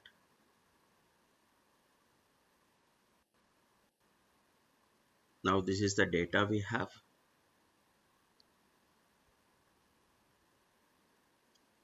See, now first I would like to display the data who is the students who is staying in the location either in Bangalore or in Hyderabad. Both the data I need to display. Or if I want to display uh, the students data who are staying in both Hyderabad and Bangalore, that will not be possible. Both Hyderabad and Bangalore, that will not be possible, because for one particular student there is no two locations. There is no student will be having two locations. So because of that, see, who is staying in who is living in Bangalore and as well as Chennai, let me consider. So if you want to display that, select star, sorry. So just I would like to get a student ID and student name. Instead of getting all the details, just student ID and student name. Select from student where where location with location is Bangalore or location is Chennai. Location is Bangalore, location is Chennai. So what are the data we need to get? Student ID,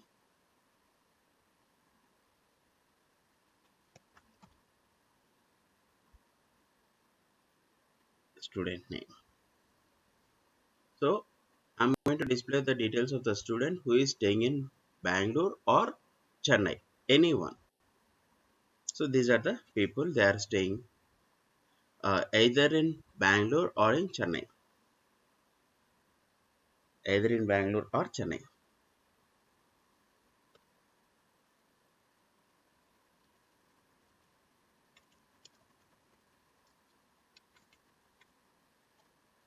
Student ID and student ID,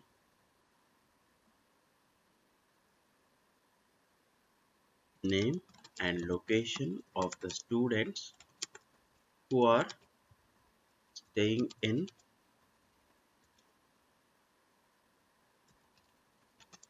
Bangalore and Bangalore or Chennai location. So I would like to display even location as well here.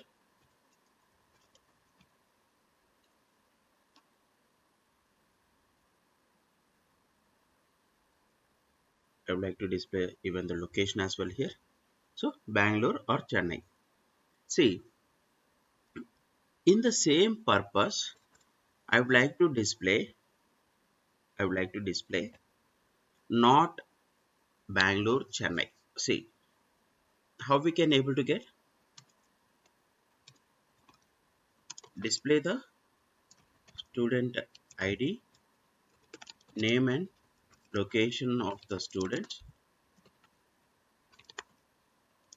who are staying in, who are staying except in, except in Bangalore or Chennai location, except Bangalore or Chennai. So previously we have written the query for displaying the details of the students who are staying in Bangalore and Bangalore or Chennai. Now I want to display the details of the students who are not staying in Bangalore or Chennai locations.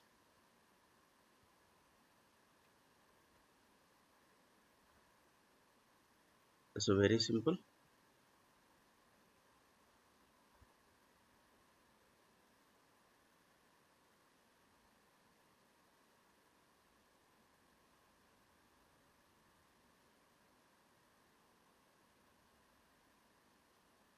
Bangalore or Chennai, except Bangalore or Chennai will be getting the data.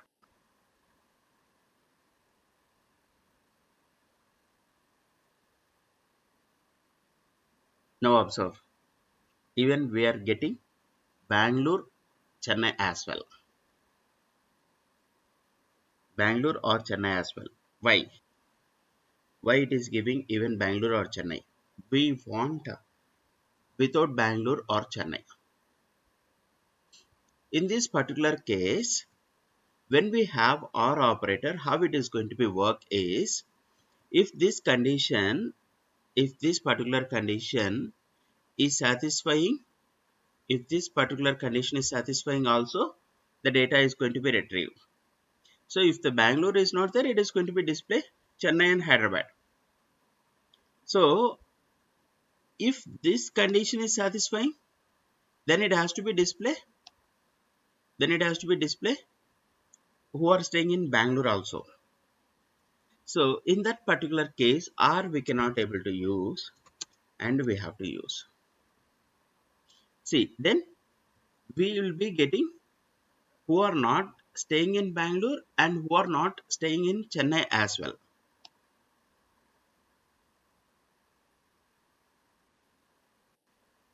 Now we are getting about the employees who are staying only in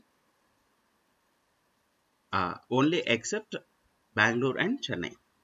See, by using in operator, by using in operator, I want to display the details of the students who are staying in Bangalore or Chennai location using in operator. In is one of the operator we have, which is used to get whichever it may be the conditions that is satisfying all that particular data, it is going to be retrieved for us who are staying in.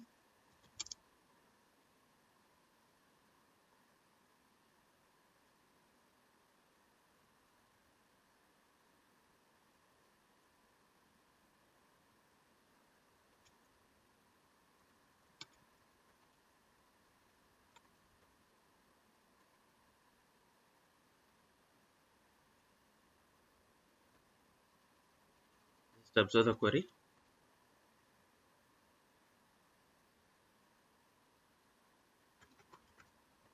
Select from student where location in is the operator here.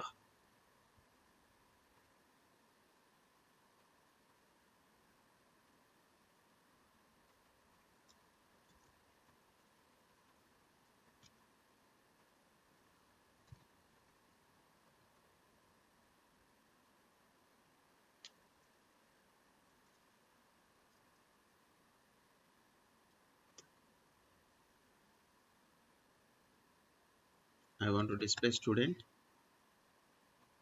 ID, student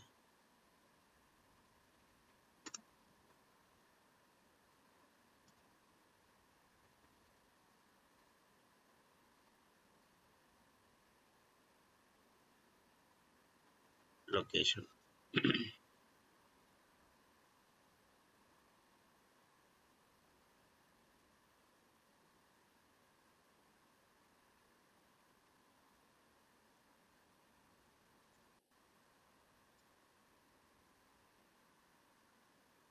See, who are staying in Bangalore or Chennai location, all the data it is going to be retrieved for us. All the data it is going to be retrieved for us. I think it is clear. Now, the same thing I would like to display like the students details who are not staying in Bangalore and as well as Chennai by using not in operator. By using, see, location of the students who are not staying in Bangalore or Chennai location, using not in operator.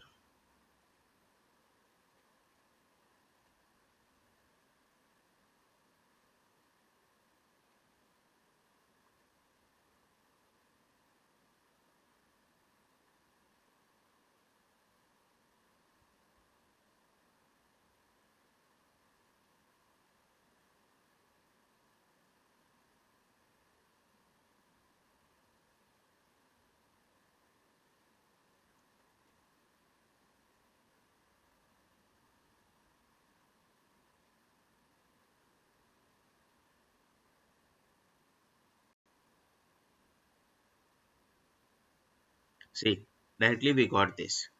Who are not staying in Hyderabad and Chennai, Bangalore or Chennai location. That is the purpose of using in not in operator without writing any conditions. See, this many conditions we need to place here. Instead of writing this much, so if you want to compare more values, here if you observe we have only two conditions we can able to write. See, if we have more number of conditions with the same column, so in that particular case we can able to use this and we can able to make the query easier. That is the purpose of using in and not in operators. That is the purpose of using in and not in operators. And we have is not, see, is not operators as well. So what is the purpose of using is not, we'll discuss. See, first in operator,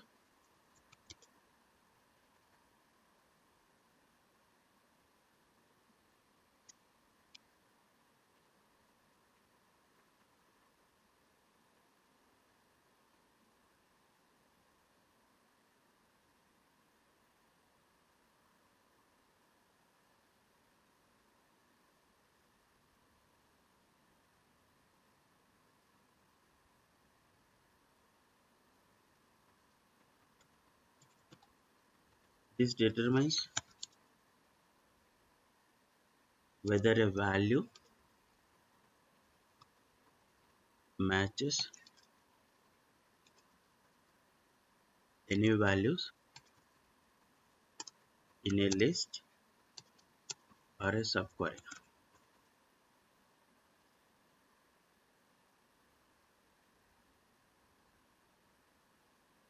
Okay, so based on that it is going to be get the value.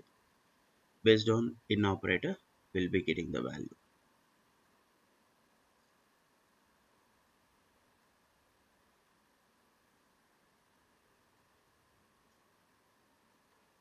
Not in,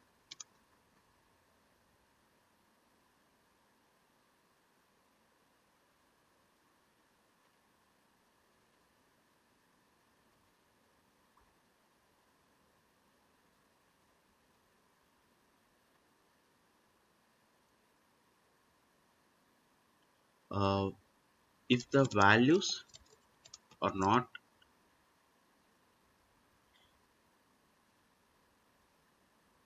value should not be considered. Matching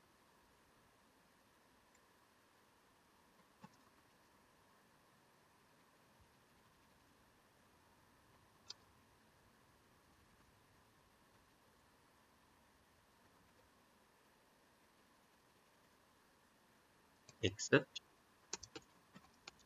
matching values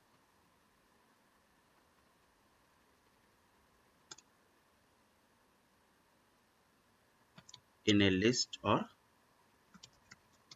a subquery will be accessible,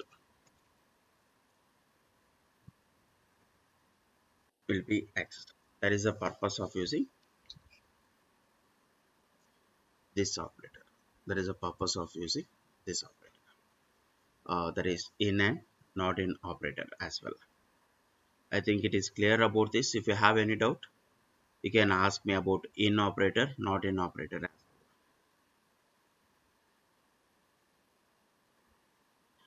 Any doubt in this? In, not in operator?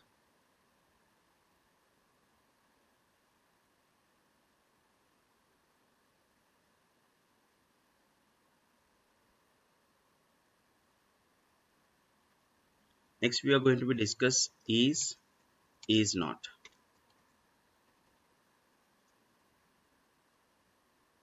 Next we are going to be discuss is not operators. See, that directly we'll discuss the example. For that, let's start from.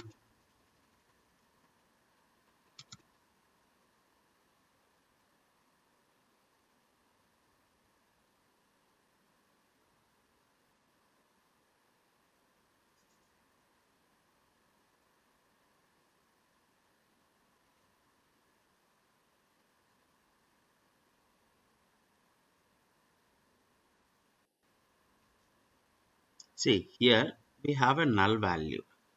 What is null value? Null value is just an empty. There is no value. There is no value. Null is just is an empty value. Before discussing this is not, so we'll be discussing about null value. It is just empty value. Empty. That is no value present. Is 0 and null both are same? Is 0 and null both are same? No.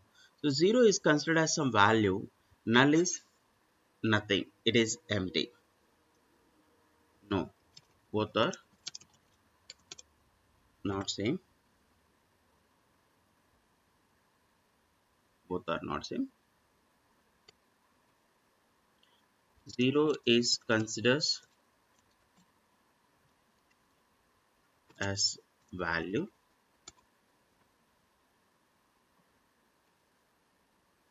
whereas null is just empty.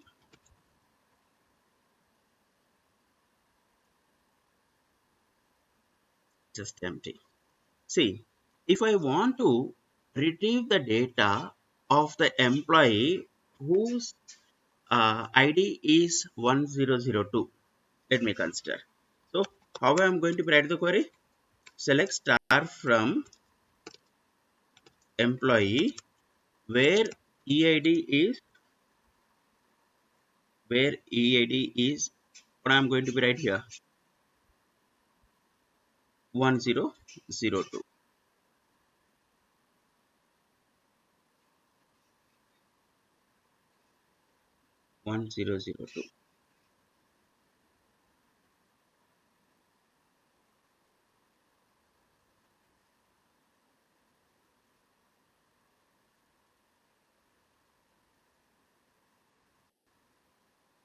So we are getting these details. 1002, employee first name is Kuruba and second name is Vamshi. So like that, there is department HR, address Whitefield, like some data it is going to be retrieved for us. Now, when I want to display the details of the employees whose column is having null values, so then how we are going to be write? So if I am writing like this, if I am writing like this,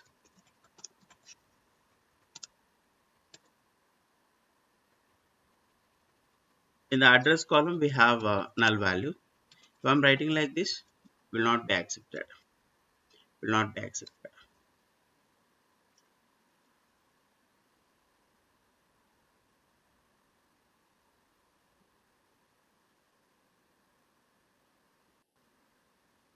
Empty we are going to get. But we are not getting the details of that particular employee. Why? See, when one operand is null we have, if you want to retrieve the details of the so and so, where one operand is null value, then definitely we have to use is operator. For the same, if I'm using the is operator, then we are going to get here. See, observe. Now,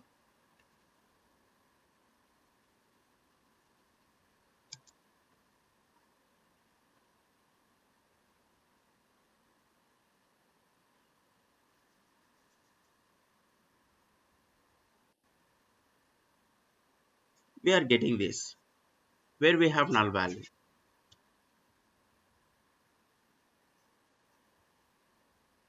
Where we have null value, that data we are getting here clearly.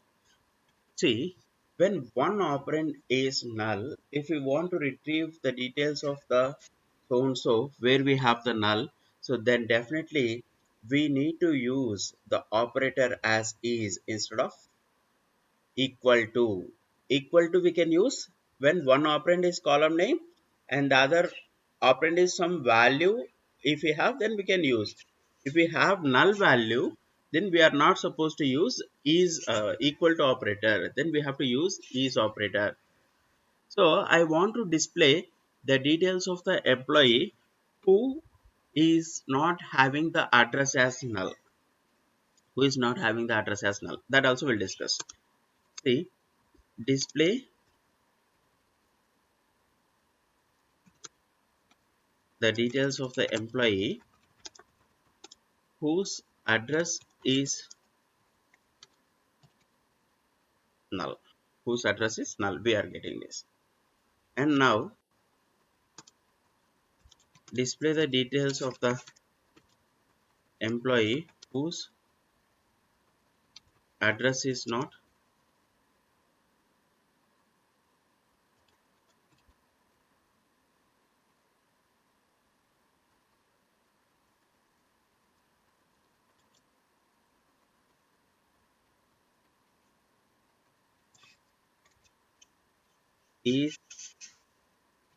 null.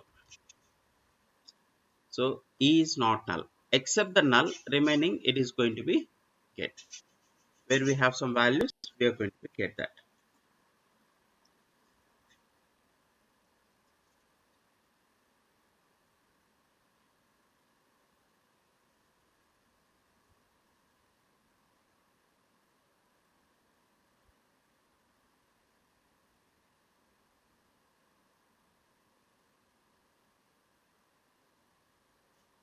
Any doubt in this?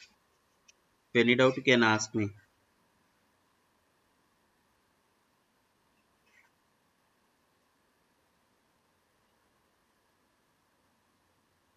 About is not.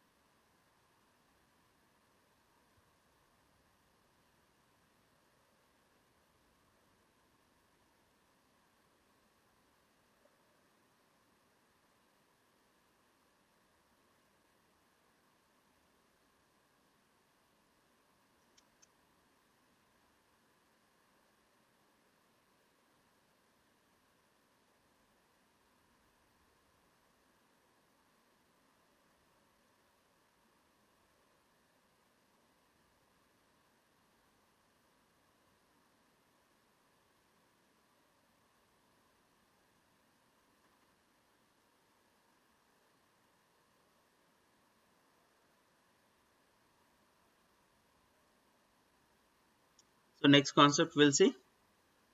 So if you want to modify the values where we have null value, that is secondary, that we are going to be do.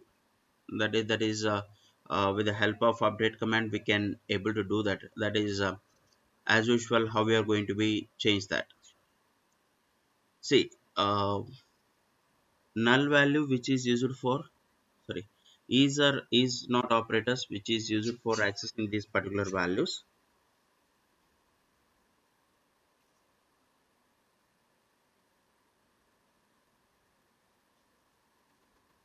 These operators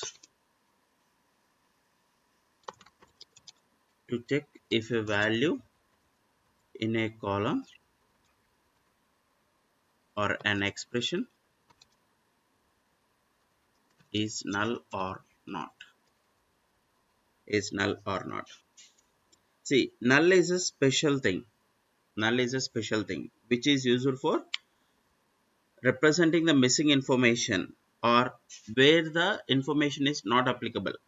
Generally, if you want to represent that, we are going to use na not applicable, but here, so it is not a value or it is not like a number, character or anything. We cannot able to say even it is a zero or empty string. Null is special thing that it is not a value like a number,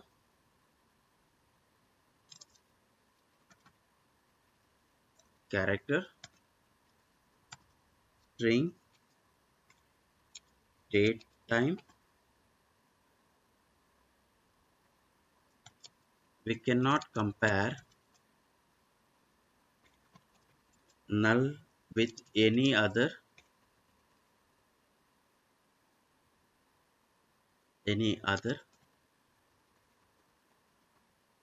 values like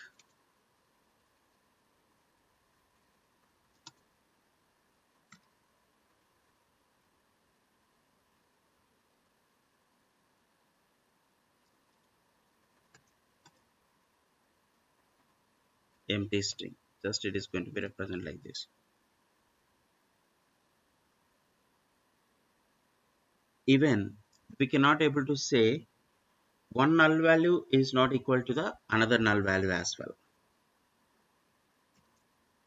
Null is even not equal to other null. One null value even not equal to the other null value. So this is about is operators. This is about is operators, is and is not operators, how it is going to be work.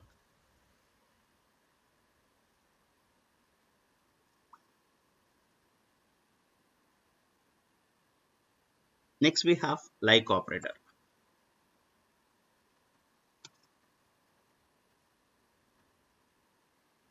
Next we have like operator.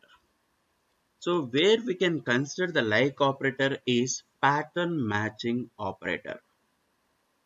Where we can consider like operator is pattern matching operator.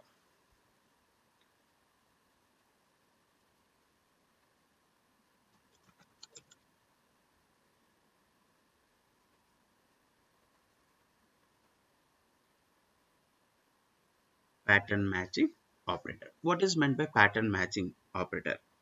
If you want to search for one particular string, then we are going to be get it.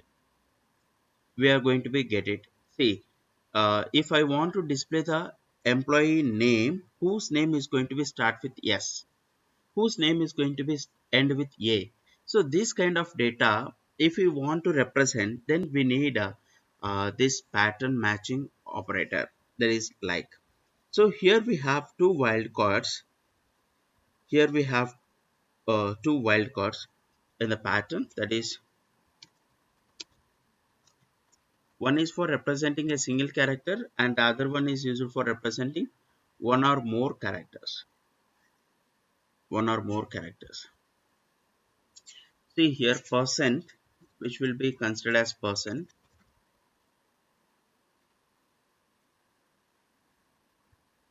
which is considered as percent here, matches any string of 0 or more character. 0 or more character. So this is underscore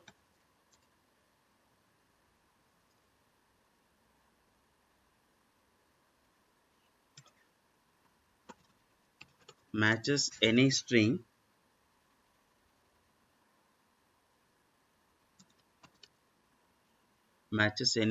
with single character.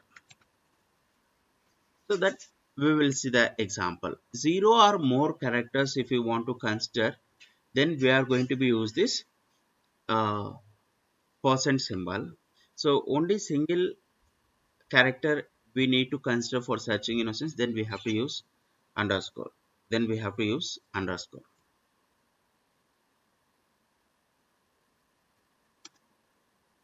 Select, see, I want to display employee details first.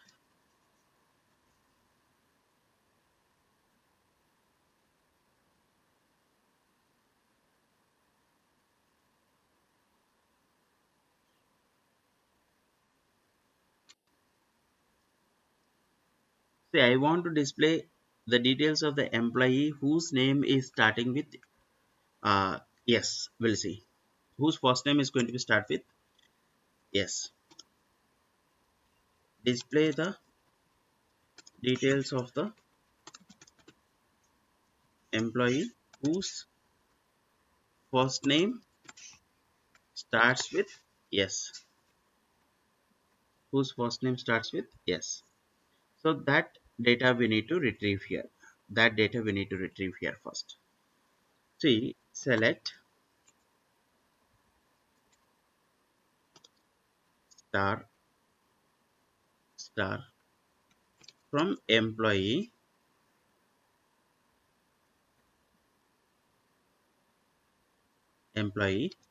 where emp first name like, see, just I'm giving yes modulus.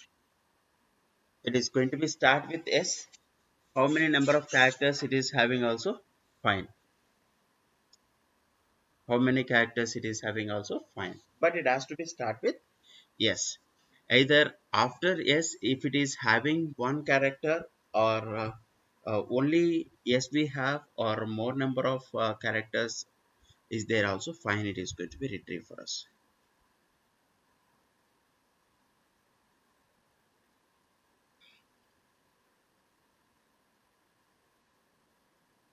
See, which has been started with yes, which has been started with yes. That data all we have retrieved.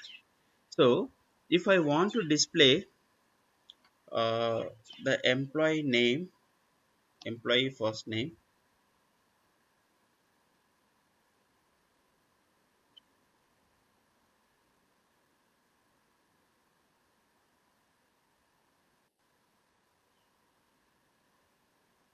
whose name is going to be end with a, display the details of the employee whose first name ends with a, whose first name ends with a.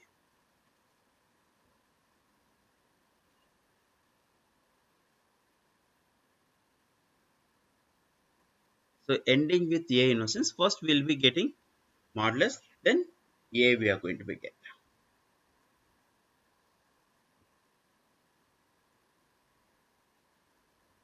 Select star from employee where employee first name like, so if I'm writing like this,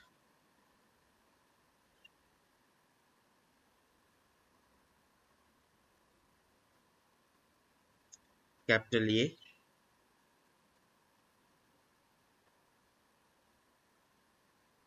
so it is not going to be retrieved data. Capital A if I'm writing, it is not going to be retrieve the data.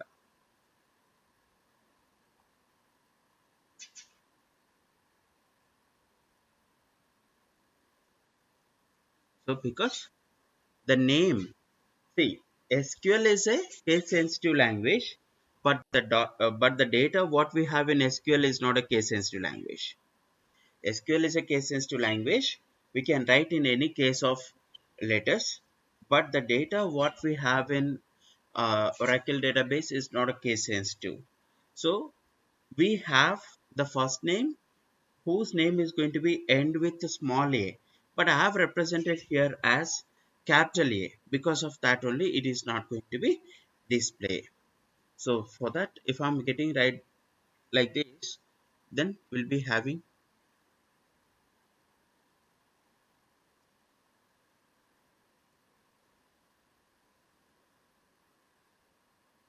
by first name.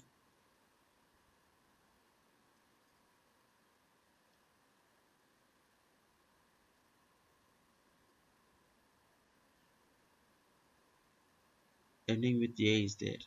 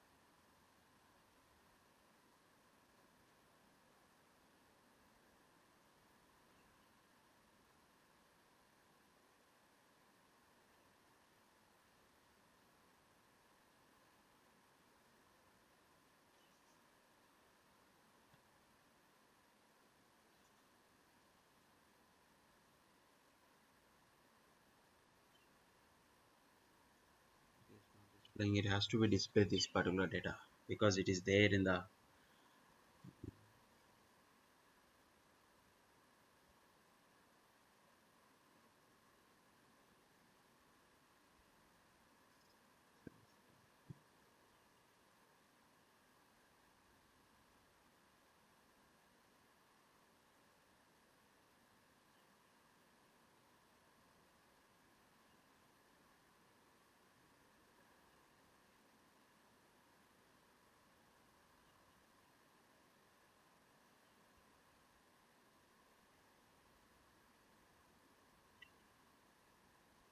yeah, we'll see that. I'll give the one more example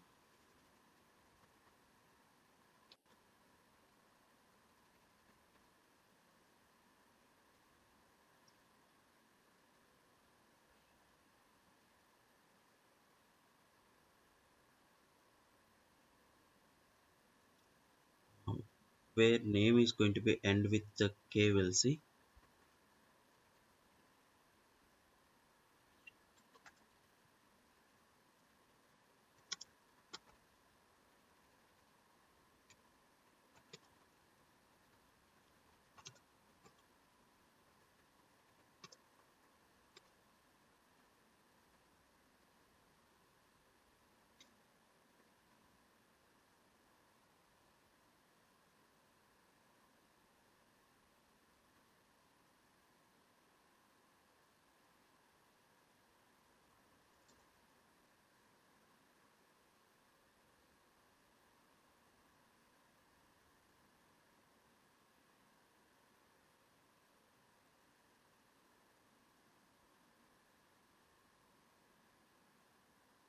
I'll check on this and I'll update to you.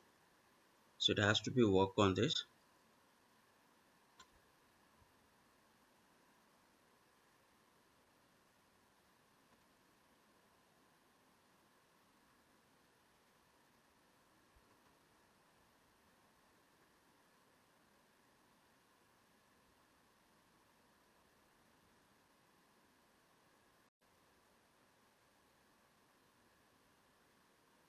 Yeah, I'll check and I'll update to you on this particular one.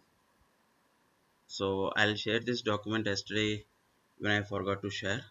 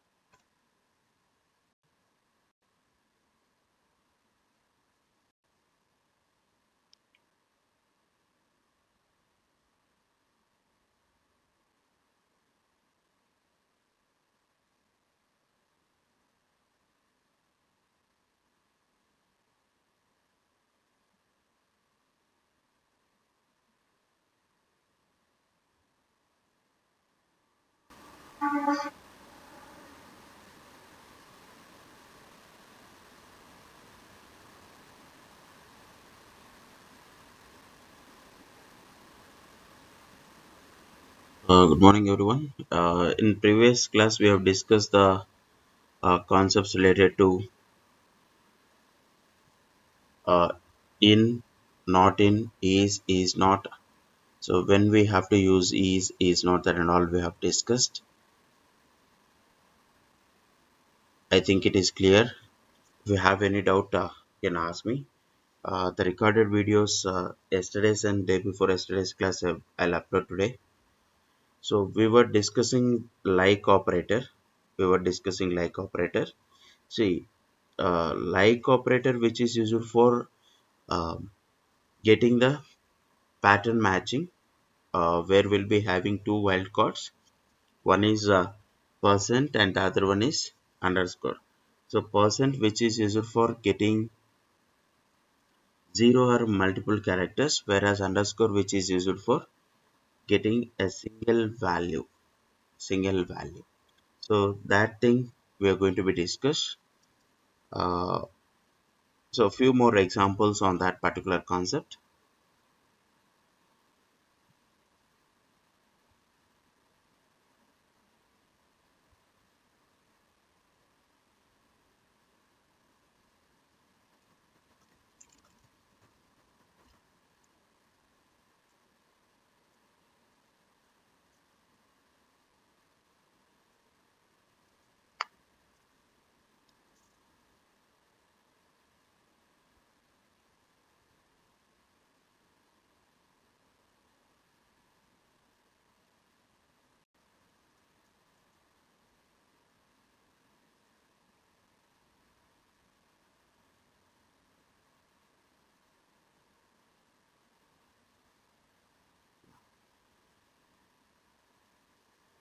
Let start from student name like student name like starting with s,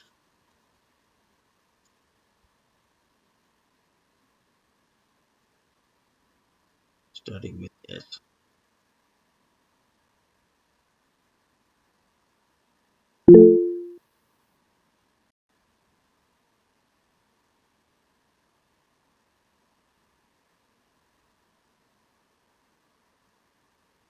Yeah, sorry, I'm in mute.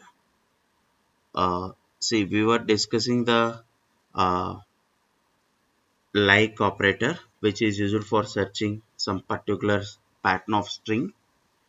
So we have discussed percent which is used for representing zero or more characters in a string, underscore which is used for representing a single character. So అదే మనం previous సెషన్లో discuss చేసాం.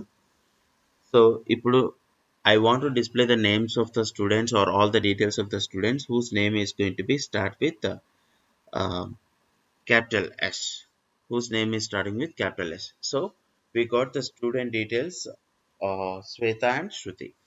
See, now in the similar way, if I want to get, see, after capital S, it need to have any number of characters. If there is no character, if we have characters also fine, it is going to be retrieve for us.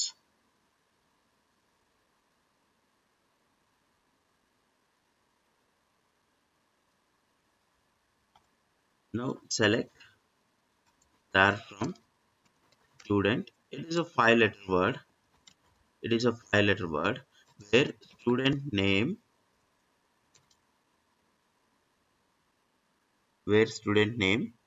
like the five letter word which is starting with S. See, five letter word in essence will be getting like one, two, three, four. Yeah, four underscores I have represented here. Four underscore I have given here. So if I'm giving like this, we'll be getting nothing here because minimum we have six characters which is going to be start with S. So it is a five letter word we are asking to print and there is no data. If it is a six letter, then again we'll be getting the same thing.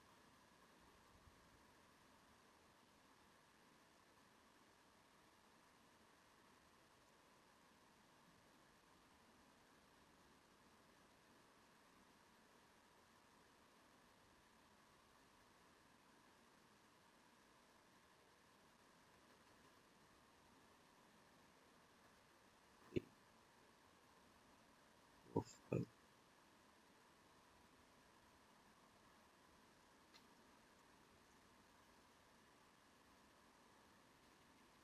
Already S is 1, 2, 3, 4, 5, 6.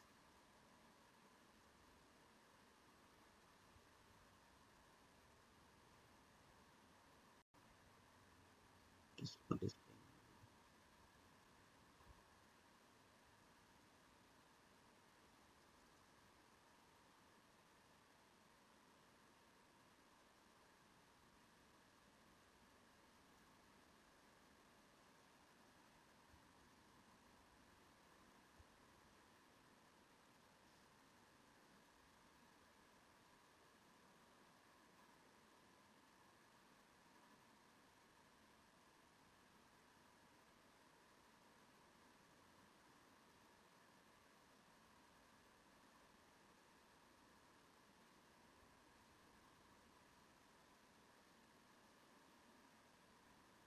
I'm not getting why it is not displaying.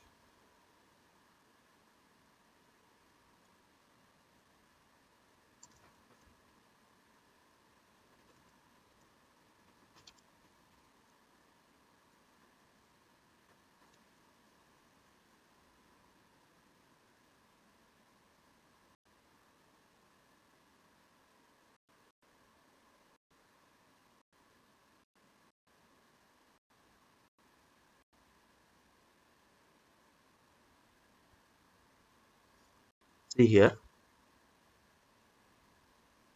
this is a statement we have.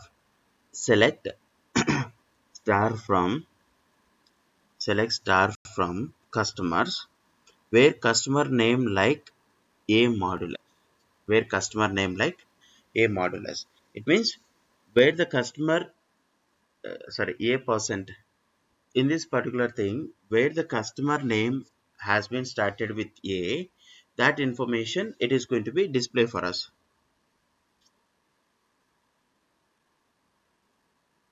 See, these are all the names of the employees, sorry, names of the customers whose name has been started with a. So if I want to represent whose name has been ended with a, so then percent a, percent a. See, if you see previously we have only four number of records we have here, but whereas here now seven records we are seeing. Seven records we are seeing. See, if you observe in each and every customer name, it has been ended with a. Each and every customer name, it has been ended with a. So that has to be work as per this. But I don't know, like in the Oracle database, actually this query will be works like this only. Not only in Oracle database, the like operator either in Oracle database or in MySQL database or SQL server. Everywhere it will work similar. It will work similar. And the commands what we would like to give also the same thing. So if you observe here, we are retrieving here, we are retrieving here select star from student where student name like yes modulus. So yes percent innocence, the names which are starting with s it has to be retrieved. The names which are starting with s it has to be retrieved. Whether more number of characters we have there or not also it doesn't require. So it has to be display which is starting with s. So we have s, after s if there is no character of we have some characters after that also it need to retrieve for us, but it is not displaying. And in a similar way, if I'm writing this particular query modulus a, modulus a, that is percent a, so the content which is starting with a has to be execute as per that, execute as per that. See, which is going to be end with a, which is ending with a.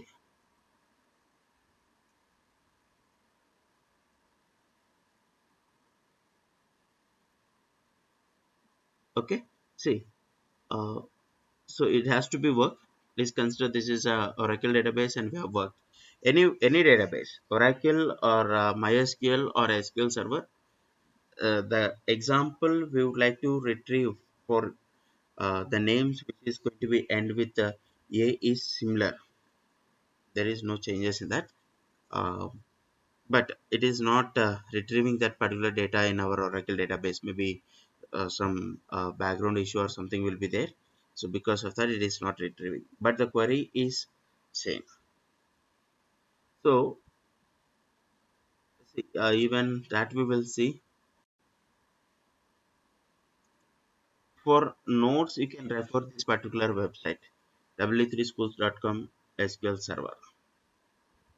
Sorry, w3schools.com SQL.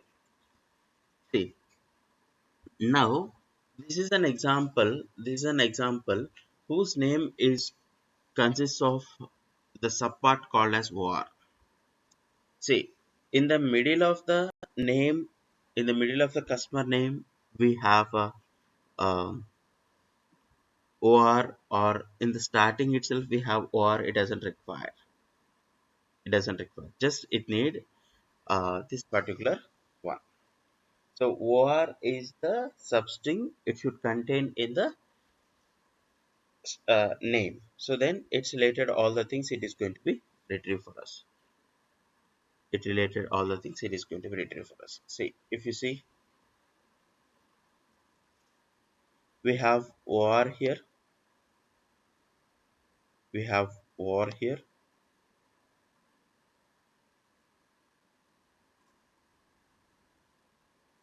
or here. So in the every name, somewhere will be having or. Somewhere will be having or. Like this, we are going to be retrieve the data. So which is useful for searching some particular pattern. Which is useful for searching some particular pattern.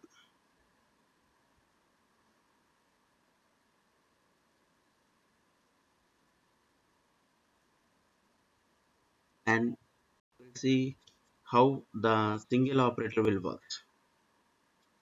See, this this operator, how it is going to be work is, this operator how it is going to be work is, first letter whatever it may be, first letter whatever it may be, but second letter should be R. The second letter should be R.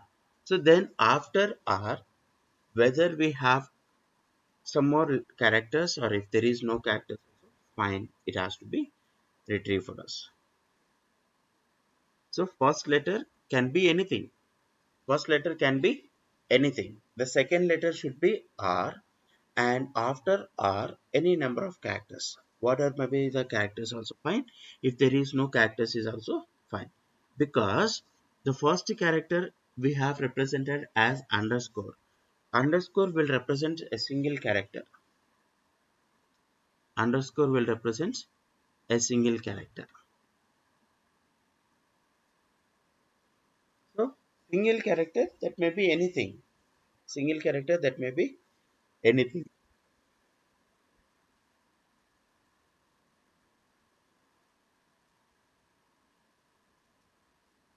We'll run this. See, in all these customer names, second letters will be R. In all the customer names, if you observe, second letter will be R. See, in this example, first A we have second R.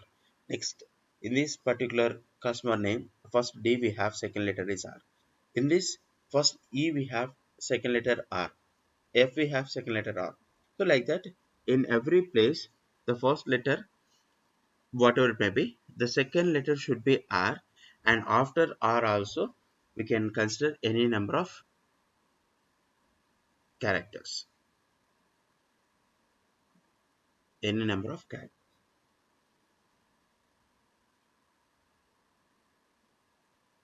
I think it is clear. I think it is clear the purpose of using uh, like operator.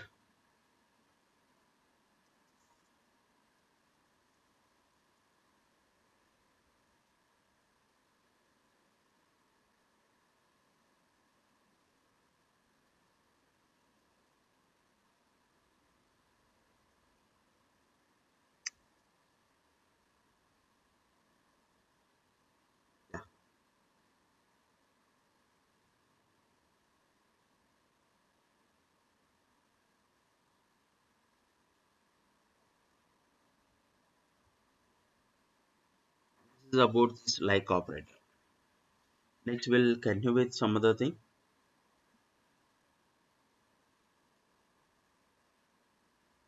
Yeah, functions. Functions.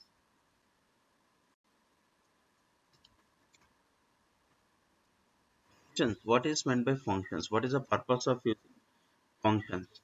See, which is used for solving a particular task, and it is going to be accept the input what we have given as an argument, and it is going to be produces a single value as output. As per the particular function, if we are providing the input as an argument, that will consider and it is going to be generate the result.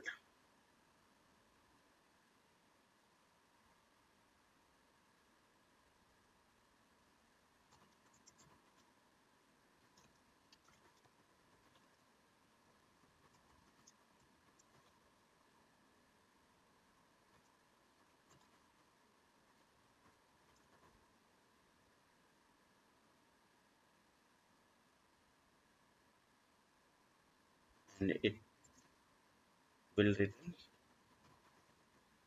a value. It will return a value. Different types of functions.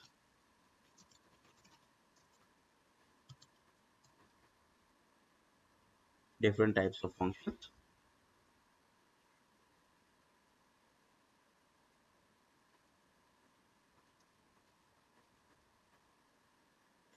Single row functions, multiple row functions. It also called as aggregate functions, also called as grouping functions.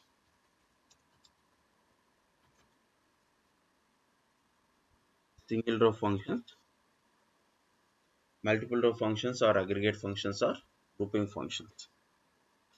So single row functions, in a sense, on the table it is going to be accept the single value as input, and it is going to be generate the single value as output. Always we are going to be provide single value as input, and it is going to be generates the single value as output. So here we have different types of functions again. Different types of functions we have here again. So single row functions. The first thing is numeric functions. Numeric functions.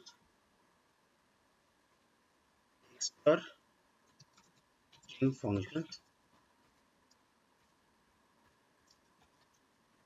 Date and time functions.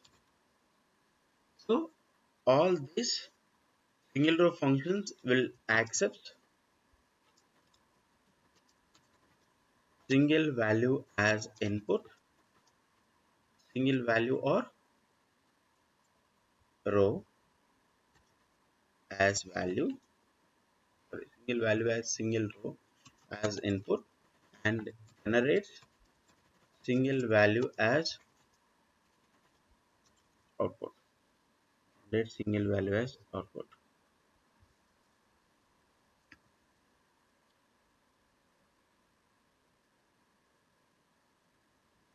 But whereas coming to these functions,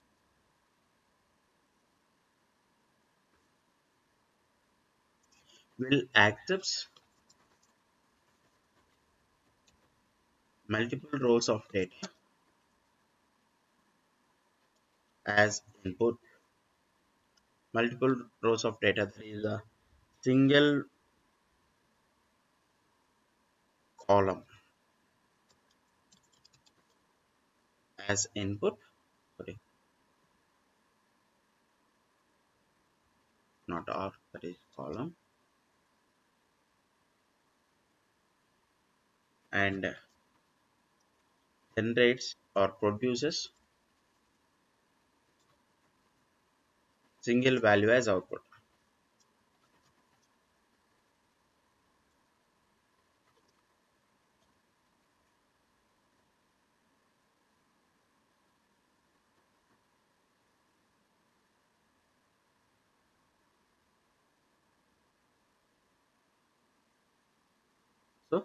Here under this will be having some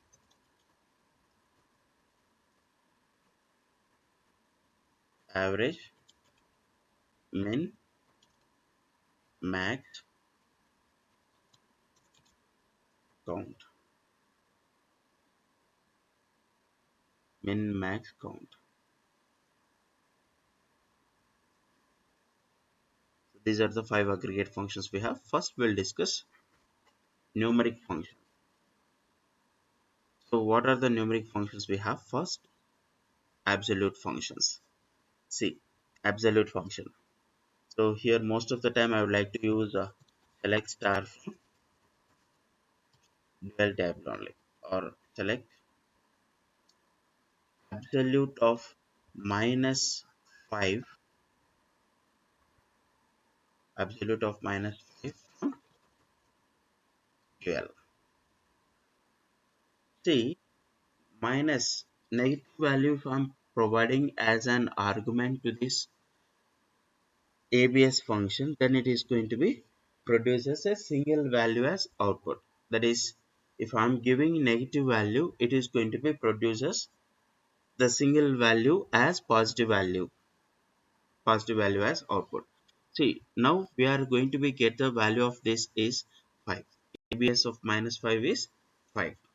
If I am giving the positive value as an argument to this ABS function, then it is going to be give the positive value only. If I am giving the negative value for this particular function, then it is going to be give the positive value. See here, select ABS of minus 20 from 12, will be getting 20 here as output. Will be getting 20 here as output.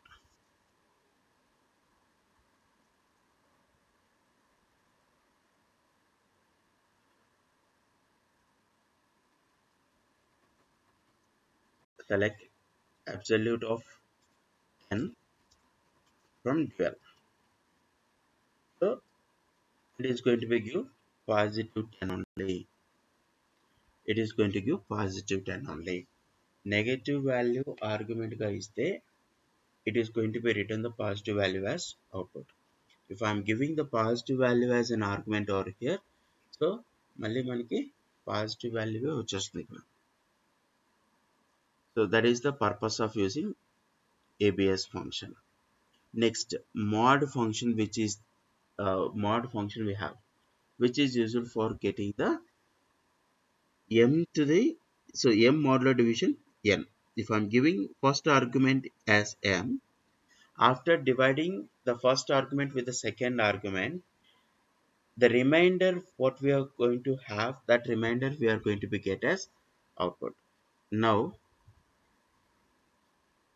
modulo division, modulo division, select mod of 10 comma 2 innocence.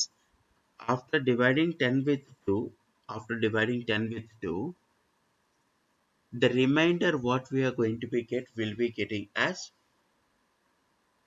result. So ఇప్పుడు 10ని 2తో divide చేసిన తర్వాత మనకు result వచ్చేసి 0 వస్తుంది. I mean 10 10 5 sorry 5 2 10, 5 అనేది quotient, 0 అనేది reminder. So 2తో 10ని డివైడ్ చేస్తే మనకు రిమైండర్ 0 వస్తుంది. So that will be considered here as answer. 0 will be considered as answer from 12.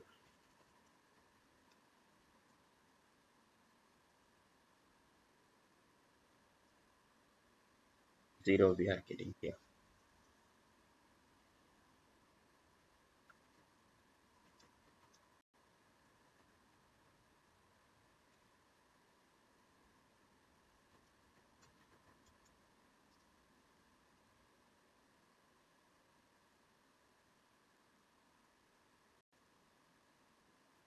After dividing 10 with 3, we are getting the remainder as 1. So after dividing the first number with the second number, what is the result we are getting, that we are going to be get?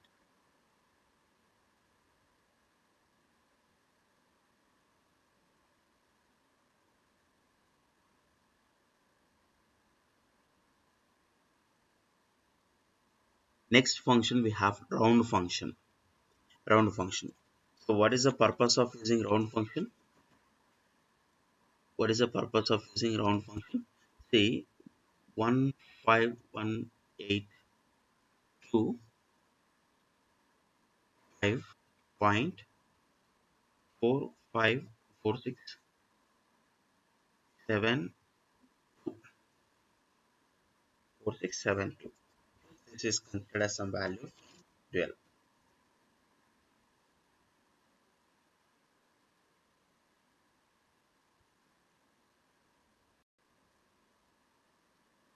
See, 16825. When I am giving only round of this particular value without having second argument, so in that particular case, till this decimal point, whatever may be the values we have, that is going to be get removed. Now after the decimal point, what value we have here is going to be get removed. What the values we have here is going to be get removed. After removing these particular values, if the last digit, if we have either 5 or greater than 5, that value is going to be adjust to the previous one. That value is going to be adjusted to the previous one. That is the purpose of using this. That is the purpose of using this round function. See, I'll give the same example.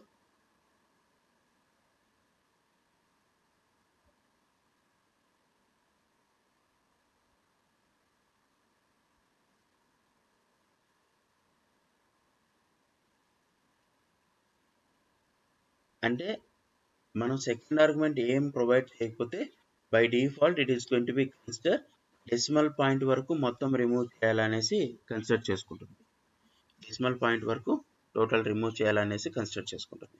So అలా remove చేసేటప్పుడు if last digit what it is removing is greater then or equals to 5 అయితే, so one number is going to be added to the previous one. Now it will becomes 16826. 16826. 16826. It has been adjusted. It has been adjusted.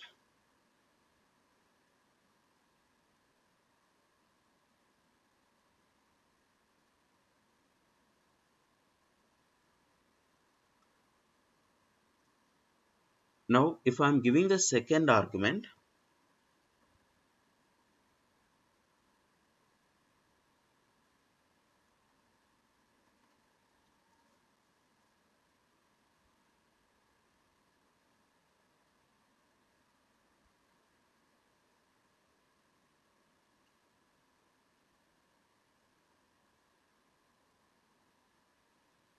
after the decimal point, 2 digits it should be there. After the decimal point, 2 digits it should be there. See, now it has been removed this particular 2 digits.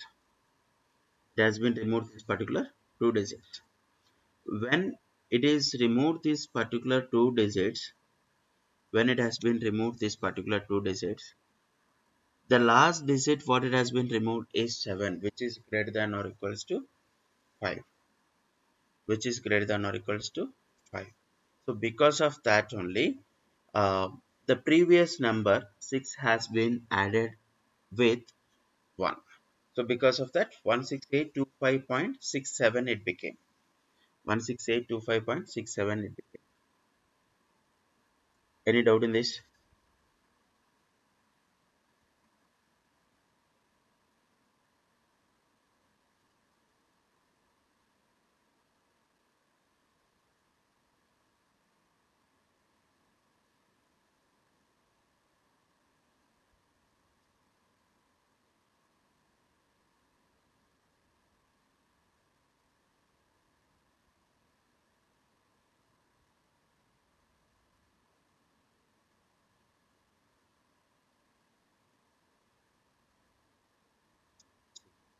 Next example, select round of same thing, I'll write the second argument 3. Second argument I have taken as 3. So 3 digits it is going to be take.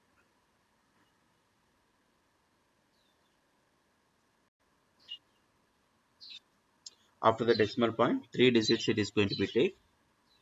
The last digit what it is having is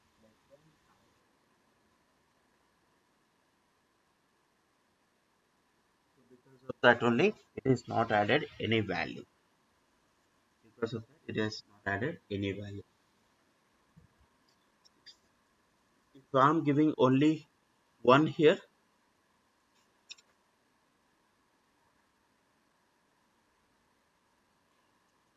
after the decimal point it is going to be accessed only single digit.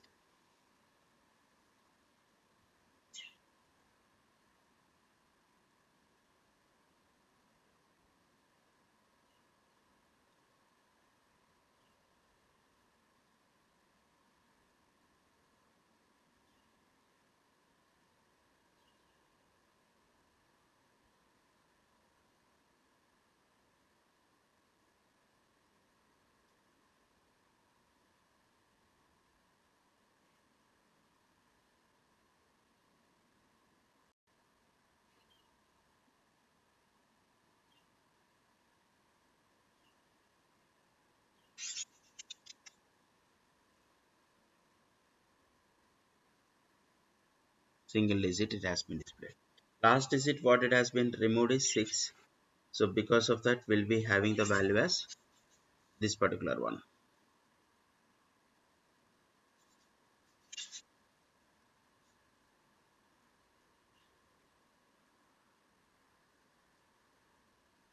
I think it is clear. So just adjustment perform chestnante. Any doubt in this?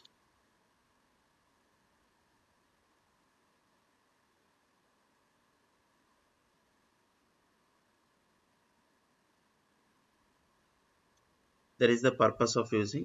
And one more thing. Here if I am giving the negative value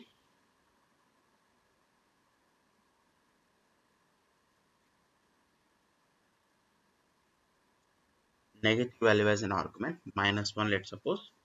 Before the decimal point, whatever may be the values we have, that is going to be considered. Before the decimal point, what the values we have here, that is going to be considered. Like now -1 we have given. Here it is going to be make the 5 as 0, 5 as 0, and as this is 5, one number it is going to be adjusted to the previous one. Now it is going to be become as 16830. 16830 it will become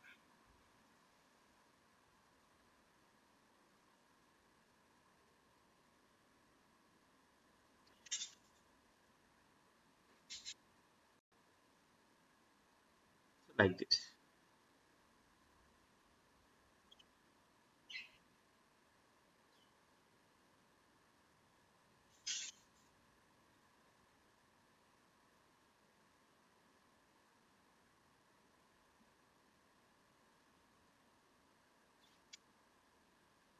I think it is clear. Any doubt you have in this example?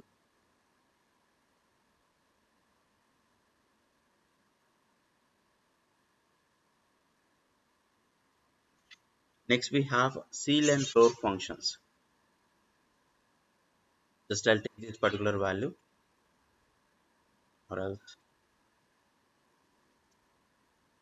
select ceil of 56.9 from dual table,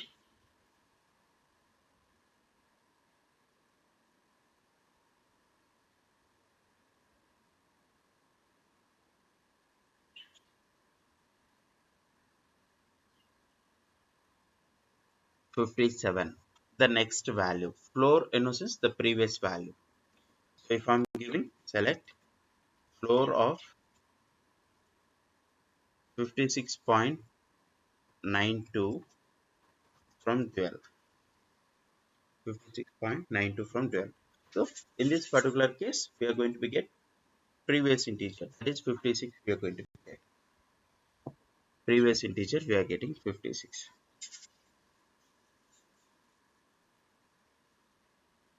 That is ceil and floor function. Next we have greatest.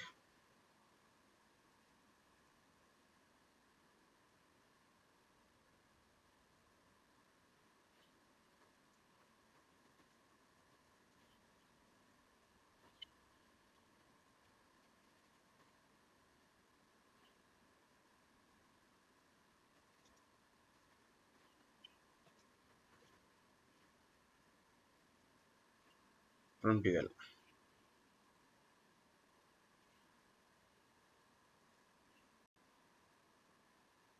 That is the greatest. We are getting that is the greatest. So like this, the values has to be retrieved. So we'll see that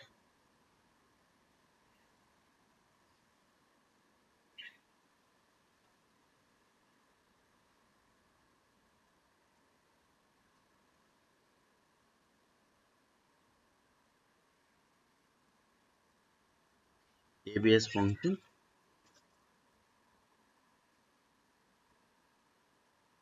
which will return positive value for the argument for the given number as argument.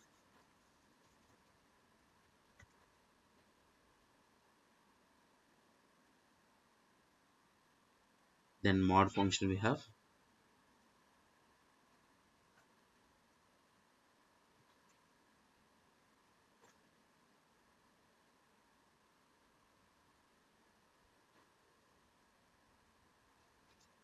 it will use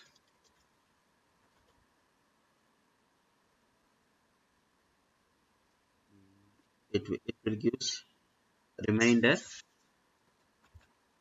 If I'm considering here as x comma y, if I'm considering this as x comma y, it will give the reminder after dividing x with y. After dividing x with y. After dividing x with y, it is going to be give this particular values. So the remainder it is going to be display here. Round of m comma n.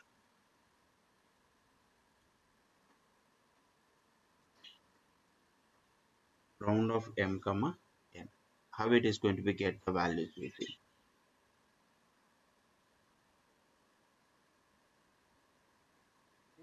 After value n number of digits, it is going to be make it round.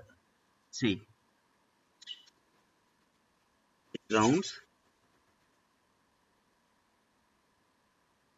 given floated value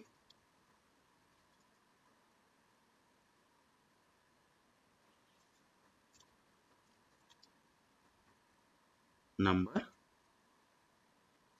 m based on n. It is going to be rounded.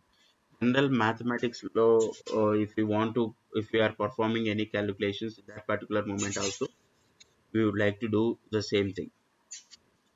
We would like to do the same thing. So the similar way we are going to be follow here. Even if I am seeing this ceil and floor functions,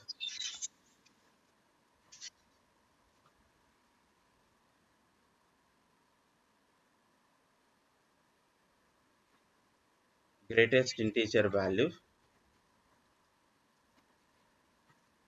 as per the greatest integer value for the given decimal value. Next, floor, smallest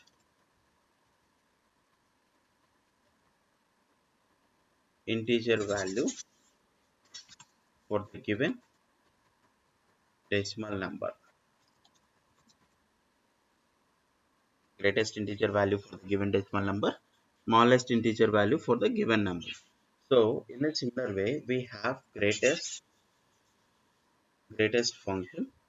So number of arguments what we are providing, based on that it is going to be considered the biggest number.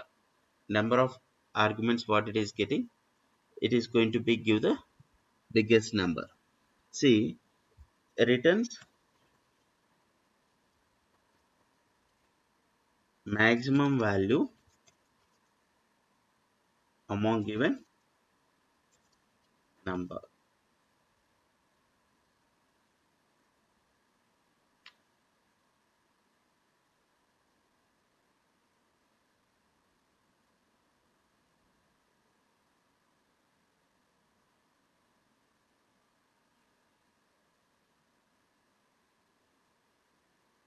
Any doubt in this? Is it clear? All the concepts, all the functions what we have discussed?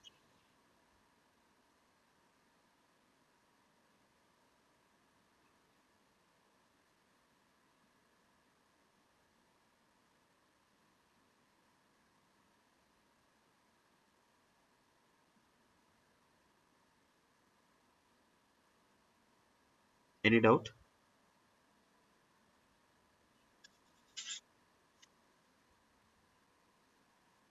Yeah, we'll continue the text or string related functions, date and time functions in the next class, and we'll discuss multiple row functions as well in the tomorrow class. Okay, we'll end the session with this.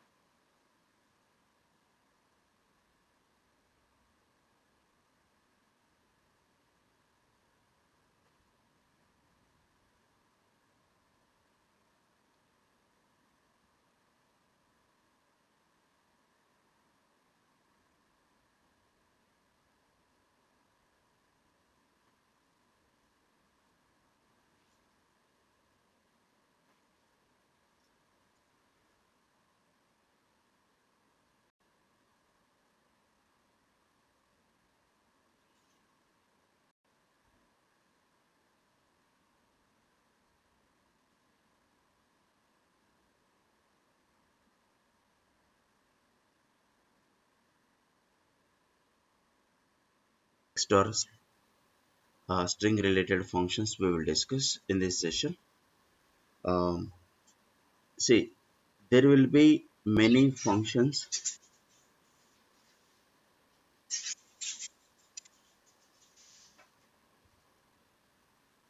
as what we have discussed under numeric functions, with an examples about ABS function, mod function, round function, greatest function, seal, floor, and as well. Uh, Now we are going to be discuss about character or text function or text or string functions.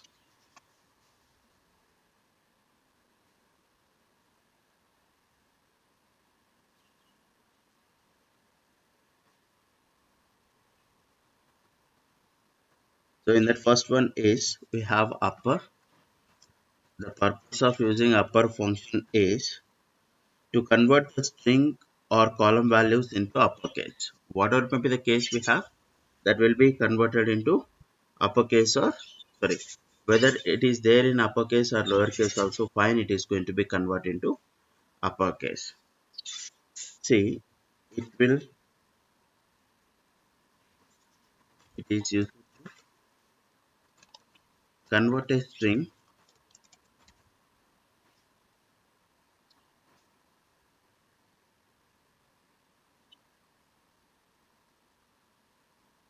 or column values where we have a string into uppercase. Whether we have taken the string in uppercase or if we didn't take the string in uppercase, If you have in lowercase also, that is going to be converted into uppercase. If the taken string, if it is there in uppercase or lowercase, still it is going to be converted into uppercase. Now in a similar way we have lower function, which is used to convert into lowercase, to convert string or column values into lowercase,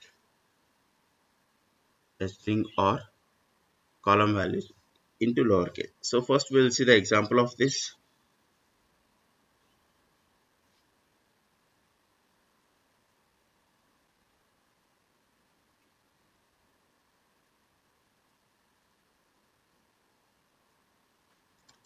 Select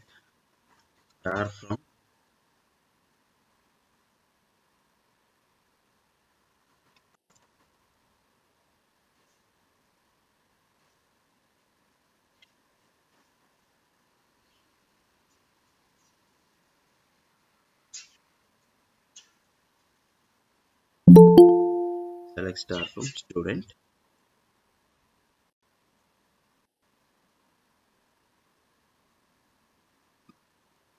See, in the student name,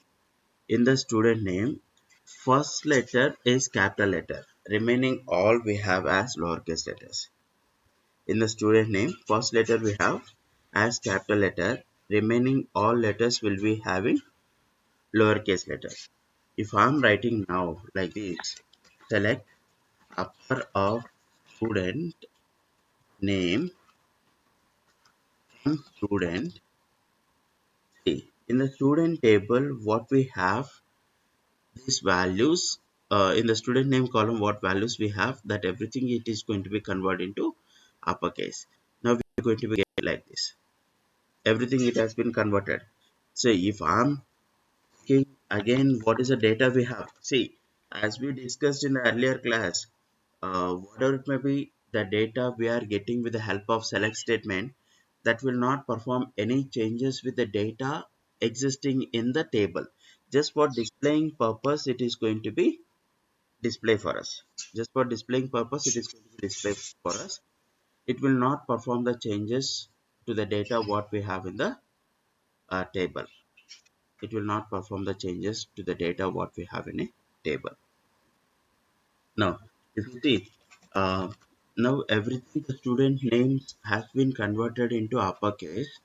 When we are accessing this, that is going to be display for us like, um, as usual data what we have in the database, as usual data what we have in the database. Now select upper of student name from student, everything it has been converted into uppercase. Now select lower of student name from student, everything it is going to be converted into lowercase now. So initially the first letter of each student name is in capital letter, that everything it is going to be get into the lowercase now.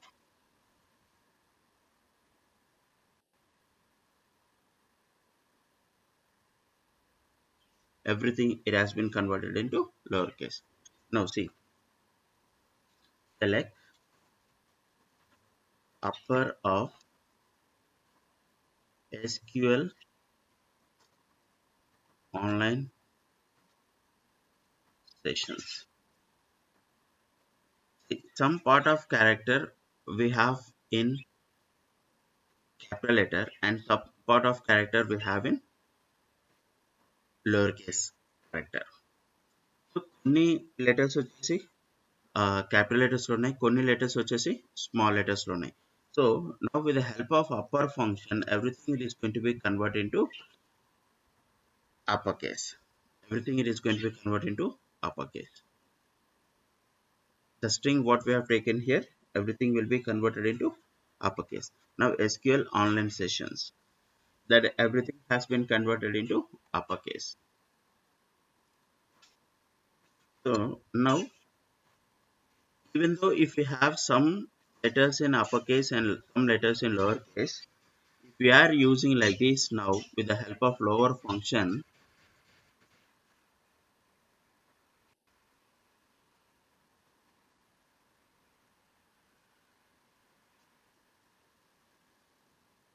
everything the content has been converted into lowercase. Everything the content has been converted into lowercase.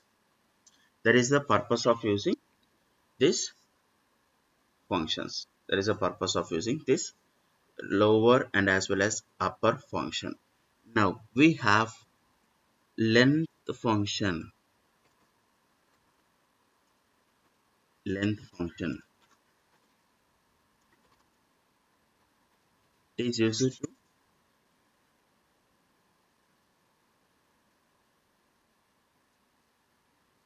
get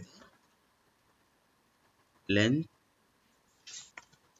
length of the string, length of the string, or number of characters in the string.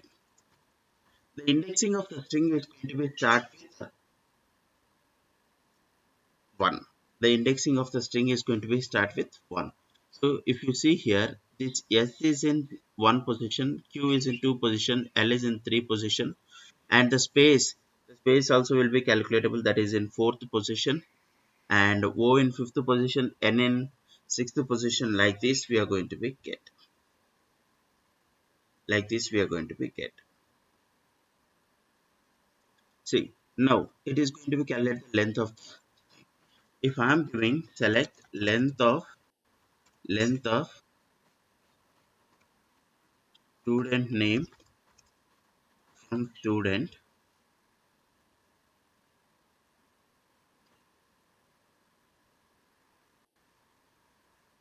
so we are having 35, 35, 35, 35.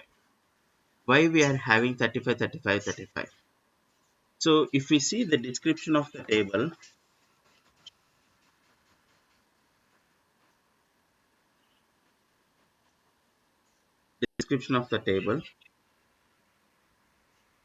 we have given char 35. We have given char 35.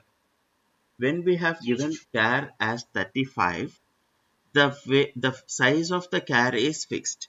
It will not change its size. It will not change its size. Always the size of that will be 35 only. So how much the letters we have stored and what is the size we have stored also, it is going to be give 35 only.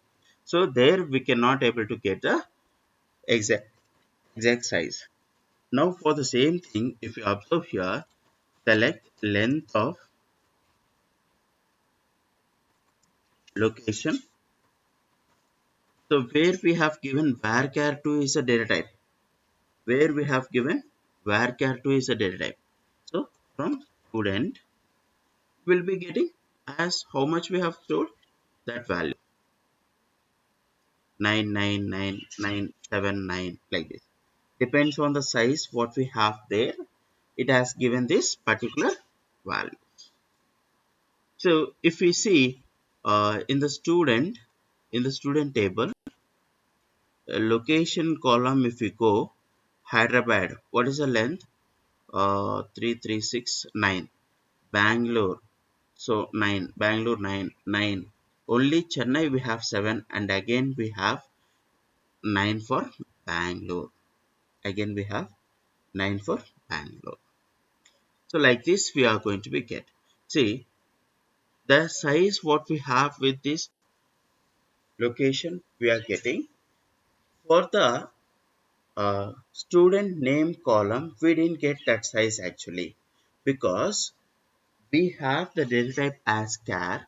We have the data type as char. What is the size we have given, that is fixed. It will not consider till what size we have entered in it. It will not consider till what size we have entered the data in it.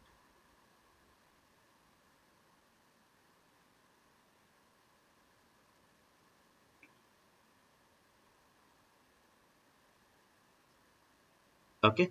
So next, for this content we'll see What is the size? Select length of the content from student. Length of the content from student.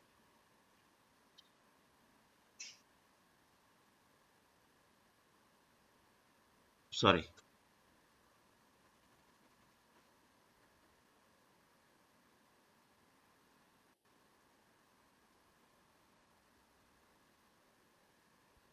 19 is the size we are having here. 19 is the size we have here. That is the purpose of using length function. If any doubt is there in the length function, you can ask me. Length function, lower function, upper function. If any doubt is there, you can discuss with me. Or else, otherwise, we'll go with the next method.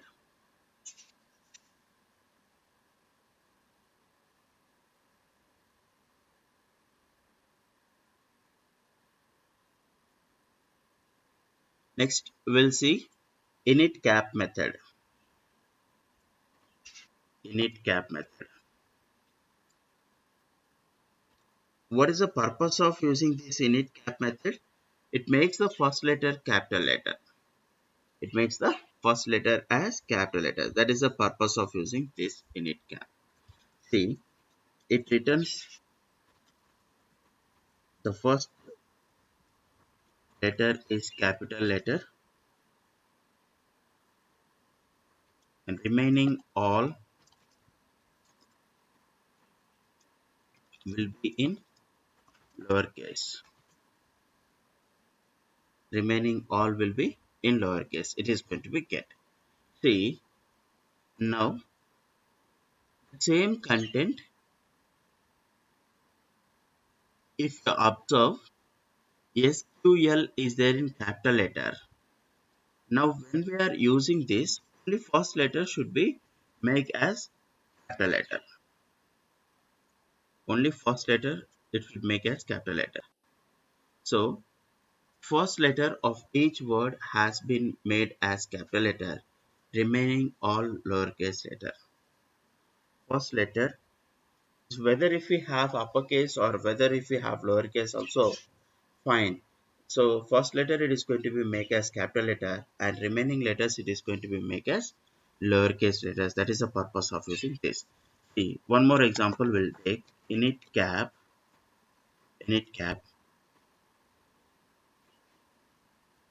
Hello, welcome to SQL learning. So everything I have written in lowercase letters. Everything I have written in lowercase letters. Now, if you see how we are going to be get this, everything now I have written in lowercase letters. So even though when I have written in lowercase letters, everything here it is going to be make as to display the first letter of the word in capital letter. See, H in capital letter, W in capital letter, 2 T capital letter, SQL S capital letter, learning this one in L in capital letter. In a similar way, select init cap. See, I'll be writing like this. Hello, welcome to SQL learning from 12. From 12. So everything I have given in uppercase letters. So in that first letter, it is going to be make as first letter. It is going to be make as capital letter. Remaining all it is going to be make lowercase uh, lowercase letters. Next we have substr function. Substr function.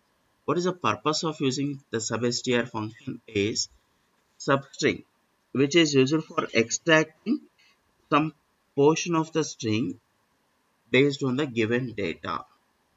Based on the given data. So that how we can able to get, we'll see. Next we have substr.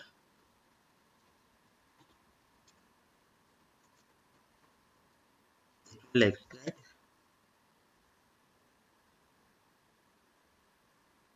it will extract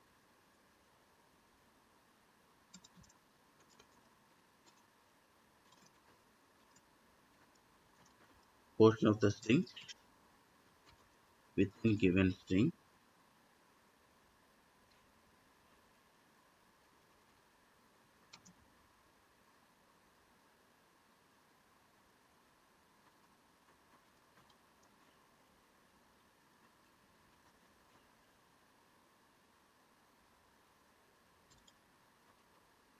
based on last two parameters. Based on last two parameters. So it is going to be converted. Some subpart it is going to be extracted. Now this is the some subpart, some string we have. This is the string we have. Select substr. In this particular string, in this particular string,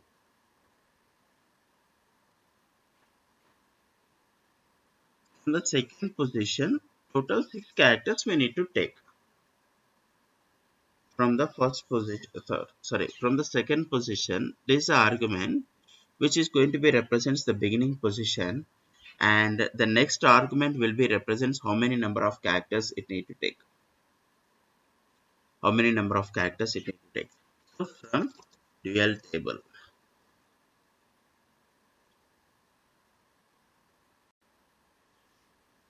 See, this is the subpart it has been extracted. This is the subpart it has been extracted.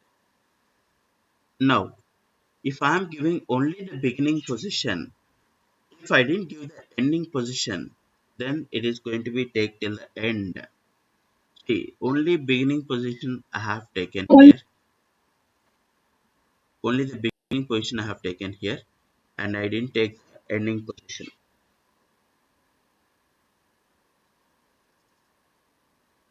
So beginning it has been started from E and it has taken till the end of the string. It has taken till the end of the string. So like this, we'll be using this substr or any position. See, select substr.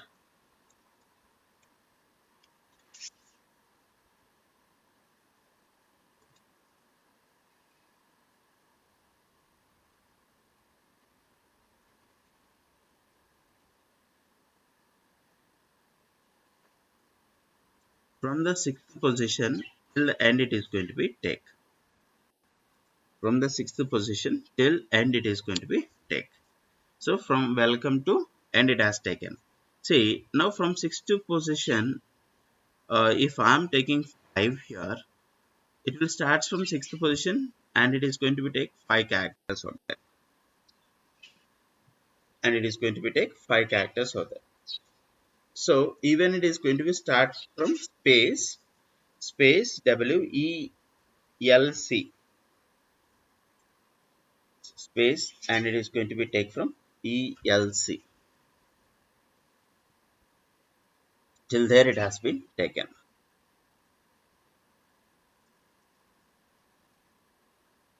So like that, we are going to use the substr for extracting some part of the string.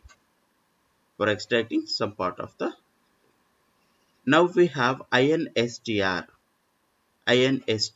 which is used for getting the position of the string. So which is used for getting the position of the substring.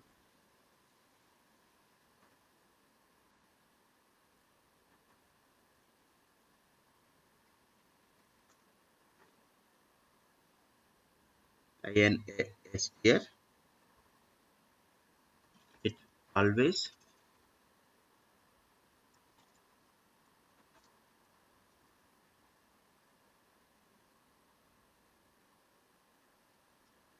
it always returns number data type, that is a position, number data type, um, that is it returns position of the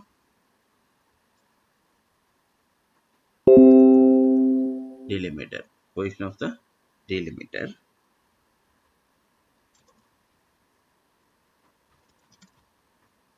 position of the character, position of the character,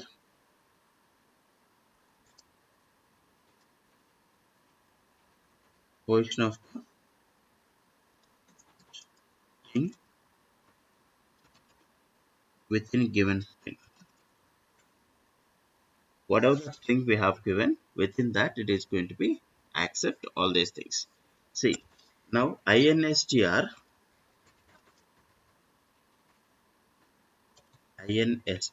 function will be used for getting this particular one.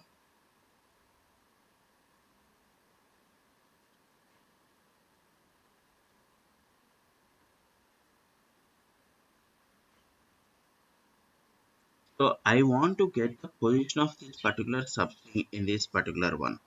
So that is a welcome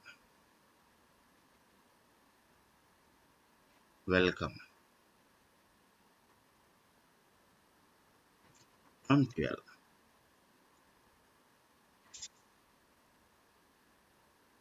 There is well is started in which position, that is going to be retrieved here. Well has been started in which position. See here H is in 1, E is in 2, L is in 3, another L in 4, 5, 6 and 7 it has been started. So because of that only we got the position as 7. And see, if this particular string is not there, if the second string what we are representing here is not present, so then what we have to do is, then what we are going to be get -1,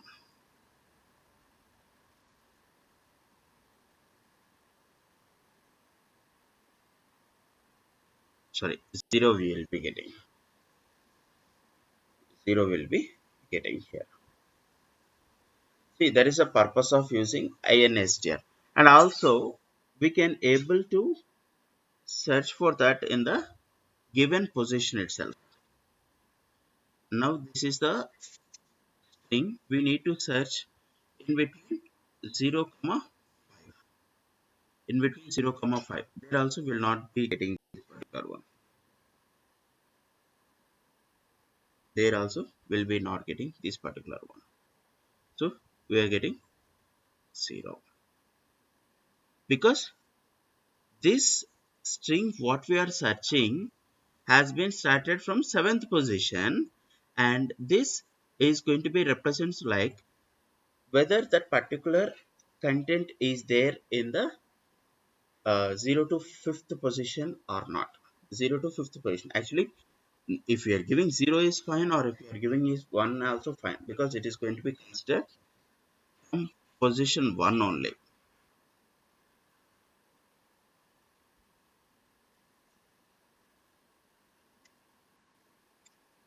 From position 1 only, as it is not there it is going to be give as this position.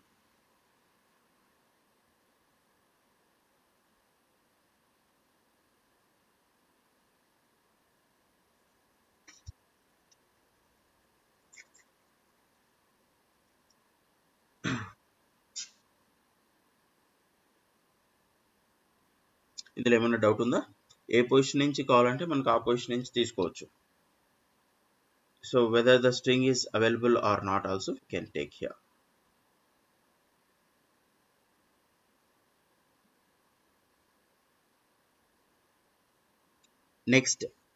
Next functions we have here is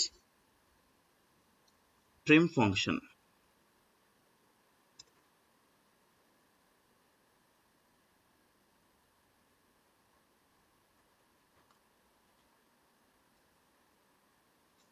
Select trim function, some spaces I'll be giving here, and I am going to be take this particular one. And again some space we have. So from 12. So whatever it may be the space we have at the beginning, whatever it may be the space we have at the ending, that space it is going to be get removed. That space it is going to be get removed. The remaining space it is going to be display for us.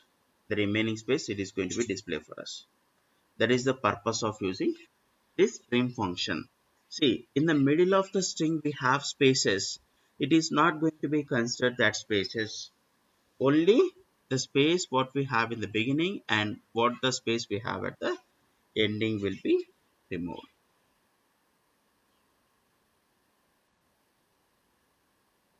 So there is no spaces in the beginning and as well as ending.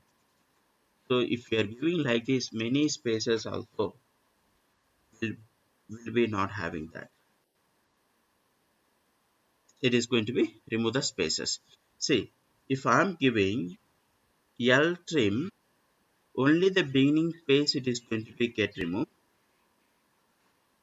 I'm giving only L trim, the beginning space it is going to be get removed here, but the ending space will be as it is. See, ending space if you observe, it is displaying a lot of space. It is displaying a lot of space here. See, here at the ending, if you observe here, it is not going to be displayed that much space. It is not going to be displayed that much space. Very less amount of space we have there. But whereas when we see here, if you observe, it is going to be give lot of space. Ending పొజిషన్లో ఇక్కడ execute చేసినప్పుడు మనకు చాలా space వస్తుంది. అదే ముందైతే అంత space అయితే రాదు. ఎండింగ్లో చూడండి ఒకసారి.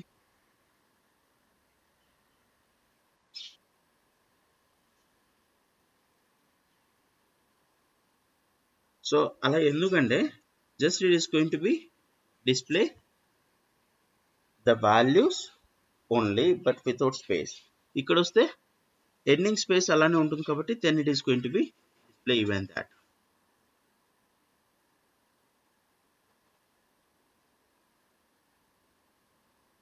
Now if I am giving r trim, when we have given the r trim here, it is going to be remove only the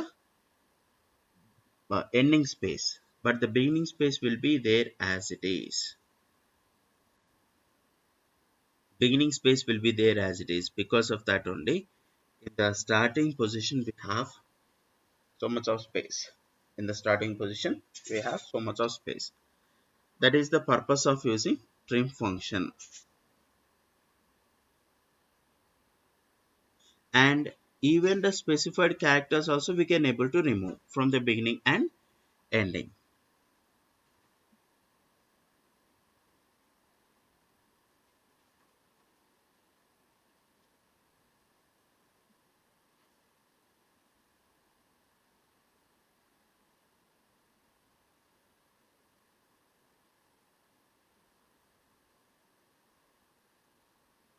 So now the string is this particular one. How we are going to be get with it?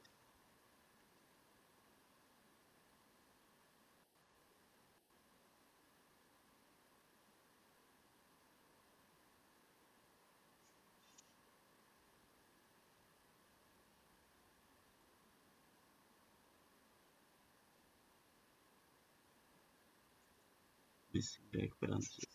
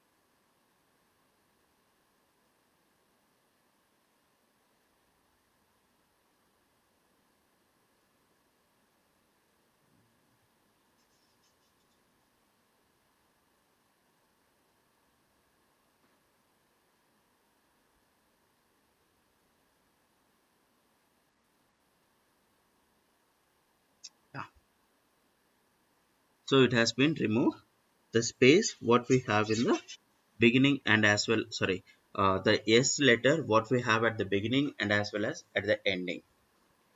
Beginning and as well as ending lo s unnadanta it has been removed. So if we are not representing anything, only the space it is going to be get removed. If we are specifying any subpart of the string, and even it is going to be remove that subpart of the string, or the specified letter also will be considered as one string over there. That is the purpose of using trim function. Next we have lpad, rpad. So lpad in a sense, see, select lpad of abcd,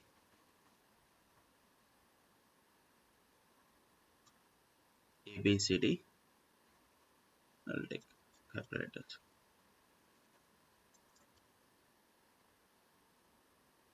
comma 10 in a sense. 10 spaces we need to get some space by default, or else if I'm giving hash over there, in the 10 spaces, first 4 spaces we have abcd, and in the remaining spaces, remaining 6 spaces will be getting hash over there.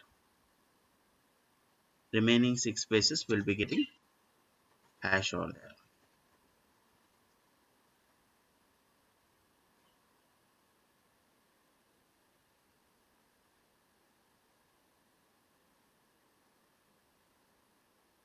Sorry, lpad innocence, first 6 character space it is going to give space, and the remaining spaces will be getting the actual string. Rpad innocence, right side will be getting the given string. Right side will be giving the given string, and from the beginning will be getting the actual characters.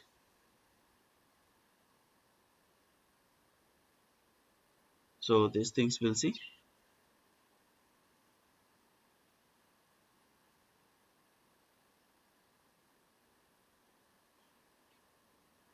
Lpad function, it will fills remaining spaces with the specified characters. With the specified character on the left side of the given string.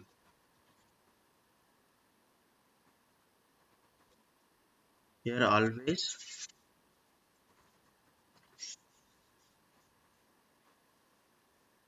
second parameter returns total length of the string.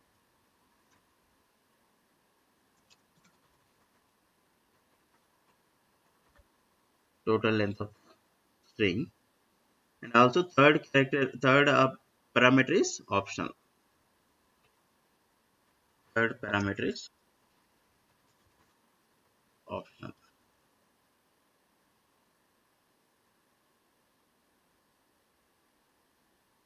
In a similar way, rpad, right side it is going to be write the content. Rpad, similar to lpad method, but the content, or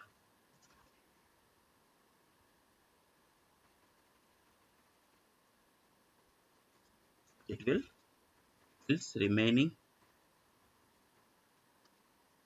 spaces with a specified character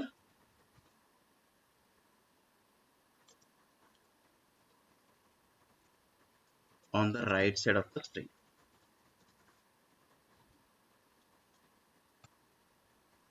On the right side of the string. So next we have a trim function, which is used to get without spaces. It is use it to remove left and right side spaces,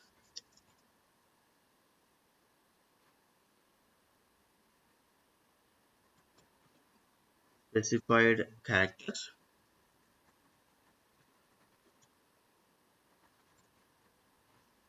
use it to remove leading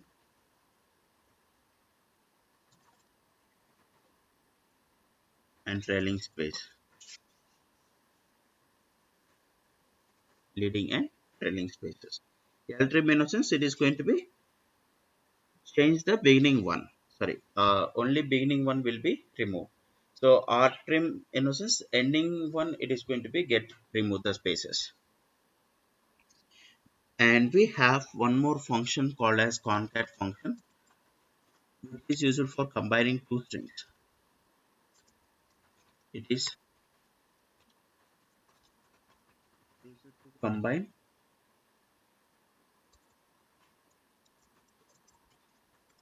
strings. Replace function we have. Purpose of using replace function is the second string is going to be replaced with the first one. Second string will be replaced with the first one. So that we will see. First we'll see concatenate.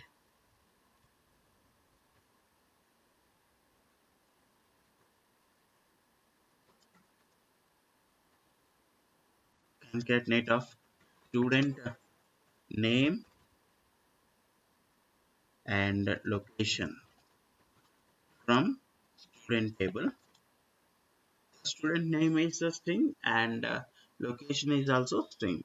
That is going to be get combined in the result.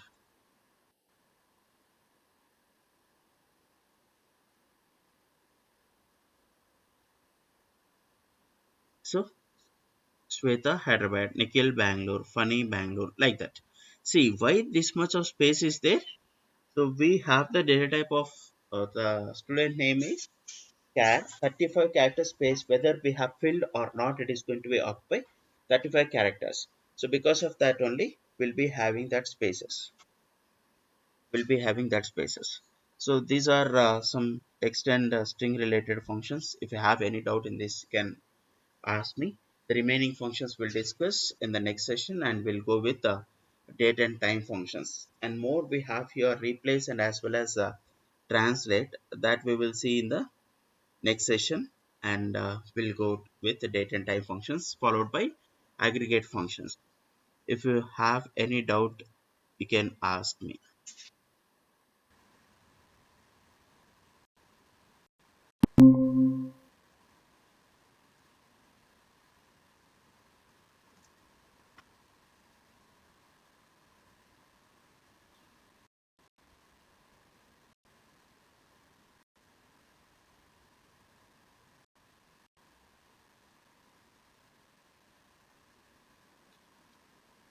Yeah, we'll continue with the previous session. So we were discussing text or string functions.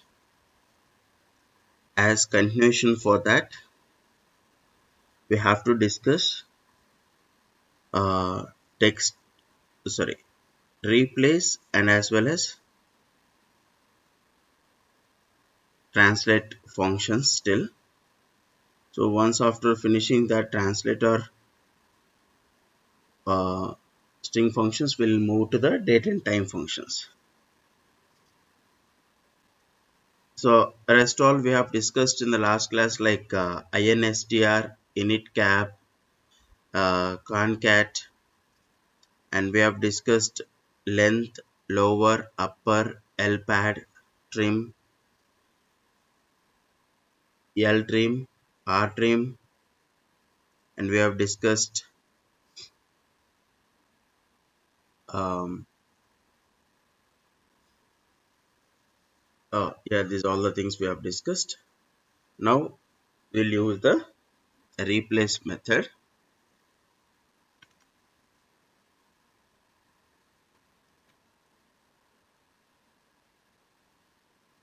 Replace,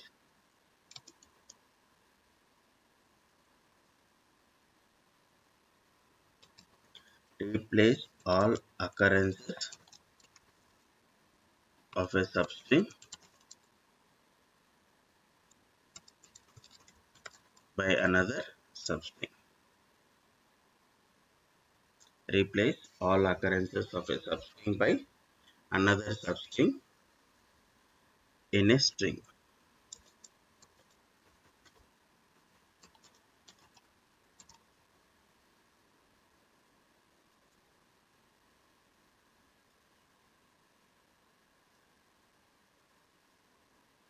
We'll see the example.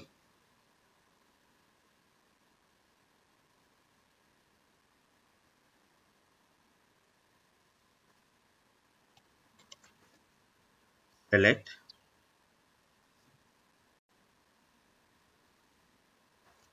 replace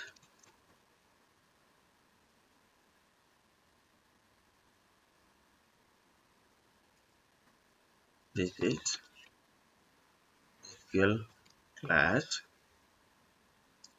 class has to be replaced with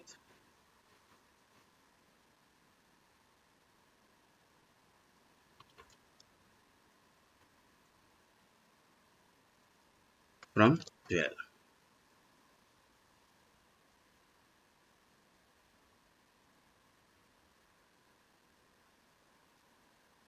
So wherever we'll find the class in that particular place will be getting a session. Wherever we'll have class in that particular situation will be getting session. Like it is going to be replace this old string if it is available in the string with the new string. That is the purpose of using this. That is the purpose of using this replace. So it is going to be work like this, and we have discussed uh, substring as well for extracting the part of the substring, and we have one more method here as translate. See, replace will work, replace only one particular place, one particular location. Select replace. This is SQL class in online.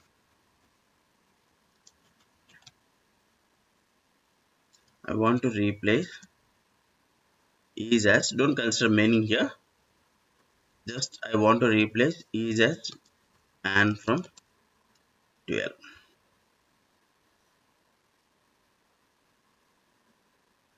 So is has occurred here two times.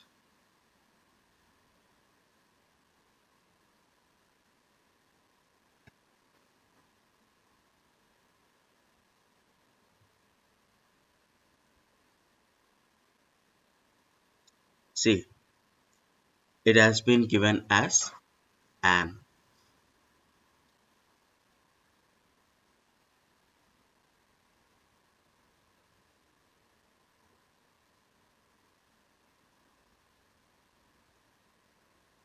Now translate will do the same. How many times it occurs? All the things it is going to be replaced.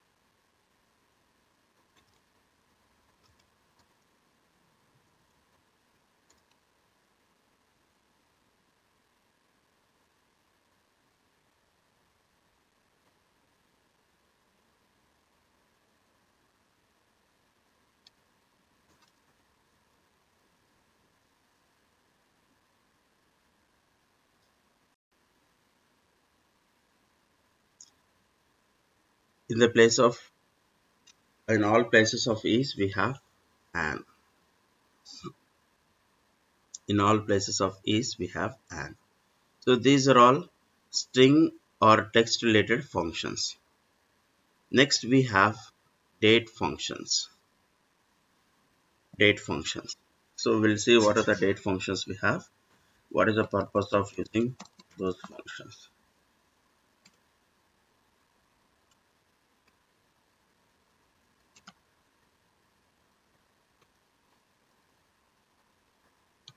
Current date.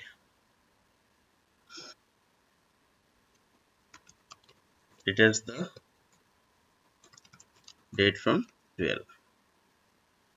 So it means current date it is going to be get.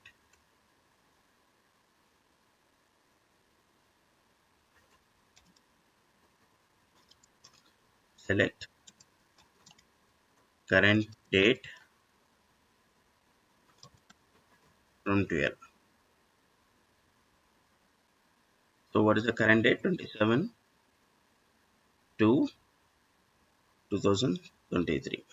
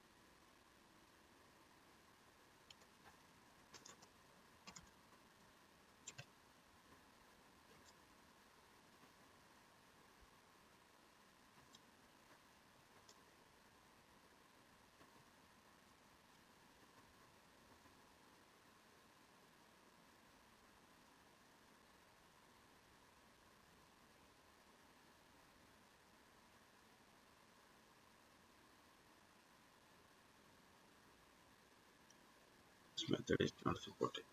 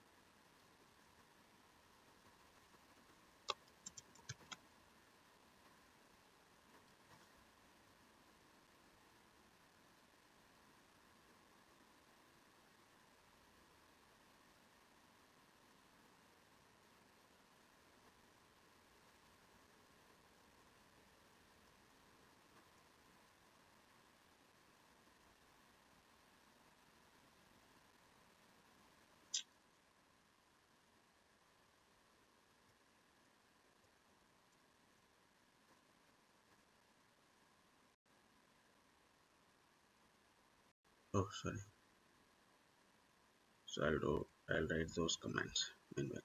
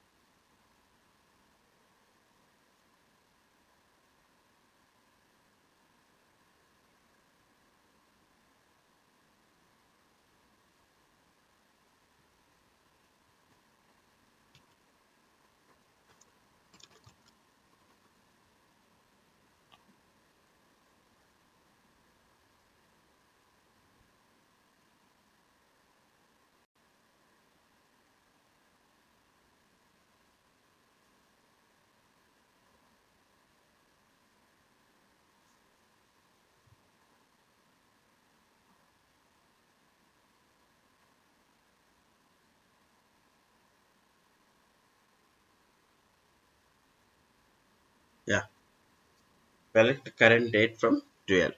So it has been the current date what we have in the system. Current date what we have in the system.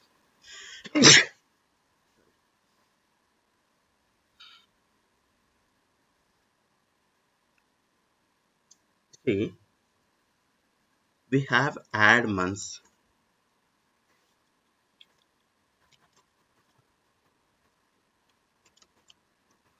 add month, which is used for adding the number for the given date. So here current date. So what is the current date we'll be having? Come on, 10 I'll be giving. For the given date, I used to add 10 days. For the given date, I used to add. That is my intention here. The current date in a sense, it is going to be get the at current what the date we have. For that 10 days after adding, what is the result we are going to be get? That it is going to be display for us. This, sorry, add months. 10 months is going to be get added. 10 months it is going to be get added. That is the purpose of using this. If you see for the current date we have in 10th month, sorry, we are in second month as of now. If we are adding 10 to it, it is going to be become as 12th month. So if we are taking the current date, comma 5 we are adding, we'll see which date it is going to be displayed. So 7th month, 5 months will be added. Not only the current date we can take, we can also take the date whatever it is required for us. Add month, whatever it may be the date we would like to take.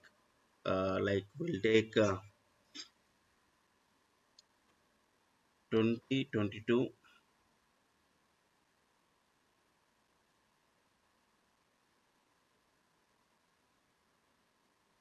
2022, fourth month. let me consider 20th day. How many months I need to add? 6 months. So we'll be getting 10th month here.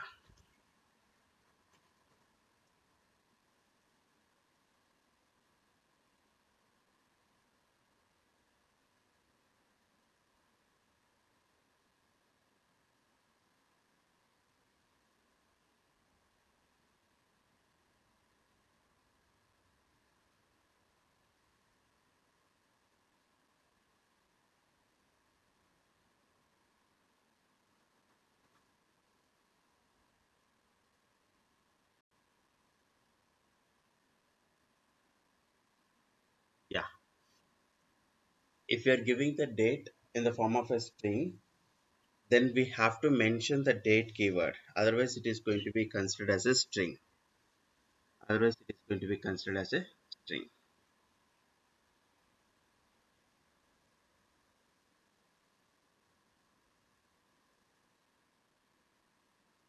Is it clear? Regarding add months method, is it clear or any doubt we have?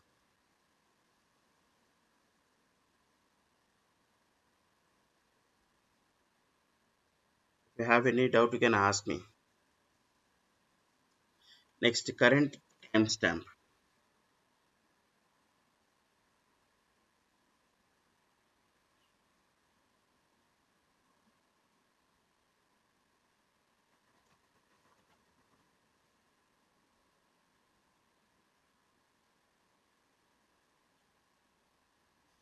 Current.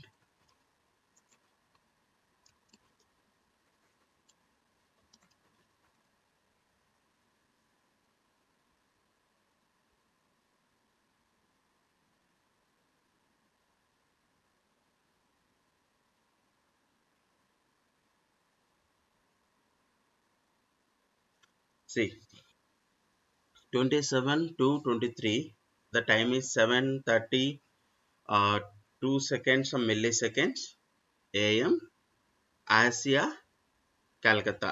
So that is Greenwich Mean Time. What it is, everything. It is going to be displayed for us. That is the purpose of using this particular current timestamp method, which is used to get the current date along with the time. So మనకు కావాల్సిన date time రెండు కూడా display అవుతుంది. Current ఏమైతే date time ఉంటుందో so అదంతా display అవుతుంది మనకి ఇక్కడ.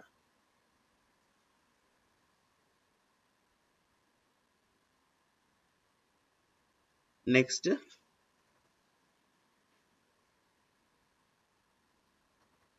Select DB time zone from dual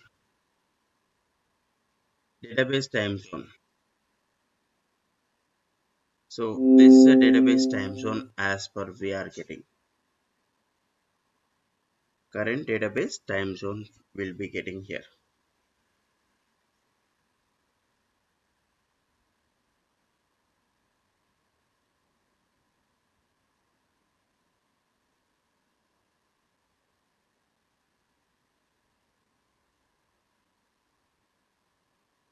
See, now we want to get only the year from the sysdate.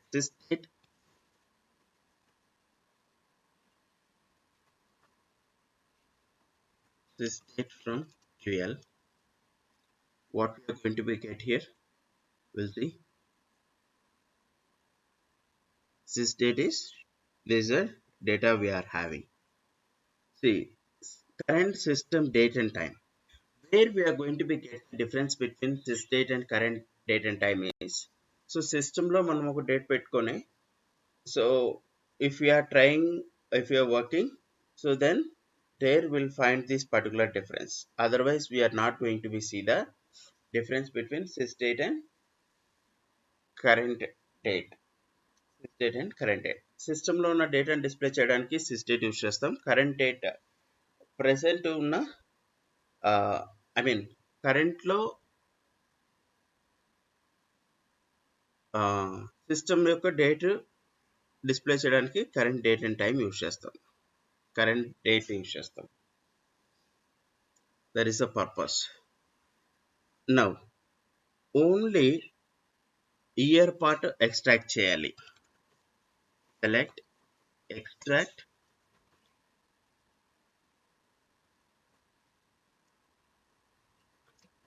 Year from state.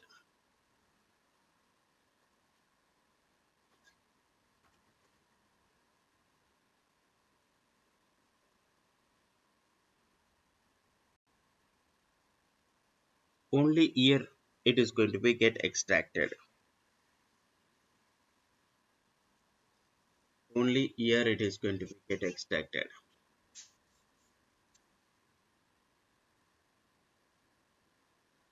If we want to get the local timestamp, so then we have local timestamp method.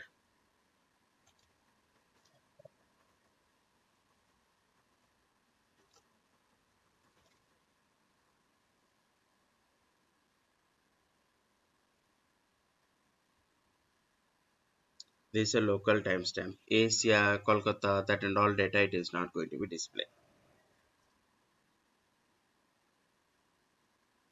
If you want to know the last date, last day, select last underscore day of that particular month.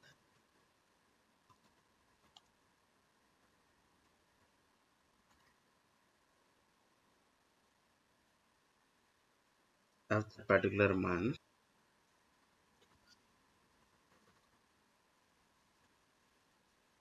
will be using it. See, 28 is the last date.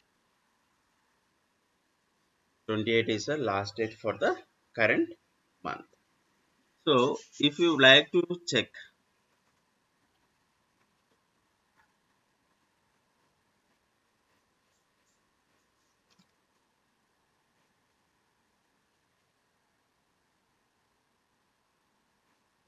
like 15,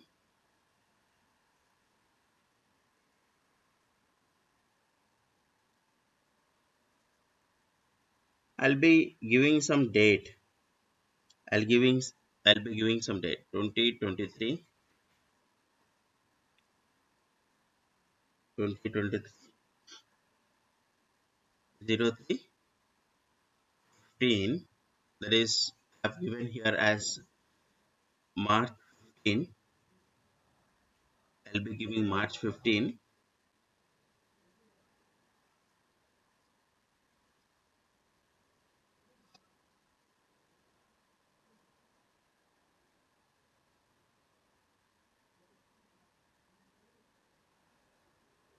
So what we'll be getting, we'll see.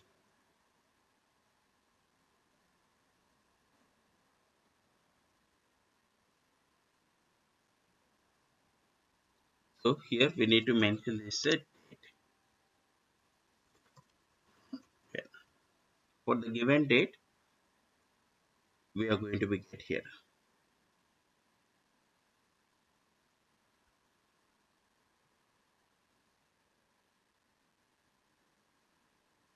See, 31 is the last day in that particular month. 31 is the last day in that particular month. Now, next day is one of the function we have. Select, select next underscore day will be giving our current date. What is the next date?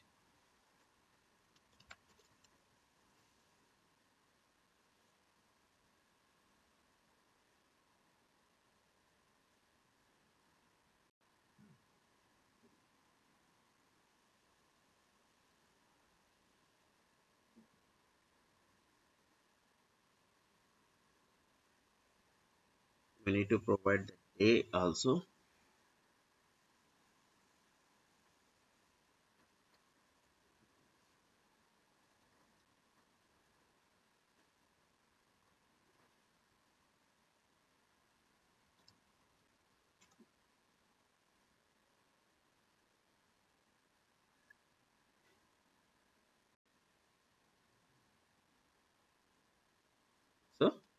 we are getting the date. We can able to give directly the date instead of current date method as well.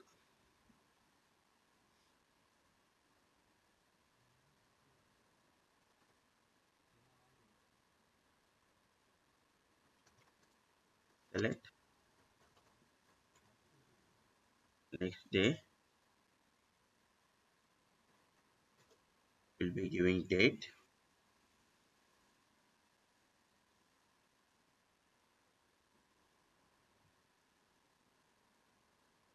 And I'll be giving 28,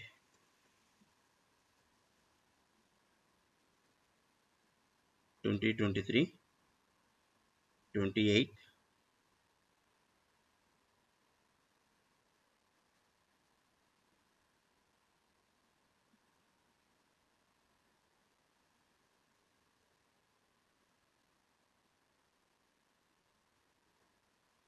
Wednesday.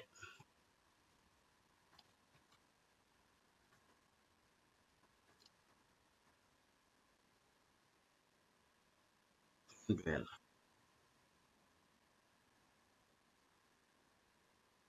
so 1 March 2023 we are getting here.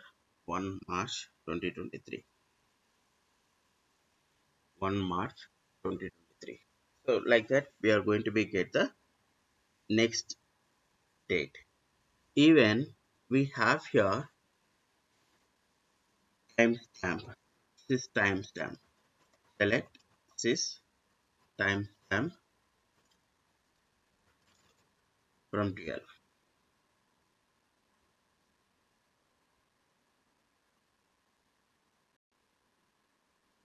So exact timestamp we are going to be get what we have in the system. What we have in the system, that exact timestamp it is going to be get. So these are some functions what we have in this Oracle database. What we are going to be used regularly depends on our work.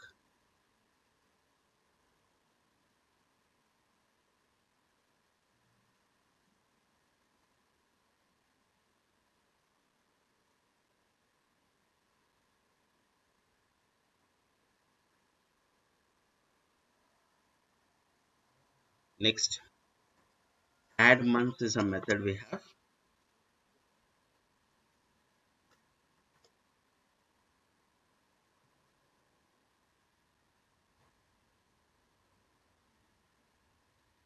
Add a number of months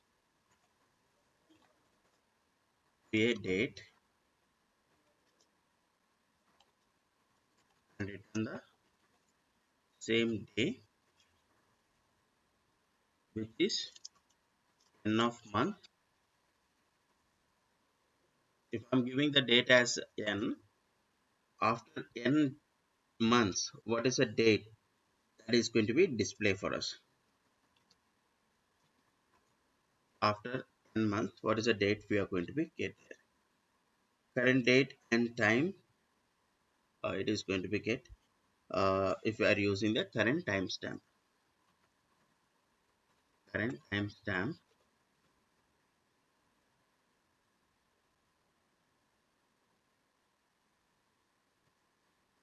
returns the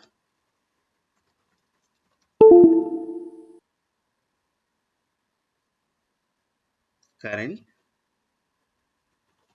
date and time with the time zone in the session time zone. In the session time zone. Next, DB time zone we have discussed. DB time zone.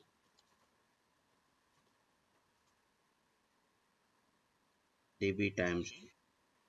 So where it is going to be get the current database time zone. Current database time zone.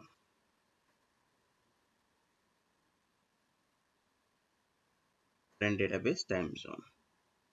Next, extract method we have, which is used for extracting the date part from the If you want to extract date, if you want to extract day, if you want to extract month, anything we can able to extract, depends on our requirement. Extract a value of a date, time,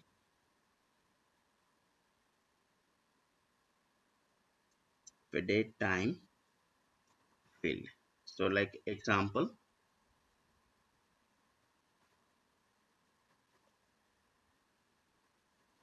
year, day,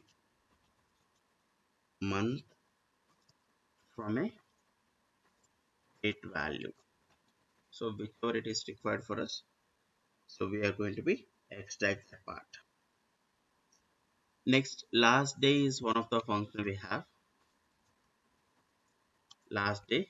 So what is the last day in that particular month that is going to be displayed for us?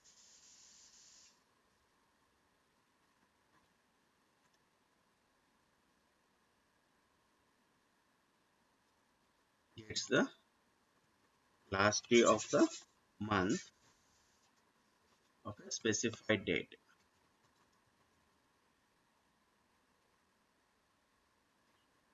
of a specified date. Local timestamp. Local timestamp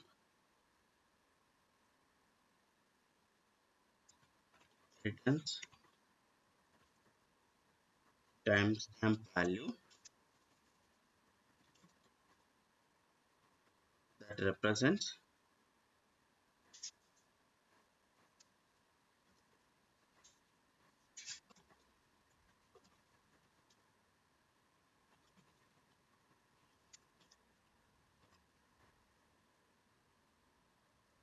in the session time zone.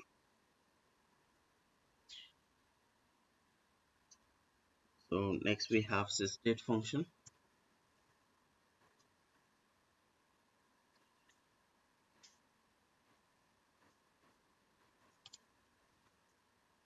Sysdate function returns the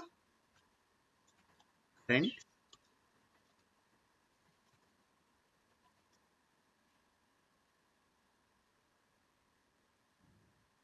system date and time of the OS.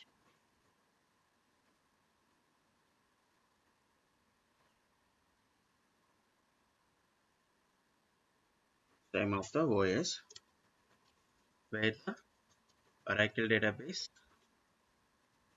resides.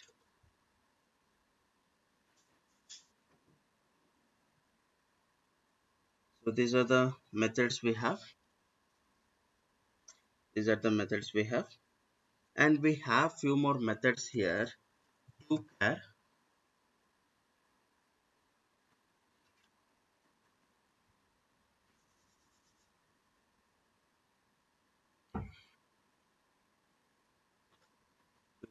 which is used to convert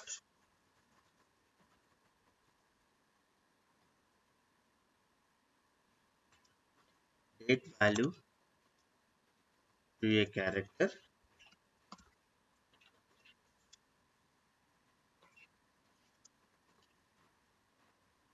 format.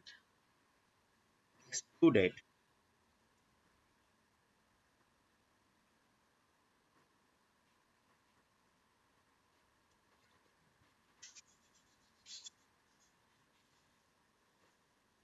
used to convert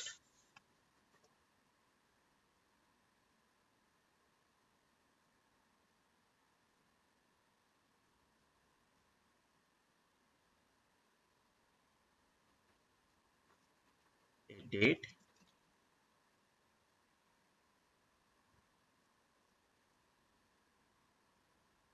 which is in the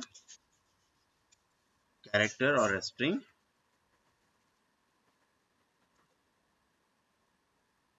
character or a string to a date value. So ఉన్న date వాల్యూని ఇచ్చిన ఫార్మాట్లో స్ట్రింగ్గా convert చేయడానికి use చేస్తాం. At the same టైంలో to date function వచ్చేసి date are sorry character are string వాల్యూని డేట్లే convert చేయడానికి కూడా యూస్ చేస్తాం. That is the purpose of using these functions. Any doubt in this?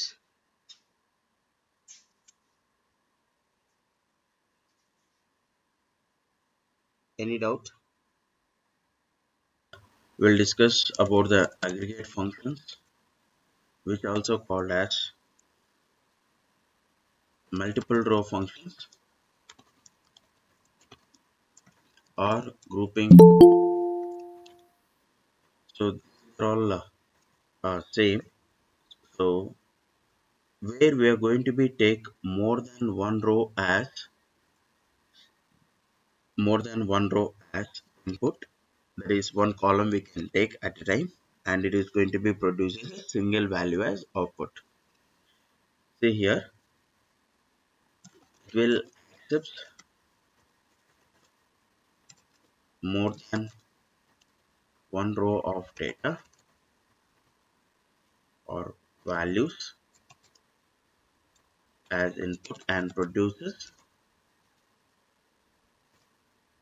one value as input. One value as input. See, more than one row of data, that is column, a column as input, and it is going to be produces a single value or one value as output.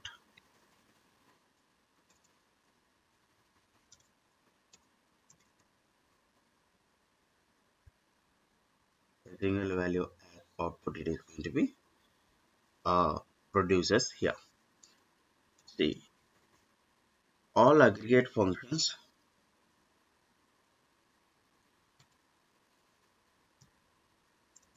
all aggregate functions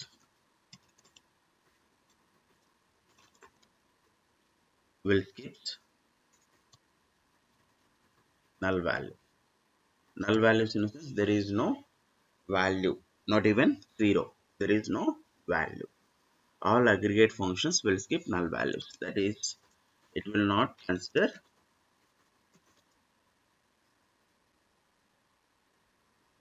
it will not consider null values. It will not consider null values. See, sum have, min we have, max we have. Along with this, we have AVG for calculating the average, and then count of specific column or count of star. Count of specific column or count of star. See, sum in a sense it will add all values in a column,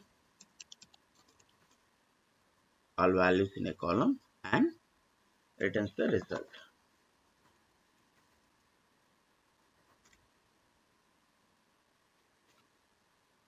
Average, it is going to be calculate the average of all the values what we have in a specific column or the values what we have provided as column.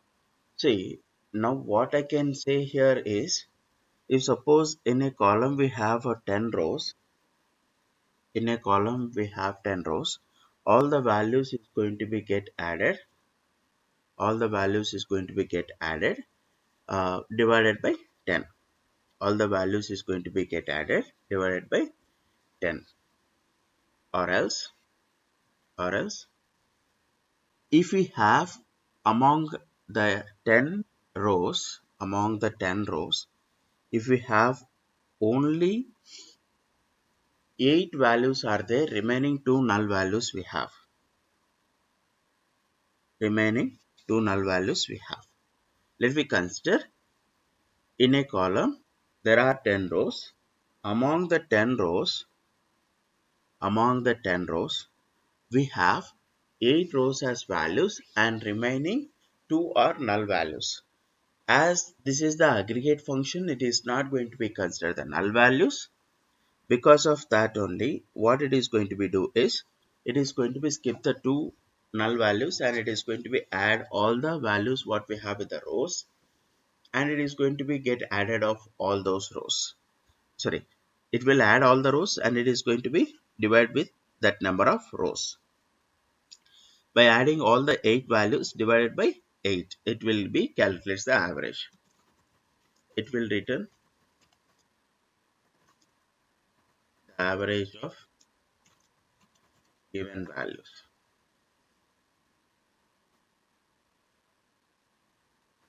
Min, it will give smallest value in the given column. Next, max, it will give biggest value or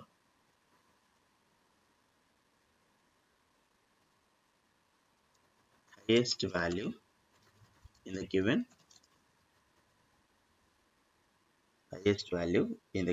column. Count, count of column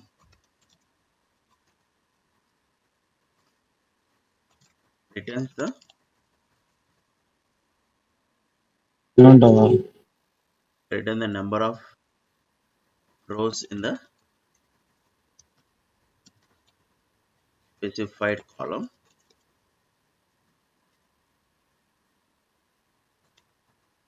Count of star returns the number of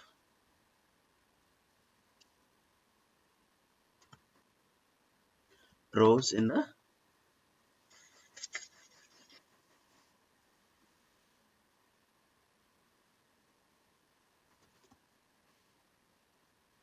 table. Returns the number of rows in the table. Returns the number of rows in the table. So this will see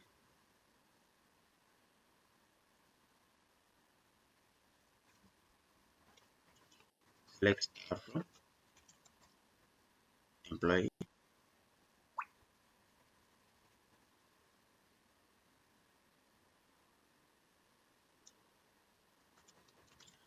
star from student. From the student table, first we'll retrieve the data.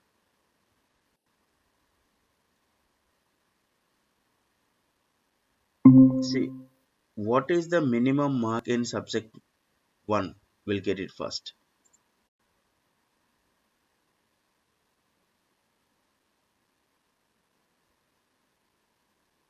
What is the minimum mark, or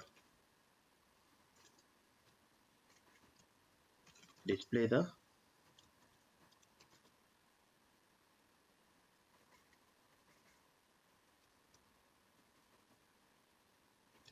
smallest score, smallest mark in the subject 1.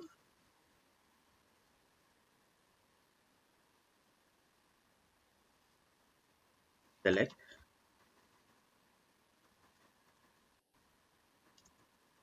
min of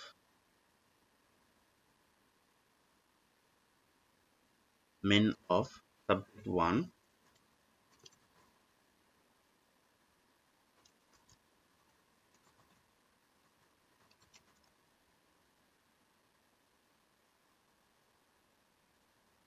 subject 1 minimum marks. It is going to be display for us here 62. So in a similar way, display the top mark in the subject 1. Select max of subject 1 marks from student.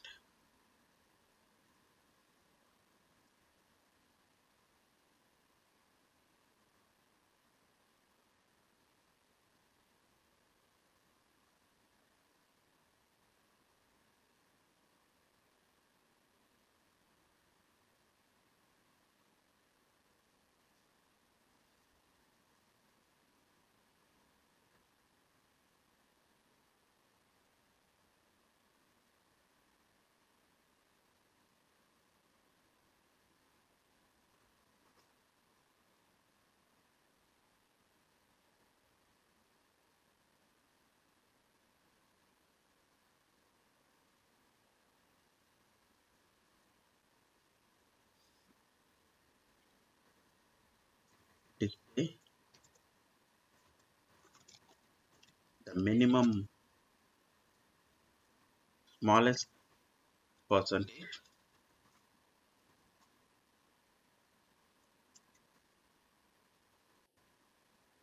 or least percentage of marks in the students.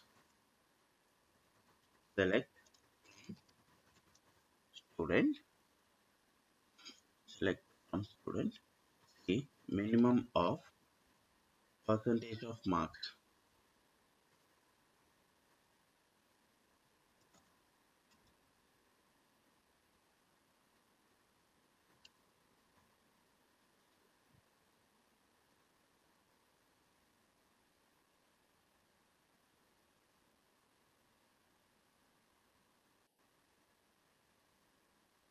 minimum percentage. In the similar way, maximum percentage.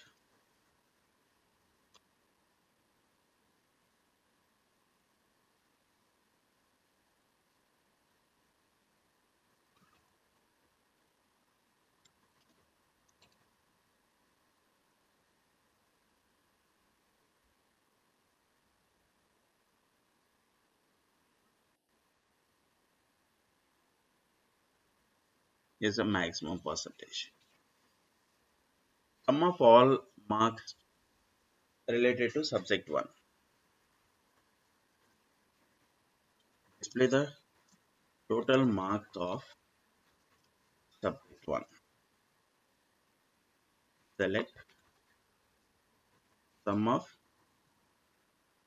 subject 1 marks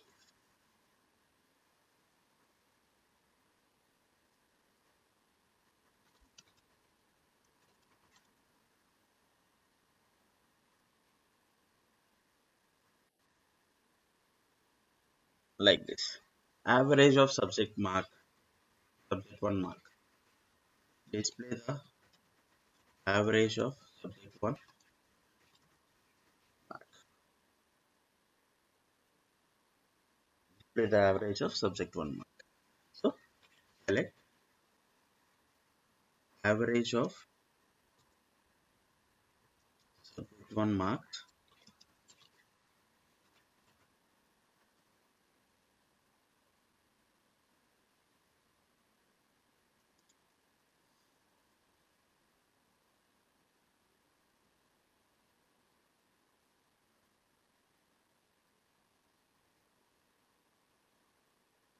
like this. We are going to be get the sum of all the values. Sorry, average of the marks. Next, we want to discuss about if you want to discuss about the count, give a clear example. So we cannot able to give that example from this particular table because we don't have null values. For that, I'll take another table. Select start from employee.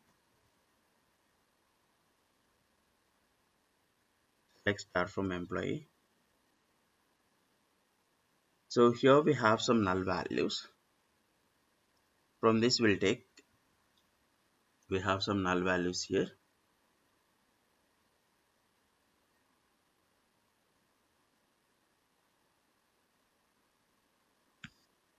See, now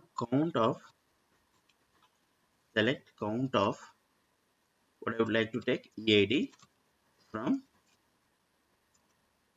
employee. Select count of EAD from employee. It means in the EAD column, how many values we have without null. How many rows we have without null. That count it is going to be display for us.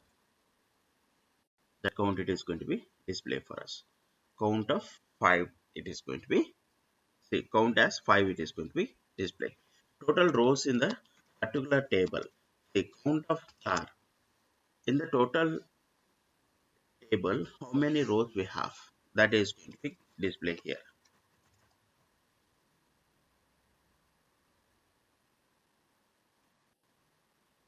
5 only.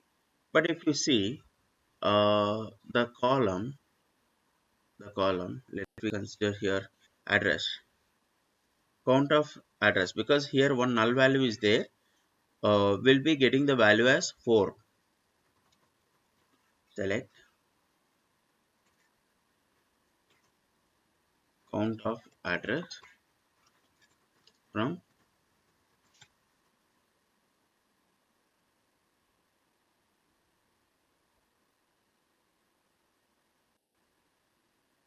4.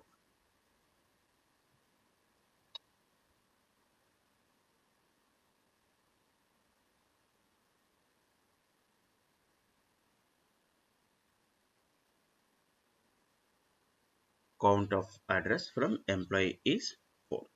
So that is the difference between count of star and the count of specific column. In the specific column, how many rows we have, that number of rows it is going to be displayed. But whereas here, count of a specific column, count of a star innocence, in the total table, how many rows will be, in the total table, how many rows it will be there. That is going to be displayed actually here. That is the purpose of using count of a specific column, count of that particular column as well. Next we have group by. Next concept we have here is group. Group by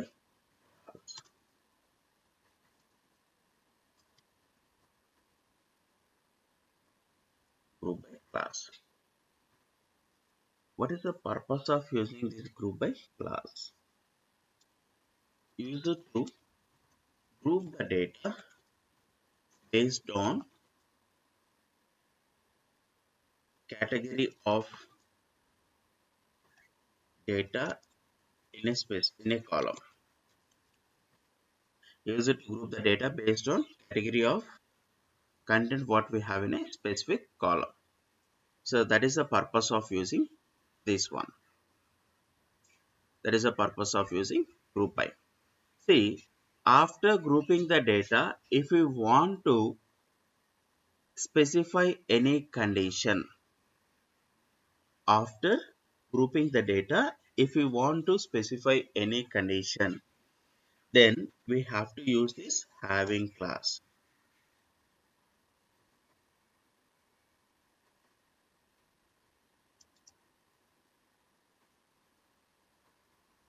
Having class. After applying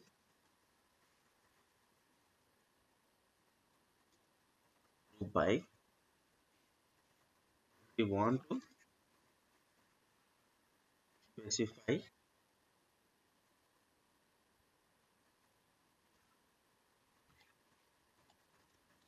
condition, we'll use this having class. See, what is the difference between having class and where class? Difference between having and where class is most important into the question. Having class, which is used only when we are applying the group by for grouping the data.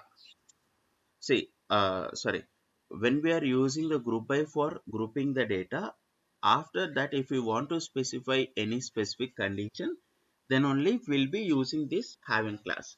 Normally, without using group by, we cannot able to use the having class. Without using group by, we cannot able to use the having class. But where class, when we are going to be used, is to represent a condition for a specific content. In that particular situation, we are going to be use the where class as well. When we are using with the select command, if we are not using this particular one, I mean to say like um, without grouping the data, normally if you want to represent any condition, in that particular case only we have to use this where class. Otherwise, we should not use the where class when we are applying the group by. When we are applying the group by. That is a specific reason why we have to use this group by and having. See clearly, having class which is used for grouping the data. After applying the grouping the data, if we want to specify any condition, then only we would like to use that. Otherwise, we're not going to be use that. Otherwise, we are not going to be use having class. Only where class will be used for specifying the particular condition.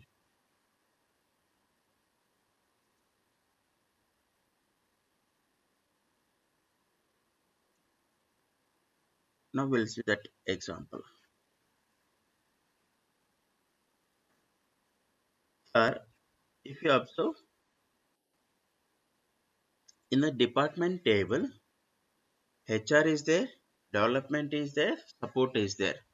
If you want to group the data,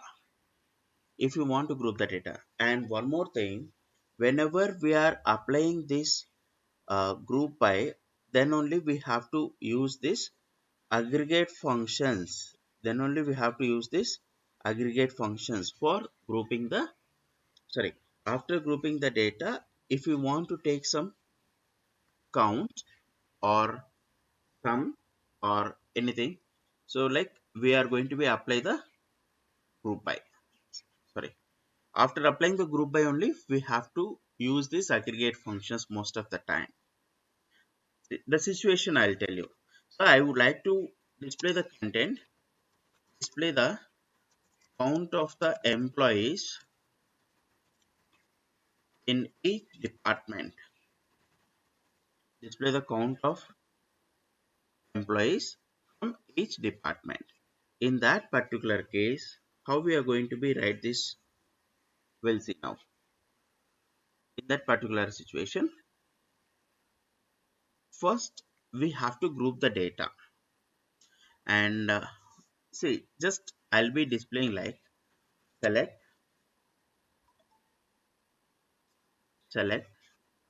employee ID, employee first name I would like to display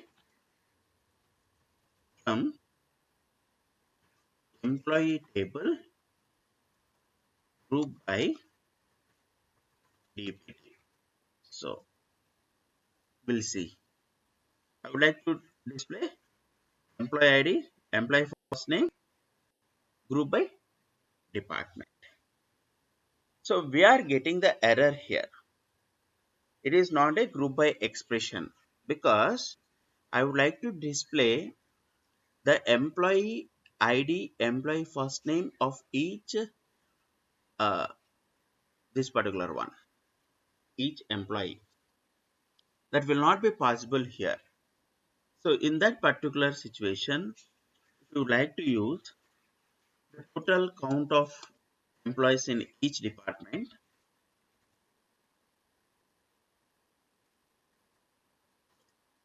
below query will fetch error.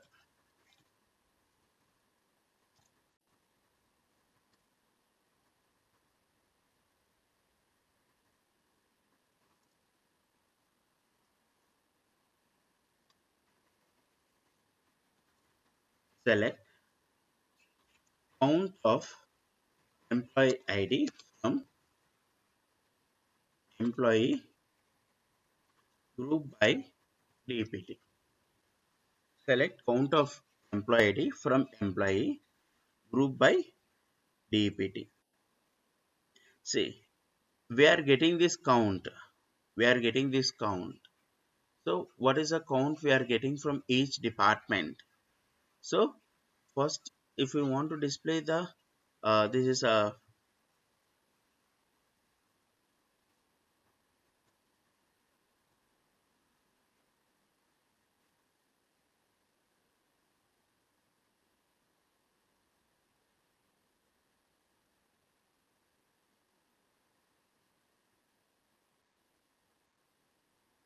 see, department is development, 3 is their count, and HR is 1, salary is 1. And after this, display count of employees and department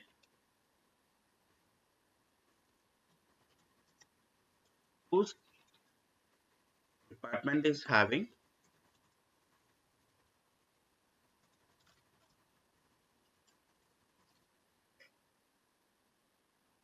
more than one employee.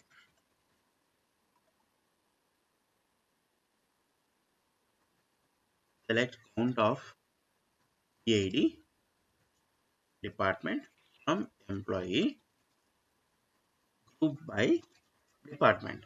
So if we write till here, it is going to be group the data based on the department, and it is going to be display the count of the employees of each department. Count of employees of each department also it is going to be displayed here. Okay, fine. So I want to display the department whose employee is having more than one. So we have to specify the condition. To specify the condition, we are going to be write like this: EID greater than EID greater than 1. See, development total number of employees is 3. Total number of employees is 3. So this is how we can able to apply the group by and having classes. See, with this concept is done, and the next concept what we are going to be discuss is most important in SQL, that is joins concept. So from tomorrow, don't miss the class because it is most important concepts in SQL. Most important concepts in SQL.